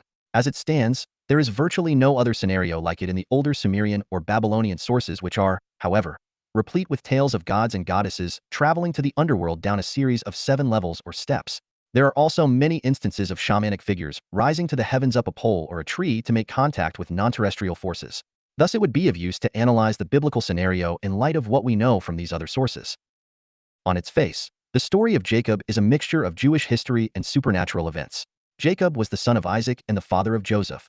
He of the coat of many colors who became an advisor, a dream interpreter, to the Pharaoh of Egypt. It was Jacob who wrestled with an angel, Jacob who was renamed by that angel. Israel.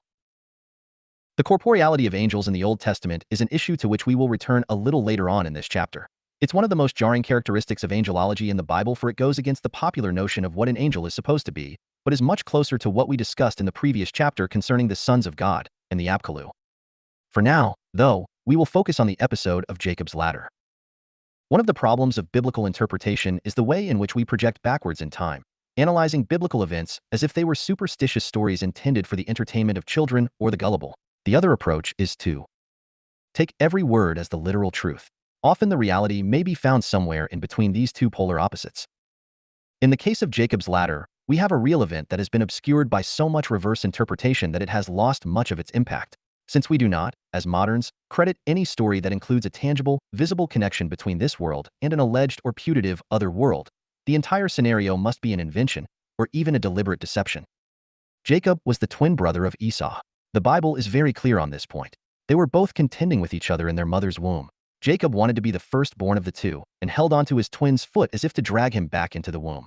That is how he got his name, Jacob, which means one that takes by the heel. Esau, on the other hand, was born with a full head of hair and complete bodily hair as if he was already an adult. Thus his name comes from the Hebrew for finished. As the firstborn, Esau was destined, according to tradition, to inherit his father's wealth. His father was Isaac, the son of Abraham, the founder of what we now call the Abrahamic religions, Judaism, Christianity, and Islam. Isaac was nearly slain by his father when God ordered Abraham to sacrifice Isaac as a demonstration of his loyalty. At the last moment, an angel stayed Abraham's hand, and the life of Isaac was spared. Thus we have the appearance of an angel who is the intermediary between Abraham and God, and who convinces Abraham that the original commandment of God that Abraham sacrifice Isaac is not to be followed. This must be seen in context. At the time, child sacrifice was not uncommon, even among the Jews. The biblical references to Moloch should be proof enough of this, but there is much other archaeological and textual evidence that child sacrifice was common in the Middle East at the time of the Abraham and Isaac episode. As we will see in the next chapter, child sacrifice was also common in the New World, among the Olmecs, Toltecs, Aztecs, and Incas. It may be too harsh or outlandish a critique, but what if child sacrifice performed a type of genetic selection function? Certainly, with every child that was killed before they reached puberty and could have children of their own, their genetic substance was effectively removed from the gene pool. If, as the ancient texts suggest, human beings were created as a race of workers for the pleasure of the gods, then they would have a vested interest in weeding out those children who were unique enough genetically to pose a threat to the status quo. As it turned out, Isaac was one of those children because from him issued the entire kingdom of Israel, a nation that would eventually turn to monotheism as a rejection of the plurality of the gods and of their henchmen, the sons of God. Isaac eventually married Rebekah, a woman from Abraham's native Mesopotamia, and it was Rebekah who bore Esau and Jacob. Prior to her marriage to Isaac, she was blessed by her family with the words, "Our sister, may you increase to thousands upon thousands, may your offspring possess the gates of their enemies." Genesis 24 hours 60 minutes. This same blessing is still used today in traditional Jewish weddings. Esau and Jacob, her sons, were of completely different dispositions. Esau was a hunter, an active man, rough, who, against his parents' wishes, married local Canaanite women who were idol worshippers. The implication is that Esau was also an idol worshipper. Jacob, on the other hand, was a quiet, introspective sort who spent most of his time in study and pious reflection. His mother decided that when the time came it would be Jacob who should inherit his father's legacy, and not Esau, whom she saw as irresponsible and uncaring about his birthright. Thus the famous episode in which she dressed Jacob in the skins of animals, to imitate Esau's hairy body, and sent him in to the nearly blind Isaac to get his father's blessing instead of Esau. Thus, Jacob's inheritance of his father's birthright was the result of an elaborate deception on his part and his mother's. It is often justified on the grounds that Esau was not a fit candidate due to his lack of respect for his parents, his tradition, and his people. Jacob fled his home ahead of Esau, who was filled with rage at the deception and wanted to kill Jacob. Jacob was making his way to the home of his mother's family when he fell asleep on the stone and had his famous vision. He had a dream in which he saw a stairway resting on the earth, with its top reaching to heaven, and the angels of God were ascending and descending on it. There above it stood the Lord, and he said, "I am the Lord, the God of your father Abraham and the God of Isaac. I will give you and your descendants the land on which you are lying. Your descendants will be like the dust of the earth, and you will spread out to the west and to the east, to the north and to the south. All peoples on earth will be blessed through you and your offspring. I am with you, and will watch over you wherever you go. And I will bring you back to this land.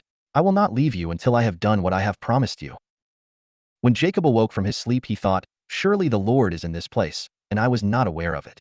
He was afraid and said, "How awesome is this place!" 11. This is the gate of heaven. Genesis 28:12-17. This is none other than the house of God.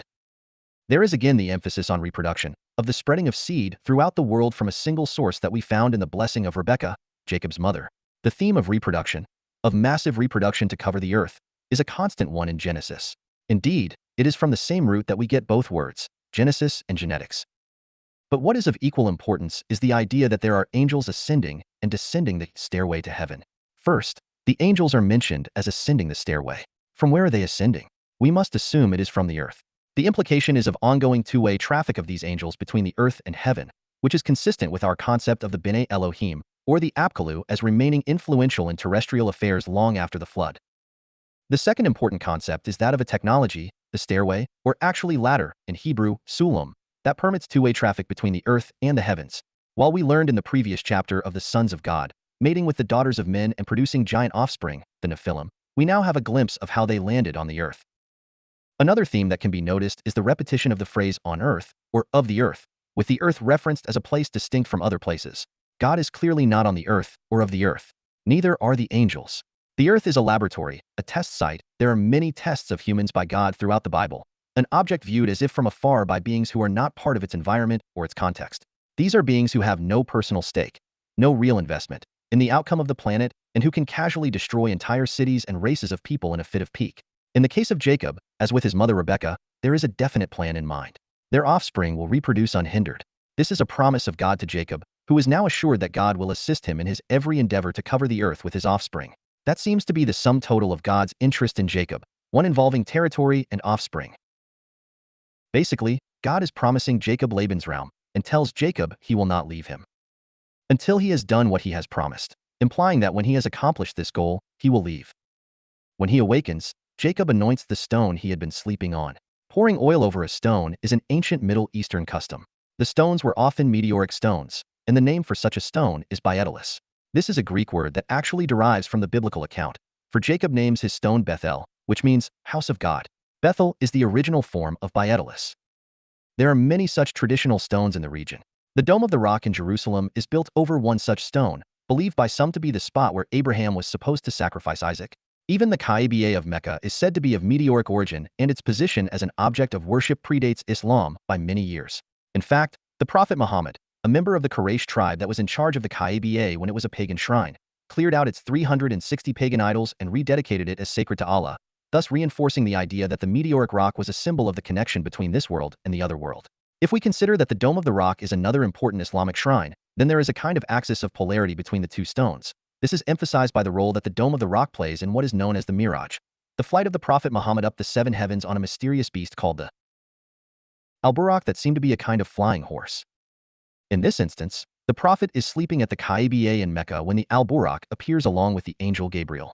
The Prophet mounts the Al-Buraq and is taken immediately to the farthest mosque, which most agree is a reference to the Al-Aqsa Mosque in Jerusalem, where the Dome of the Rock is located.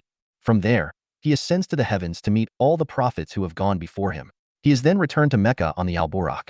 It was during this flight that the Prophet is told he must tell his followers to pray 5 times a day. Thus we once again have the presence of an angel, a flight to the heavens, and a commandment from God. The presence of a meteoric stone in both the accounts of the Miraj and Jacob's ladder may be significant.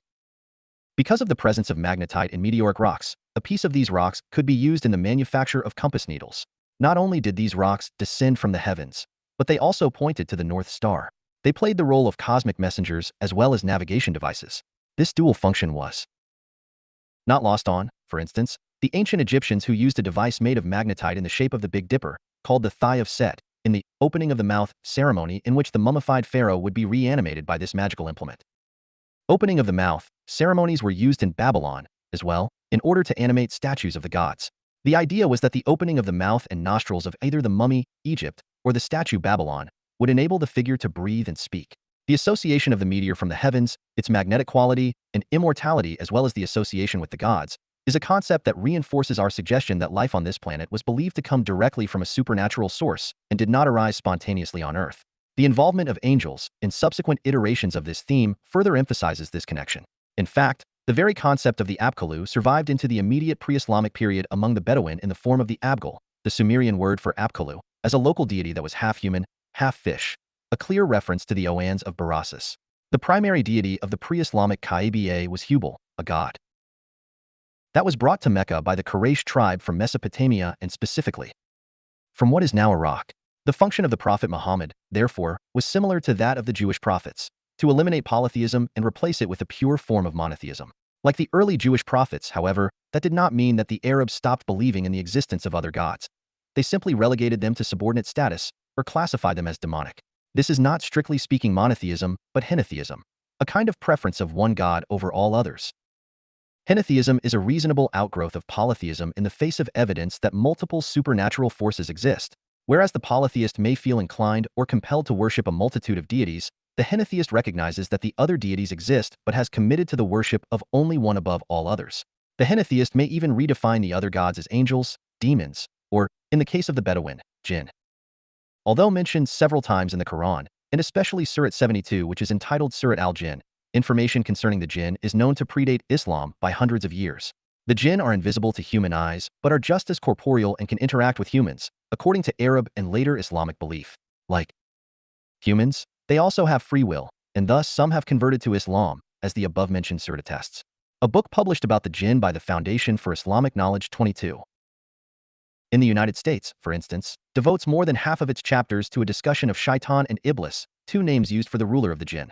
The idea is that the jinn more closely represent demons than humans, and although some have converted to Islam, it is still forbidden for human beings to converse with them in any way. They are said to have been created from smokeless fire, molded into human shape, and can sometimes take the form of serpents and other unclean animals. Iblis, the king of the jinn, was ordered to kneel before Adam to show respect for the created human, but he refused, and for this reason was cast out of heaven.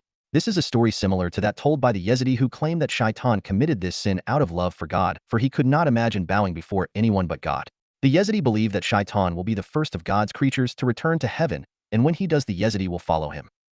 This conflict between God and the creatures of God is therefore a common theme throughout much Western religion and culture. The sons of God, who mated with human women, created such a problem on earth with their quasi-hominid offspring that God felt the only solution was to destroy the world with a flood and start over. This conflict did not end, for when Jacob begins his return home after his long sojourn away, he is confronted with another angel, and this time is forced to wrestle with it. The account given in Genesis 32:22-32 is as ambiguous as the story of Jacob's ladder. It again involves a supernatural being who becomes involved in Jacob's life for no immediately discernible reason. At this point in the narrative, Jacob is moving with his family and worldly possessions back to his home. He finds himself alone on one side of a river, at which point, and apropos of nothing, someone comes out and begins to wrestle with him. So Jacob was left alone, and a man wrestled with him till daybreak. When the man saw that he could not overpower him, he touched the socket of Jacob's hip so that his hip was wrenched as he wrestled with the man. Then the man said, "Let me go, for it is daybreak." But Jacob replied, "I will not let you go unless you bless me." The man asked him, "What is your name?" "Jacob," he answered. Then the man said, "Your name will no longer be Jacob, but Israel, because you have struggled with God and with men and have overcome." Jacob said, "Please tell me your name." But he replied, "Why do you ask my name?" Then he blessed him there. So Jacob called the place Peniel, saying, "It is because I saw God face to face, and yet my life was spared." Whereas much that happens in the life of Jacob is clear narrative, with an identifiable cause and effect, linear storyline involving human beings with discernible motives and reactions, Isaac, Rebekah, Esau, etc. When it comes to the supernatural elements, they are out of context and seem unrelated to the general narrative. In this case, someone comes out of nowhere and begins wrestling with Jacob. He is described as a man repeatedly, which indicates that as far as Jacob was concerned, at least initially, he was dealing with a being that was fully corporeal. In order to defeat Jacob, the man had to exert a little Vulcan on Jacob's hip, thereby dislocating it and causing Jacob to limp forever after point 33. There is no rational explanation for any of this, in spite of the fact that most of the rest of the story is entirely rational, or at least credible to a degree, allowing for exaggeration or poetic license here and there. This episode, however, is dropped into the narrative flow, and there must be a reason. When Jacob leaves his home for the first time, he has his encounter with the ladder. When he returns home, he has his encounter with the man. He later identifies this man as an angel, or actually as God, for the word Peniel means face of God. He claims he has seen God face to face and survived. His name is then changed to Israel, which means he strives with God. So he has gone from Bethel, or house of God, to Peniel, or face of God. Bethel was the gate of heaven, a Jewish version perhaps of Babiali or Babylon, the gate of God. We still do not understand the motive of the man for wrestling with Jacob, unless it was a poetic device to show Jacob's strength and qualifications for being the sire of an entire people, the people of Israel who were named after him. In any event, it is entirely possible that the segue from man to God is predicated on the idea that the being with whom he wrestled was an angel. As it is often interpreted, one of the sons of God that we have encountered already. In a paper published in Glossolalia, Yale scholar Catherine Pocolyko offers an interpretation of the story based on Anatomy Point 44.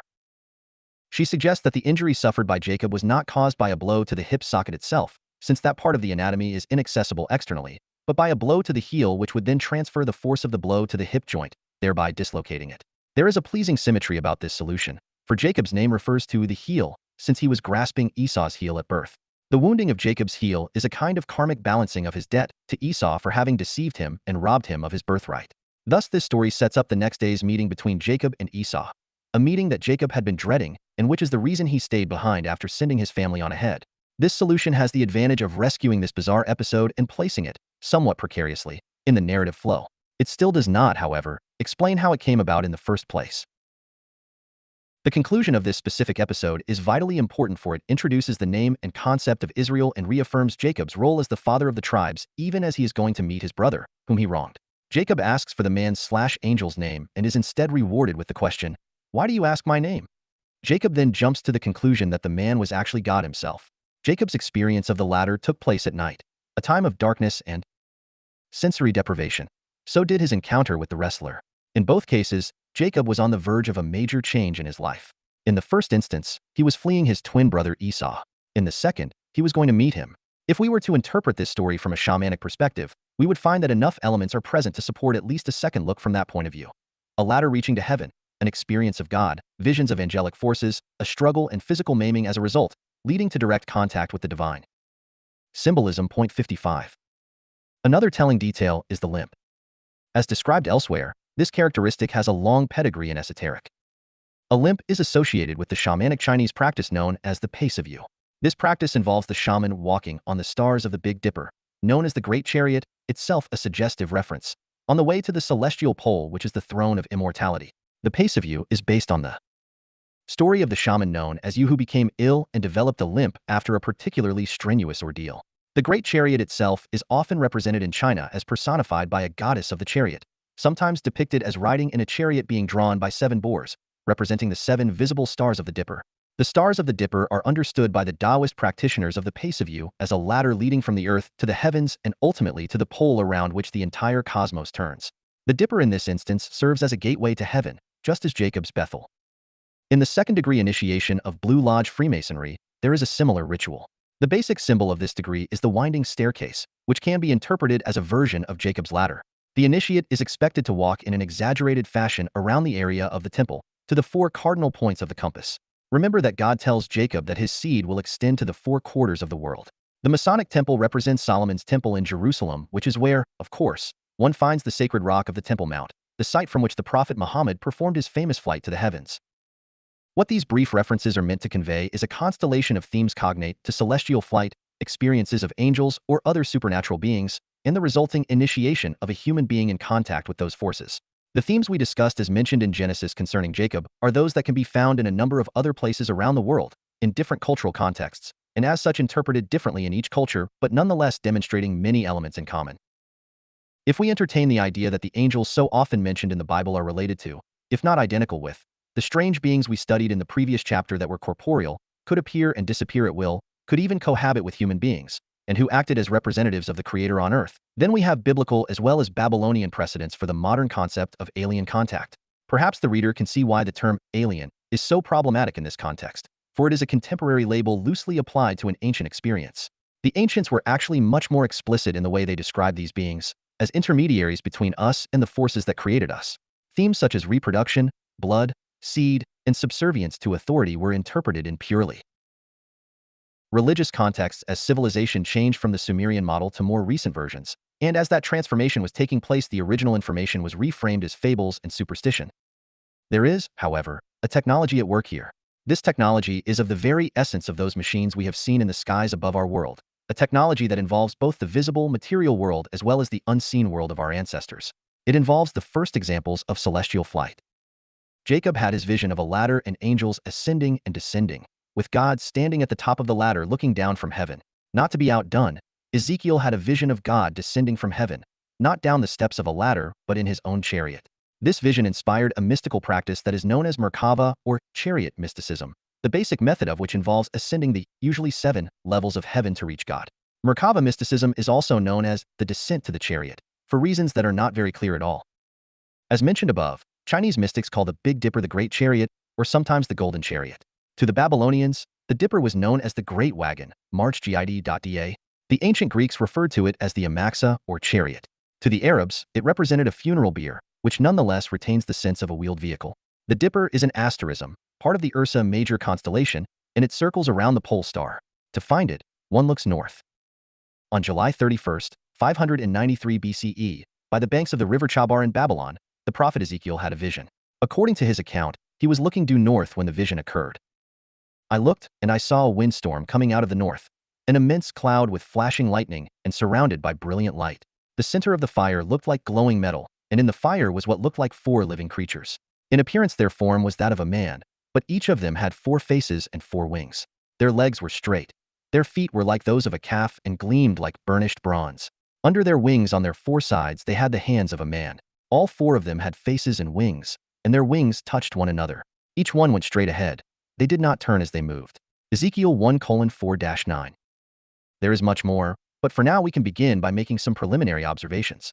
The vision, as we shall see, is eventually described as a chariot. That it was seen in the north may be a further indication that Ezekiel is referencing the Dipper. The 4 living creatures, along with their wheels within wheels, Ezekiel 1 verses 15-21, can be said to represent the 4 stars of the Dipper that were commonly used to represent the rectangular body of the chariot.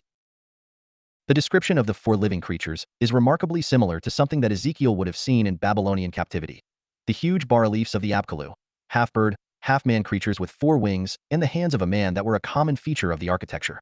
The vision seems to be a coded reference to something taking place that could only be explained by inserting clues recognizable to those Jews living in Babylon during the exile. That would include not only the architecture, religion, and customs of the Babylonians, but also the architecture and religion of the Jews, especially where Solomon's temple, the first temple, was concerned. the temple that was sacked and destroyed by the Babylonians. Ezekiel's vision became the focus of intense scrutiny, not only among the Jews but also to later generations of Christian Kabbalists as well. In fact, study of Ezekiel's vision was prohibited to all but the most advanced Jewish scholars, and even then it was not to be discussed with others. 66. It seemed to hold a key to understanding how human beings could make contact with the divine. It is this idea of Ezekiel's vision as an instruction manual for alien contact that brings it to our attention as we try to strip away some of the purely denominational or ideological accretions. Not easy to do when discussing the vision of a pious Jewish priest, to find the technology beneath the surface. Ezekiel stood at the crossroads of Jewish and Babylonian, and therefore monotheist and polytheist, traditions, and his vision reflects those elements even as it introduces new ones. If we look at them through the lens of what we know of the phenomenon, however, a spectrum of clarity is introduced that transcends traditional, mainstream religious ideas of God, gods, angels, and even prophecy. So much has been written in an attempt to decode Ezekiel's vision from the point of view of UFOs, ancient astronauts, and the like, that to reprise all of those theories here would be counterproductive. That Ezekiel is talking about an event so bizarre that he is at a loss for adequate language to describe it is obvious. It reads like the first science fiction story ever written, with a being in an impossible vehicle that seems humanoid but not completely, descending to the earth and, in Ezekiel 8, virtually abducting the Jewish priest. These quasi-human beings are already familiar to us from the Mesopotamian and biblical contexts, and it is odd that there has been so little focus on this aspect of the religious traditions that have contributed to the ancient alien hypothesis. Rather than speculate about the Anunnaki or the Ijajayan theories concerning mining operations and missing planets, a more fruitful approach might be to contemplate the persistence of historical accounts involving beings that have hominid features and characteristics, but which are perceived as non-human in some particular way, as these experiences are inescapable and still occur with regularity down to modern times. It is necessary to ask why there is a near-global pattern of contact with these non-human beings, and why there is a similar pattern in global creation literature of the manufacture of human beings by other forces. Something that is not obvious, but which is somehow inferred and taken for granted. A look at Ezekiel's vision and how it has influenced beliefs and practices concerning non-human contact may provide us with an answer to some of these questions. The language of Ezekiel's vision is not ordinary language. That is, it cannot refer to ordinary events or commonplace occurrences. Although the words can be defined and the grammar is normal, the way in which the vision is described defies rational interpretation. This is a phenomenon that we find throughout mystical literature, not only in the Middle East but in India and other parts of Asia as well. In fact, this tendency to write in what seems to be a deliberately obscure fashion is also found in European alchemical texts. In India, this is called Sandhyabhasa, or intentional language, sometimes translated as twilight language.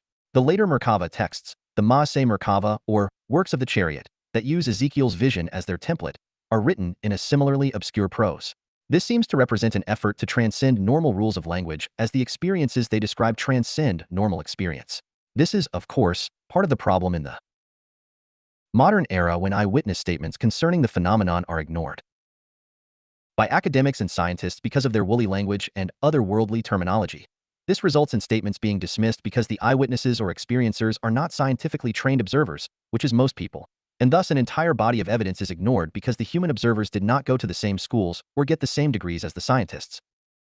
Ezekiel's vision begins as noted above, with the appearance of a kind of vehicle. He does not use the word chariot, Merkava, until much later, that has an unknown or unidentified propulsion system. According to Ezekiel, the faces on the four sides of the body of the vehicle face in the direction of travel. These four beings are referred to as the Hayot, or living creatures. Below the four beings with the four wings and the four faces, man, lion, ox, and eagle, can be seen the wheels, or the ophanim. They are described as a wheel inside of a wheel, and seem to run along the outside or perimeter of the vehicle. Sitting on a throne made of sapphire in the vehicle is the likeness of a man. He seems to be the one who controls the vehicle. That he is sitting is relevant, for the Hayot do not sit. They are specifically described, in the excerpt above, as having legs that are straight. The implication is that they do not bend at the knee.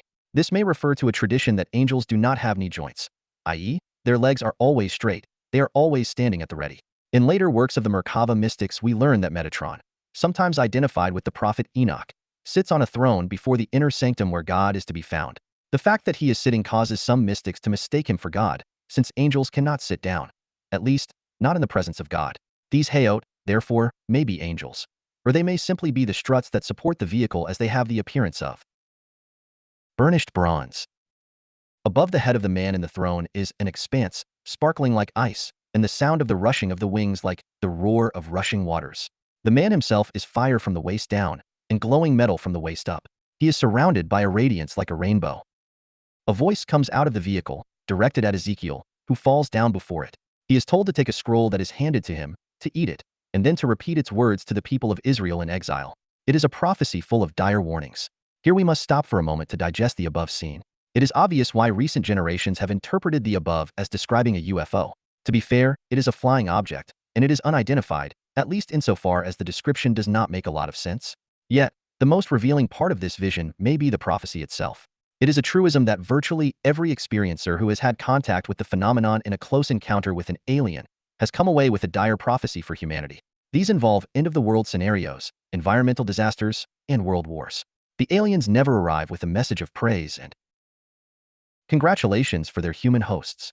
Instead, they show up in supernatural vehicles with awesome technological capabilities, appear humanoid, with the likeness of a man, and then deliver their hideous prophecies and leave. What we wish to point out here is the relative consistency of this experience from ancient, biblical times to the present. The fact that Ezekiel eventually will be abducted by the being in the chariot is further evidence that we are dealing with a single, unitary complex of ideas and images that is repeated endlessly from era to era, from culture to culture. We don't wish to go into great detail on the nature of Ezekiel's vision and his subsequent prophecies concerning Israel, the temple, etc., as they are specific to his time and place. There are Mesopotamian motifs here and there in the narrative, which is only to be expected, and we may wonder if the likeness of a man, seen by Ezekiel, is related to the humanoid figures that appeared to the Sumerians and gave them knowledge and wisdom, but a comprehensive analysis of the data is beyond the scope of this work. What is of relevance to us now, though, is the fact that this document became the model for one of the earliest forms of Jewish mysticism, older even than the Kabbalah itself. As mentioned above, this practice was considered so dangerous that only the most pious and most learned were permitted to study it, and even then they could only discuss their findings, and, presumably, their experiences, with one other person and no more. In fact, this practice can be found at the heart of some of the Jewish messianic movements that spread throughout Eastern Europe, beginning with Shabtai Zvi and, later, Jacob Frank. These movements also influenced the development of some modern esoteric societies and occult orders, and one can trace the evolution of much New Age spirituality and organizations back to that day on the banks of the Chabar River in Babylon, when a priest in exile looked up to the northern sky and saw a chariot flying down to confront him, challenge him, and carry him away. Works of the chariot. First and foremost, the chariot is seen by Ezekiel, and which appears again to carry the prophet Elijah to heaven, 2 Kings 2:11, is a vehicle. It is, in all of these cases, a flying object. It implies transportation, but of a celestial character. The chariot is a device for traveling to heaven. There is even a chariot in the heavens, the asterism known to us as the Big Dipper, but to many other cultures worldwide as a wagon. Charles's wain, in England, or a funeral bier, among the Bedouin, but mostly as a chariot. Thus, the works of the chariot involve celestial travel. Celestial travel is usually understood in this context to mean a spiritual experience, something that occurs as the result of prayer, meditation, and contemplation. That is not the whole story, however, for not all prayer and meditation leads to the experience of descending to the chariot. Rather, what we are discussing is a very specific form of practice with a unique methodology, and it is based on an actual event. It is as if a cult had developed around Kenneth Arnold's sighting in 1947, or the experience of George Adamski a few years later, by people who would imitate as closely as possible the circumstances of the original sightings. In other words, it is not to be understood as spiritual in the generally accepted sense of the term, but as a technology whose aim is to duplicate the original experience by adopting many of its features. Like the cargo cults we discussed at the very start of this study, what is happening is what appears to be a ritual on the one hand and a practical exercise on the other. A modern person stumbling upon the ersatz airstrip, bamboo air traffic control tower, and coconut headphones of a South Pacific cargo cult would recognize the scene immediately, even though it was not a real airport with any hope of witnessing an aircraft land. The same is true of the works of the chariot. They represent a simulacrum of a genuine event, and while it is possible that a Pacific Islander who belonged to a cargo cult could have a spiritual experience, i.e., an experience that alters his or her consciousness due to the intense focus on the rituals of the cult, so too does the descender to the chariot. It is this experience that may be the key to understanding the mechanism of the chariot, the controls, propulsion, and navigation systems. This is because our linear approach to this problem is inadequate, so far, and does not take into account the different intellectual and psychological structures of the visitors who created them. In order to get close to an appreciation of the phenomenon, we need to see differently, and practices such as the works of the chariot enable us to do that. Second, the descender to the chariot works alone. In fact, the rabbinic tradition demands it. Ezekiel was alone by the river when he had his experience. This sense of isolation from society, at least for the duration of the experience, is as much a modern phenomenon as it is biblical. Modern experiencers, who, by the way, are almost always accidental descenders, rarely have their experiences in groups. Abductions usually involve only one person at a time, usually at night. This isolation indicates that the experience is an internal one, whether generated internally or due to a selection process which we do not understand as yet. Third, the practitioner must be psychologically, intellectually, and spiritually prepared. There is a very real reason for this, and that is because this type of experience can unhinge a person who is unstable mentally or emotionally. This is a caveat from virtually every mystical practice in the world, from tantric yoga to ceremonial magic and including, of course, the works of the chariot. The intensity required by this practice is such that one easily can become deluded, prey to hallucinations and feelings of grandeur on the one hand or utter despair on the other. It also requires a great degree of persistence, and as the practice is a solitary one, that means the practitioner must rely on his or her own inner resources. Fourth, in addition to being alone during the practice, one must engage in a certain amount of sensory deprivation. The less distraction from the external world, the better. In terms a modern would understand this is to create a communication pathway between one's conscious mind and one's unconscious mind, something that is difficult to accomplish when external stimuli demand attention. Fifth, there is a requirement for a certain amount of intellectual preparation as well. The works of the chariot involve ascending up 7 celestial levels. Each level is guarded by its own angelic force, which means one must know the seal, name, and password appropriate to each level and be possessed of enough strength of mind to remember which is which and to use them at the appropriate time, even in the face of strange and unsettling images, sounds, smells, and other experiences. This is a distinct inheritance from the Sumerian and Babylonian narrative of the descent of Inanna/Ishtar into the underworld, down a series of 7 steps at each one of which she is required to remove a jewel or article of clothing. These objects can be understood as passwords or as token payment for each level.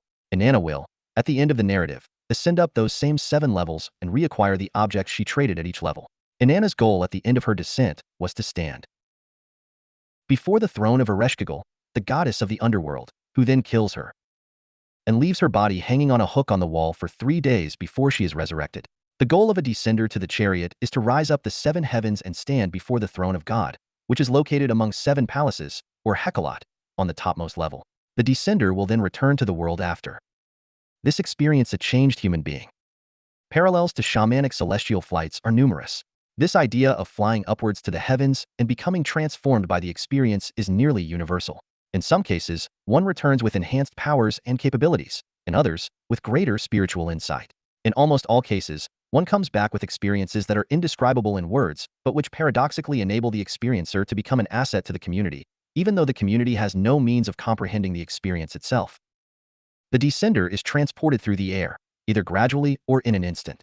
There are different degrees of the experience of being transported, as the Prophet Muhammad had during the Miraj. In the New Testament, Paul recounts a similar experience of rising up to the 3rd heaven in what must be one of the earliest recorded instances anywhere of a Ma'aseh Merkava. The difference between these ancient accounts and modern ones is that the ancient accounts are almost always framed in a religious or spiritual context, whereas modern accounts are often secular or spiritual in a non-denominational sense. Thus, it may be time to strip this experience, and the technologies for achieving it, from their spiritual and religious trappings and understand it for what it is: contact.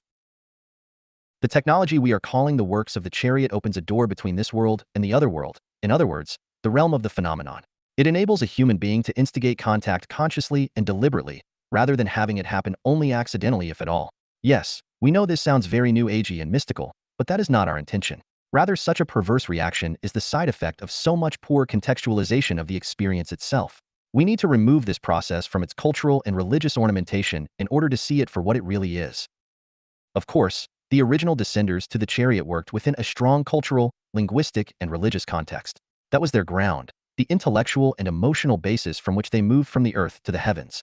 But for the purposes of this study and for our overall project, we want to demonstrate that these ideas are not merely the superstitious yearnings of the disenfranchised, or the crackpot beliefs of a few religious fanatics, or the loopy tantras of the credulous and hopeful. These ideas have been marginalized largely due to their association with specific religions, or with religion in general, but the practice that underlies them is solid. As we will see in Book 2, governments and armies around the world understood this and put some of it to work in the 20th century, even trying to improve upon these practices and eliminate the human factor as much as possible, which turned out to be counterproductive, as could have been predicted.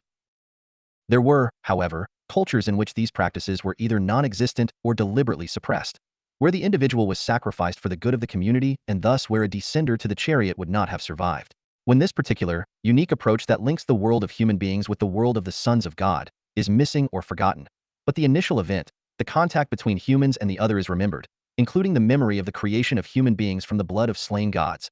Then what transpires is a desperate attempt to revisit that ancient contact by any means necessary. A painting by William Blake, showing Jacob's ladder. From a European alchemical text, the 7 stages to perfection marked by a temple at the top of the magic mountain, with sun and moon, surrounded by the zodiac and the 4 elements. Compare this image with that of the ziggurat at Ur from the previous chapter. Like Jacob, and like the European alchemists, the Prophet Muhammad also experienced celestial ascent. This painting depicts the 7 levels or 7 heavens, which are a standard image of Jewish Merkava and Hekkelot mysticism as well. An illustration for Dante's Paradiso, Canto 3, by Gustave Dore, showing the highest heaven. The vision of Ezekiel, which has given rise to so much speculation concerning biblical UFOs. The winged creatures, the circles within circles, the divine communication in the form of a warning, with a burning city in the background, are themes that are encountered in the accounts of alien abductees and also in those of mystics and shamans. The body of a pharaoh being prepared for celestial ascent during the ceremony known as opening the mouth. The mummification rituals involved a device, an adze, in the shape of the Big Dipper, which symbolized the Egyptian asterism, the thigh of Set, which is represented by the thigh of a calf. These complex images represent a detailed itinerary for the pharaoh's resurrection among the stars.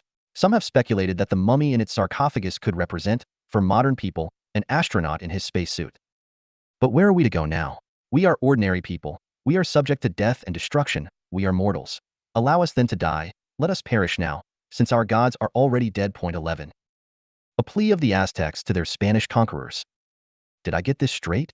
Do you want me here? As I struggle through each and every year. And all these demons, they keep me up all night. Up all night. Tom DeLonge, 2011. Previous chapters we looked at the Sumerian and Egyptian cultures and noted their focus on astronomy, astrology, and rituals that connect ideas of death and the afterlife with otherworldly journeys. It is obvious that humanity has been concerned with the stars and with a belief that the gods originated from there, and that humans have the stars as their final destination. That may not be enough to convince many people of an extraterrestrial influence on humanity, however. Just because we yearn towards the stars does not mean that we have been visited by beings from the stars. Even though our cultural documents insist on an extraterrestrial, i.e., divine, angelic, etc., explanation for human technological and intellectual capabilities and are replete with examples of humans and gods interacting, the lack of hard evidence to support this claim, evidence that can have no other, alternate explanation, will leave many unimpressed. Yet, there is evidence of another type that is often overlooked, even by the most vocal proponents of an ancient alien hypothesis, and that is the evidence of a deeper connection between human beings and non-human intelligences than can be found in anomalies of architecture or even in the myths themselves. That is the psychobiological connection. As an example, a characteristic of religions and cultures worldwide is the phenomenon of blood sacrifice, even human sacrifice. Variations of human sacrifice have surfaced everywhere from ancient Israel to the British Isles, from the South Pacific to India, and in the Americas. Cultures and civilizations that had no discernible contact with each other developed forms of human sacrifice for many of the same reasons. The idea that the gods want or need or deserve human blood, obviously, is a characteristic of the human condition that so far has evaded serious study. While there have been books written on the subject of human sacrifice, they have mostly been focused on the practices and on the justifications for it in diverse cultures, rather than representing an attempt to understand it from a larger perspective. What complicates matters is that these same studies tend to associate human sacrifice with massacres and genocides in time of war and conquest, as if the one were simply an iteration of the other. Since we think we understand war, we assume we understand human sacrifice. However, this is as problematic as suggesting that since we understand why a man kills his wife's lover in a fit of jealous rage, that we also understand the serial killer, since both are guilty of murder. As we know, nothing could be further from the truth. The phenomenon of blood sacrifice has been described in the modern era as a savage custom of foreign races. The Romans put down the custom of human sacrifice in Britain during the time of the Caesars. The Spanish stopped the practice in Mexico during the time of the conquest. Human sacrifice was not something that civilized people did, although both the Romans and the Spaniards had no problem with invasion, subjugation, and slaughter themselves. They just did not associate their practices with religious ritual. In the 20th century, the theme of human sacrifice and savage tribes living at the outskirts of society titillated European and American audiences. These were associated with pagan gods and arcane, thrilling rituals taking place in jungles, swamps, and other remote, i.e., non-urban, locales. Murderous cults in India were given prominence, and fiction writers such as Rudyard Kipling and Talbot Mundy, and officials of the British Raj, like William Sleeman, would make the Thuji famous. The Thuji, from whom we get our word thug, were both Hindu and Muslim devotees of the goddess Kali. a fearsome deity to some, whose victims had to be killed by strangulation and their corpses later mutilated so that every drop spilled belonged to the goddess. Who can forget the scene in the 1939 film version of Kipling's Gunga Din of the Thugis shouting "Kill! Kill for the love of Kali"? That the cult of Thugi was nowhere near as monolithic or organized as the British, who were interested in evangelizing India in the name of Christianity at the time, suspected or declared, is now the subject of some academic controversy. Similar reports, largely imaginary, made their way into the American press regarding Haiti and the religion of Vodun, or Voodoo, as it is popularly known, partly as a justification or pretext for the U.S. occupation of that country in 1914, which lasted until 1934. Gothic horror writer H.P. Lovecraft included a scene of Louisiana-based voodoo worshippers in his story, The Call of Cthulhu, published in 1928, and associated them with the cult bent on bringing the alien gods back to Earth. Their medium for contact with these gods was the high priest Cthulhu. One of the strangest of the old religions one can study is that of the Aztecs.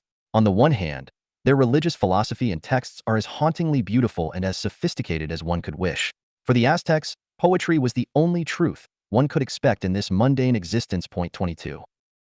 On the other hand, the ritual for which they are best known, human sacrifice, was practiced on such an enormous scale that one could say that no other religion in recorded history was as savage or brutal in its expression. How could a culture that was so aware of the human condition and the poignancy, not to say precariousness, of human life, be so obsessed with the shedding of human blood, especially in the public arena, with all the pomp and ceremony of which they were capable? As in many other cultures, the Aztecs believed that humans were created by the gods as workers and as playthings, as toys. 33. They also believed that human beings contained the blood of the gods, blood that was mixed with base material in a clay vessel. This is similar to the Sumerian concept. They also built pyramids, and Aztec theology is based on the idea that the gods pre-existed humans and were organized in families of dualities, of divine couples, as was the Egyptian pantheon. It is important to understand that the concept of a divine creation of humans is an almost universal idea. This is not something that we should expect as a normal human understanding of the world or of their origins. It is not something that is self-evident, not even in a purely religious or spiritual context. Why do humans conceive of their own creation as happening because of a god or gods? Essentially, as the Gnostics understood it, alien beings deciding to extend themselves this way.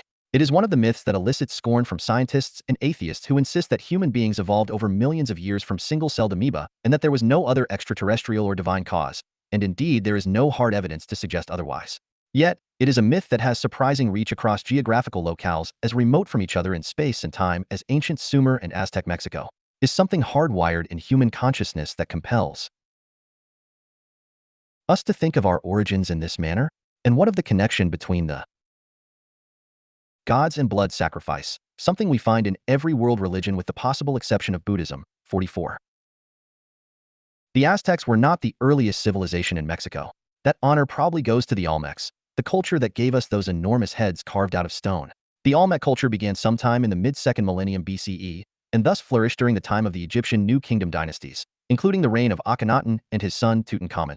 Like the Egyptians, the Olmec built pyramids, such as the Great Pyramid at La Venta in the state of Tabasco, which still stands more than 100 feet above the earth, and in at least one instance, that of the 2,700-year-old pyramid recently discovered in Chiapas, and associated with the Soke culture, which was either a forerunner of the Olmec culture or an expression of it. The pyramid was used as a royal tomb, with the burial taking place in the temple at the top of the structure. Intermediary between the Olmec and the Aztec were the Toltec people.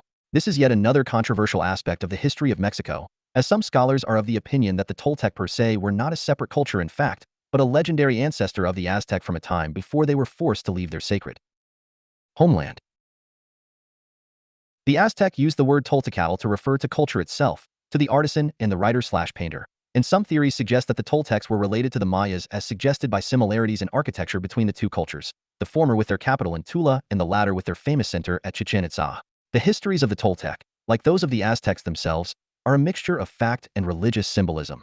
Extricating the one from the other has been a source of despair among Mesoamericanists for quite some time.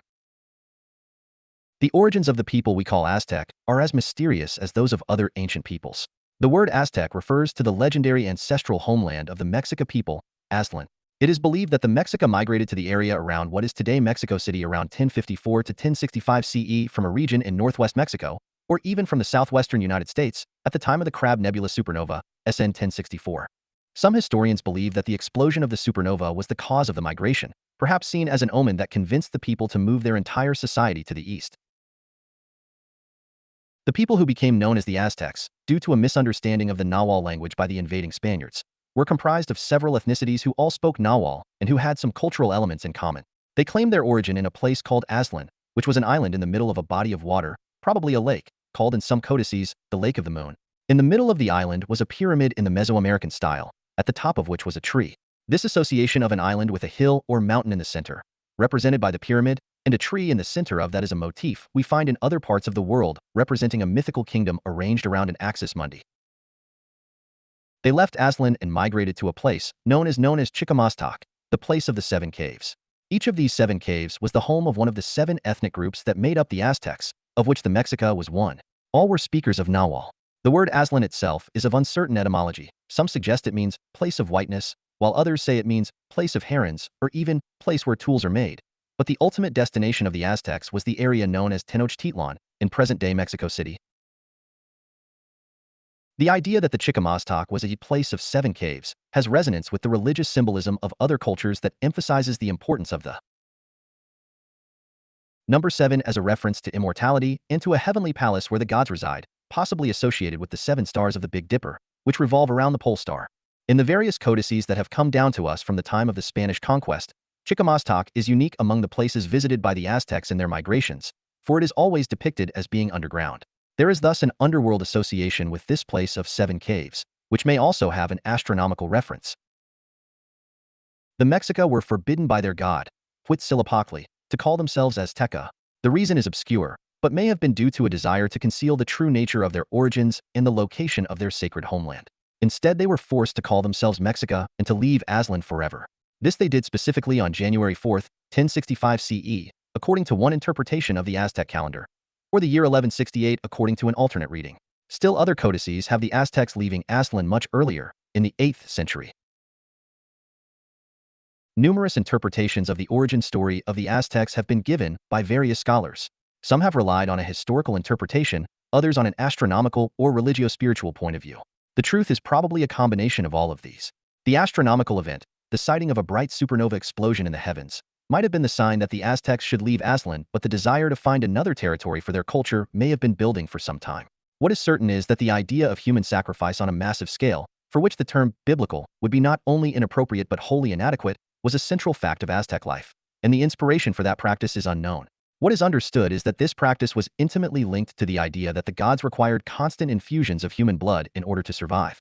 The god that seemed to represent this need most strongly was the primary deity of the Aztecs, the aforementioned Huitzilopochtli. The name of this god resists interpretation. It would seem to be a combination of 2 ideas, that of left or south and hummingbird. Hummingbird seems an unlikely designation for a fierce warrior god. Yet, it was said that those warriors who died in battle became hummingbirds and joined Huitzilopochtli in the afterlife. Huitzilopochtli was the god of war and of the sun. In one of the earliest accounts of the migration of the Aztecs from Aztlán, the Codex Boturini, this god is shown as a bodiless head on an altar, in a cave beneath a mountain, speaking to the people. As mentioned above, in the center of the island called Aztlán there is what appears to be a classic Aztec-style pyramid, and it is surrounded by 6 other structures, understood as hieroglyphs for home or community. Below the pyramid is a man and a woman. The man is unidentified, but the woman appears to be Caimalma, the mother of Quetzalcoatl, the plumed serpent, god of the Aztecs and known as Kukulkan by the Maya. Her husband was Mixcoatl, cloud serpent, the spiritual force associated with the Milky Way. There has been much debate over where Aztlán is located, and if it ever really existed at all as a geographic site. According to the Codex Boturini, it was located in the northern part of Mexico, or perhaps as far north as California, and the Codex is quite specific as to how long it took for the wandering Aztec tribes to reach Chapultepec, the land in the center of what is now Mexico City. That specificity would seem to rule out the more romantic notions that Aztlán was actually Atlantis, or that the Aztecs arrived in Mexico from the Philippines, as one author has suggested. Point 55. First, a figure that appears to be an Aztec priest or ritual specialist leaves Aztlán and arrives by canoe at Coalcan, the place of the ancestors. It is within a cave in this mountain that the head of the god Huitzilopochtli is seen suspended over an altar, emerging from a hummingbird mask. Coalcan was also considered the birthplace of Huitzilopochtli himself. It would seem that the priest received the instructions to leave Aztlán from the god at this time. Point 66. We thus have several deities represented in this initial panel of the Codex Boturini, beginning with Camalma, who is the mother of Quetzalcoatl by her husband Mixcoatl, and finally Huitzilopochtli, who is a major god of the Aztecs. It may seem strange to modern, Western eyes to conceive of a god who is more important in a religious setting than the older gods that preceded him, but in practice one could say that Jesus Christ is more important, certainly more popular and the focus of much more attention, to a Christian than God the Father, who seems more remote and Old Testament. Just as in the study of the Abrahamic religions, however, it is essential for us to focus on these origin gods in order to understand how these spiritual traditions developed in the first place. Origin gods present us with a collection of memories, however dim, of the first contact between human beings and events or persons considered anomalous or inexplicable. Except in the terminology of myth and legend, they establish for us an initial pattern or template upon which all later legends derive. In the case of the Aztecs, their origin stories involve an ancestral homeland in the remote past and ancestral deities or spiritual forces that are linked to the stars. They also practiced human sacrifice on an unprecedented scale with a complex existential argument supporting it involving human energy and vitality that properly belongs, in Aztec belief, to the sun god, for instance, and which should be returned to him via the bloody sacrifice of human beings, who need not be followers or believers or members of the sun god's cultus in any way. Their only qualification is to be human and acceptable according to the requirements of the particular deity being addressed. Camalma, the only deity we are certain was connected with Aslan, was seized from her home by Mixcoatl, according to the legend, who shot arrows between her legs and then impregnated her. This was later modified or expanded to include her becoming pregnant with Quetzalcoatl by consuming a piece of jade. The stories of how humans and gods were conceived share something in common across many ancient cultures. Conception rarely occurs in the way with which humans are familiar. There is always an understanding that conception involving the divine, whether of gods or of humans, was not the result of normal sexual intercourse. Just as Camalma became pregnant with Quetzalcoatl by eating jade, so did the wife of the Indian god Shiva become pregnant by receiving Shiva's seed either in her mouth or her hand. Even Mary, the mother of Jesus, became pregnant while she was still a virgin and her conception was announced to her by an angel, etc. To the Aztecs, jade had symbolic significance. It was used as a euphemism for blood, as well as for heart. In children, it was believed that their blood and their hearts were still green, and often the word jade is used to refer to their unripe, and therefore pure, status. The divine energy was very much alive and strong in children. As people became older, the divine energy became snarled and twisted in their bodies, entrapping the god within. The only way to release that imprisoned deity was through sacrifice, and the best mode of sacrifice was one in which the spirit was wrenched free of the body. The limbs severed, the head severed, the heart removed from the chest. Like the Gnostics, the Aztecs believed that matter was the prison of spirit. Unlike the Gnostics, the Aztecs believed that the best way to free the spirit was to destroy the material basis in which it was trapped. One could say they took the Gnostic attitude to its logical conclusion. The sacrifice had to be violent and bloody. There was no gentle poisoning, no mere suffocation. There were a very few cases where victims were squeezed to death or smashed against a god's stone, for instance. There had to be blood, for blood was the spirit. Blood would flow directly to the gods, like serpents writhing from the necks of the victims, and in fact Aztec illustrations depict precisely this image of blood serpents flowing from the necks of decapitated victims. Like the goddess of India, Chinnamasta, who is depicted as a headless woman, holding a knife in her right hand and her severed skull in her left, exactly the placement shown in the Aztec drawings. Blood flows out from her neck in separate streams into the mouths or the cups of her followers. Blood is spirit.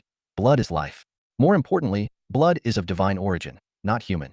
It does not belong to human beings but partakes of the divine, the alien, essence. That is the understanding among an amazing variety of ancient cultures. Biologically speaking, we know this is not true. Human beings cannot exist without blood. They can exist without their limbs, with the loss of their senses, etc., but not without their blood or the hearts that pump that blood.